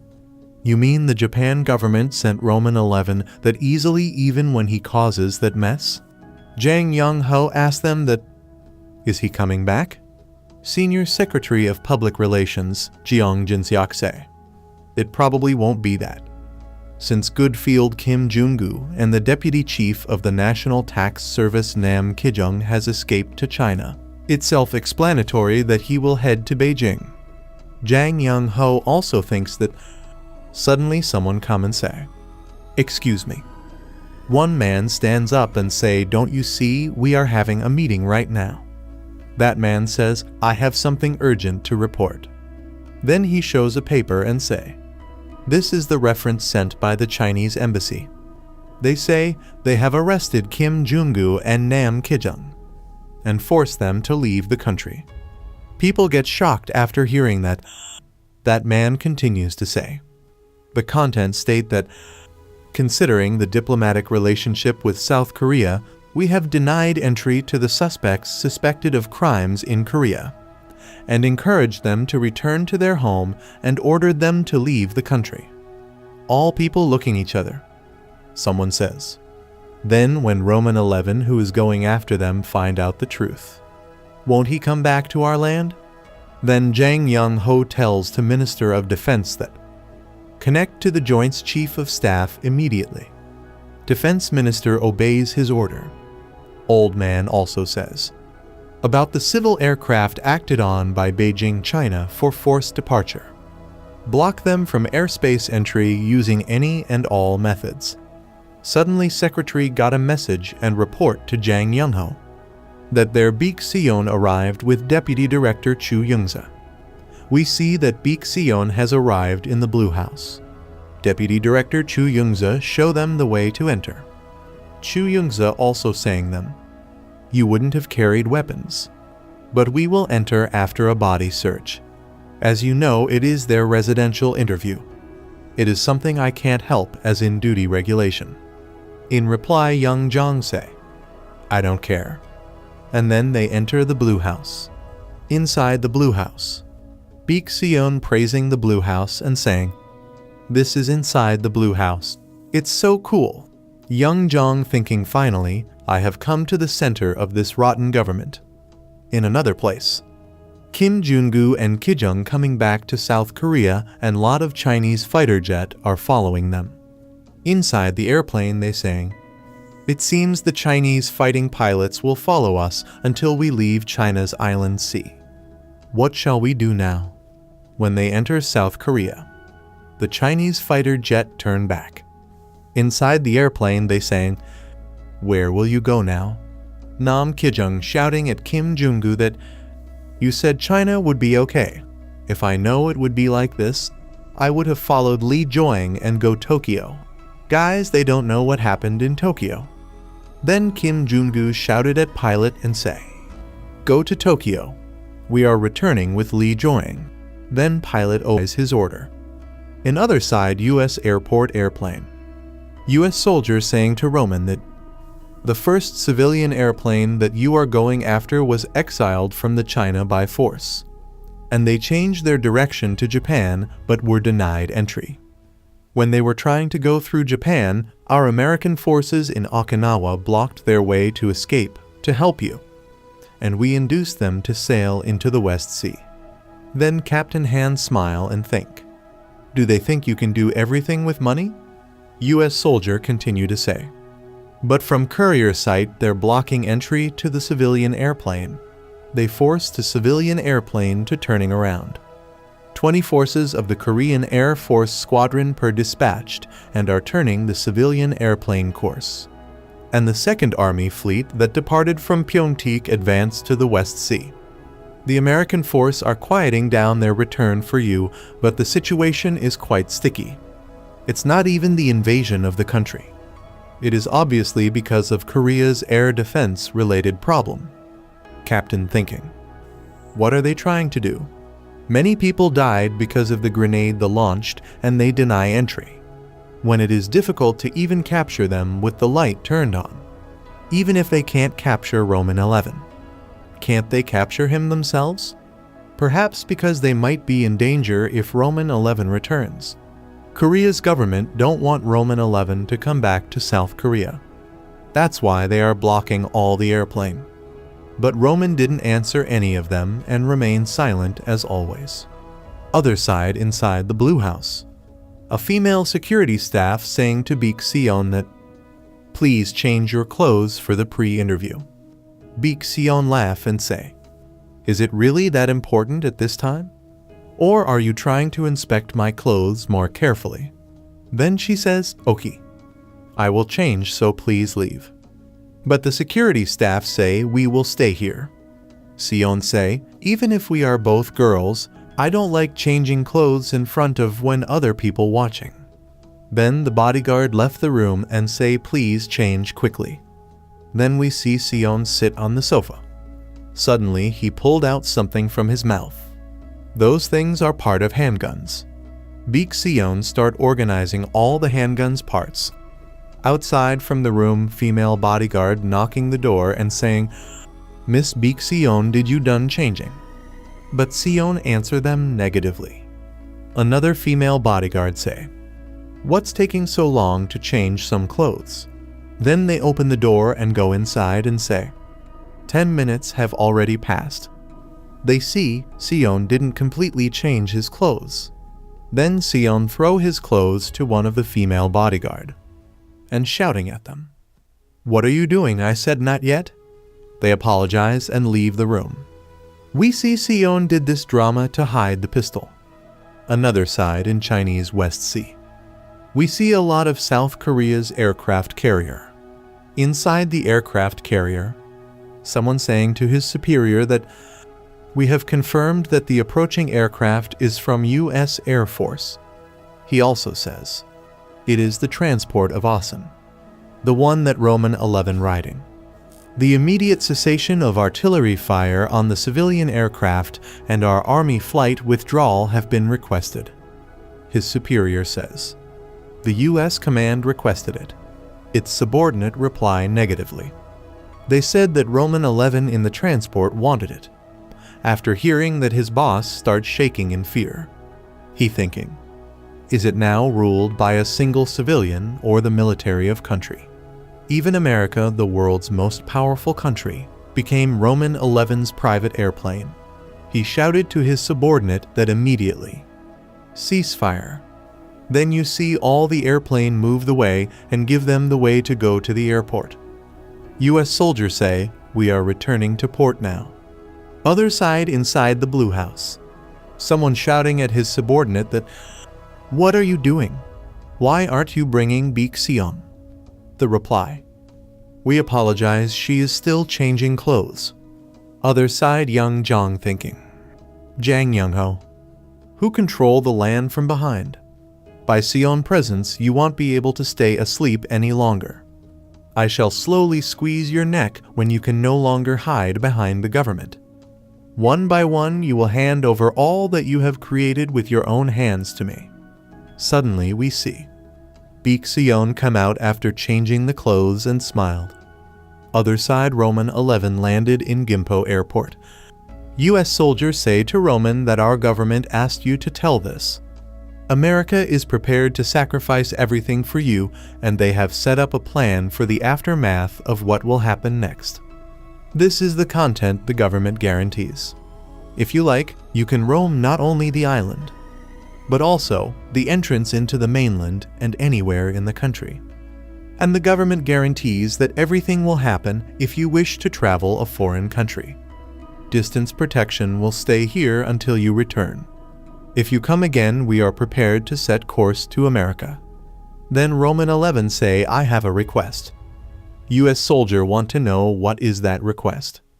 Roman say, subscribe to Manhua Ghost YouTube channel. Other side, we see in the same airport Nam Kijung and Kim Junku's airplane staying. They saying, isn't it an American military transport? Who is coming out?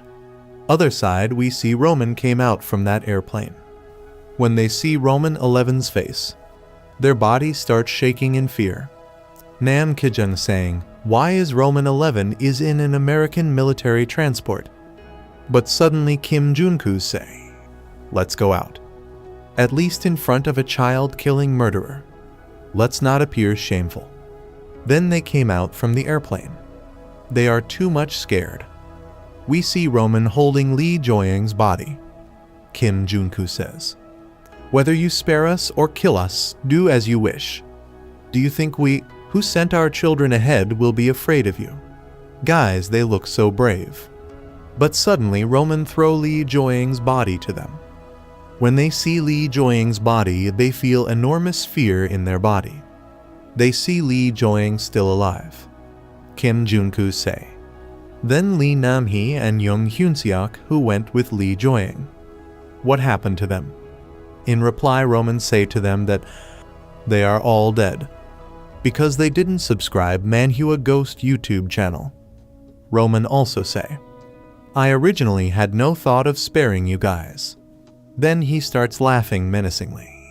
We see in the Blue House, Jang Yol saying to Young Jong that I have found out the identity of the person who accompanying Baek Seon. Then Young Jong asks his son, what is the result of your searching? But his son Jang Yol reply that the thing is there was no data, face and fingerprints. We have investigated them all but nothing came out. It seems he is not local. Then we see secretary telling all people that Baek Seon has arrived. They welcome Baek Seon and introduce himself that I am the Prime Minister Lee Junhyub. I am currently acting as the President Representative. Baek Seon also reply to him that nice to meet you, and thank him for arranging this meeting. Then she looks at left and right side people, but he didn't see Jang Young who. That's why she asked him where is Jang Young who. After hearing that, all people start sweating. Guys, they're trying to hiding that old geezer Jang Young. Prime Minister Lee Junhyub replied to him that there is no such a person. The people here are all who are working their hardest for the land. Other than that, there is no one. In reply, Baek Seon say, it's strange.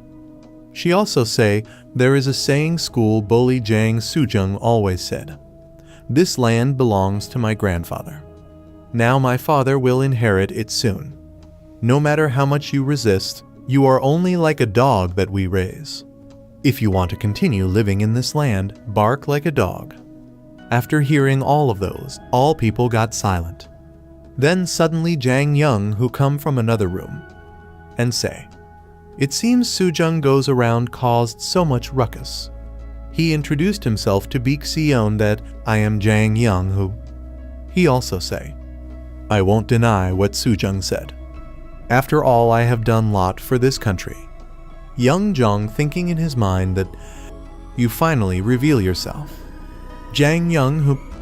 Next we see Jang Young saying to Baek Seon that the reason I have come out personally is to request something. But Baek Seon stop him and say, first, if you answer my question, I will listen to any request you have. Since I have come this far risking myself in danger to do this. After hearing that Jang Young agreed and say I will answer everything without hiding anything. Then Baek Seon say I will ask you 3 things. First, why did you cover Roman 11 and my incident? Is it that your granddaughter is precious? And other children are dogs, aren't they? But Jang Young say, no, I didn't cover it. It was stuck. Baek Seon looked at him in confusingly. He continued to say, "I will say this because you seem to understand, unlike Roman 11. But no land has a clean and transparent government. Politics is not knowing when, where, what will happen. If any case occurs, the country and its citizens will lose its pillar. To get rid of the citizens' anxiety, we need a case that will definitely turn their attention away. Getting rid of citizen anxiety and protecting the nation's pillar. That is how I protect this country. It's my duty." After hearing all of those nonsense, Beek Sion start laughing. She apologized to him and say that I can't help but hear that. You don't want to lose your power and money, so you use the word citizens as a shield. Someone from behind say, "What does a young girl like you know how to run government?" After that, Beek Sion say, "I will ask my second question." All people look at them confusingly and waiting for the question. Beek Sion laugh and take out a handgun from his back and pointed at to Jang Young-hoo and ask him the question that, "Can you die for me?" Then we heard a loud sound of a gunfire. Next we see Jang Young was killed by Beek Sion. After seeing that, all people couldn't believe what just happened now. But we see Beek Sion asking his third question that, "Are you dead now?" Other side we see Roman 11 calling Lee Joying, Kim Jungu and Nam Kigungnam. He say to them, "I originally had no plans of sparing you guys. But shouldn't it be fair? The way you guys kill my parents, I will kill all of you. After that your family will be left behind as a victims like me. I will also kill them." He also say, "I am referring to who are left just like me, and they maybe have to leave a hellish life. In the future they may be full of resentment and will seek revenge against me. Your family with the helplessness of being unable to kill me because they have no power and live in a shame. So that's why I will kill them all. I should do that much to help them." After that, Bully's parents start crying. Suddenly, US soldier call Roman 11 and say, "Our wire typing team reported this. They say they heard a gunshot sound in the Blue House." After hearing that Roman got shocked, US soldier also say, "Wouldn't it be better to go Blue House right now?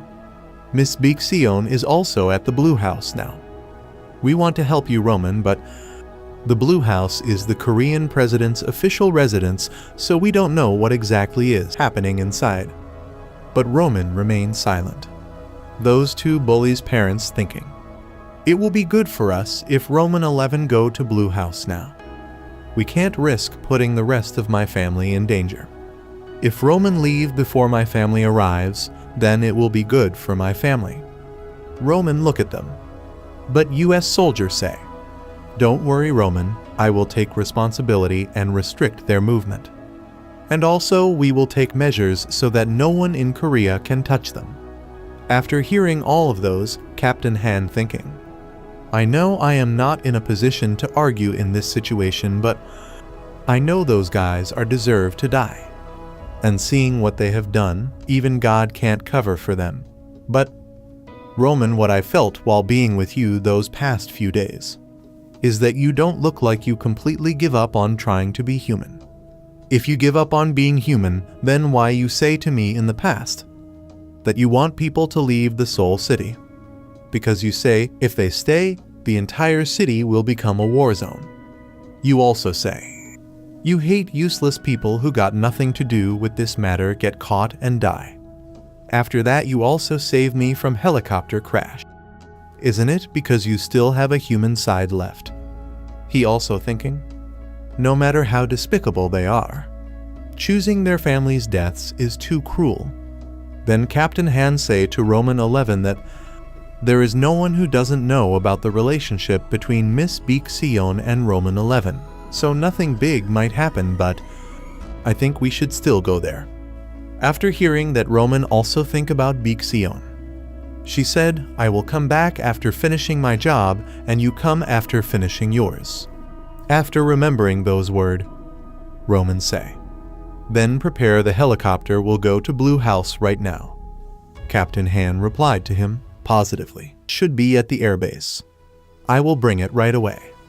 After that, Roman 11 start walking towards the bullies' parents. Roman say, I will leave now, right after killing them. After that, one of the bullies' parents start crawling away from him.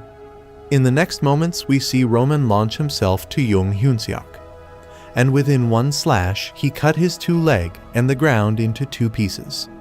When Jung Hyun-seok see he have no legs, he starts screaming. We also see flame ignite from the cutting place. Because of that, Jung Hyun-seok starting to feel immense pain. Roman 11 smile at this scene and say, this fire will burn through your bones, very slowly and gently until your family arrives here. After that, we see all the bullies' parents are burning in the same flame, and Captain Han and Roman 11 going towards the blue house in the helicopter. We see Roman is too desperate to see Baek Seon. Other side in the blue house we see Jung Yang, whose dead body lying in the ground, and all the people in a great shock. But Baek Seon start laughing loudly. She say, I finally killed Jung Yang, who old man can't believe what just happened. He say, why did you do that? Seon reply, what do you mean by what? Of course it's to revenge. I only waited for this day, you know. Old man shouted to Baek Seon that, you know that's not what I am asking. Why didn't you follow my plan? You have to do it by the plan for our grudge to resolve. After hearing all of those, all people thinking, as expected, they hide something from us. Young Jong command is subordinate to come out. Grab Baek Seon and that old man. I must hear what you are planning to do. He also say, catch them alive even if you happen to die. And then his subordinate inject some liquid inside their body. Those chemical make them inhuman. After seeing that, Baek Seon laugh and say, Roman, I finished my job. But before I go, if I can lessen your burden in any way. She pointed her gun towards Jang Yol and preparing to shoot him. But suddenly inhuman bodyguards came and within two slash they cut off Seon's one hand and leg. Seon begin to fall, but those men hit him in the chest and throw him into the wall. Old man want to stop them, but one of the bodyguard grabbed his head and struck him in the ground. Seon thinking, Roman, I have something I haven't told you yet. The one who killed the parents who used their daughter to earn money. Is the daughter quite unfilled? To you who moves for your parents. You move for me. I couldn't say that truth. I wanted to tell you everything the next time we met. But it seems it will be too late for that. I am sorry, Roman. Then she tried to grab the gun from those bodyguard. Because of that, inhuman bodyguard throw him down again. Seon also thinking, I'll go fast to apologize to my parents. They pointed the gun to her own head. She also thinking about the past is school days event, where she saves Roman from bully. She say, you need to live well, Roman. She pointed the gun to himself. Jang Yol shouted to his subordinate to block it. Then they jumped to grab the gun from his hand. But suddenly roof was destroyed and big blast happened. After watching Baek Seon's situation, Roman grabs Seon and start crying. We see Roman is in extreme anger. He say, Seon, wait for a while. I will come back after killing all the people who made you like this. So that's it, guys. If you want more, then like and comment and subscribe to our Manhua Ghost YouTube channel for more quality full content. We create every Manhua recap video after searching a good manhwa. I also upscale all photo to show you guys high quality image. Other side script writing is a headache.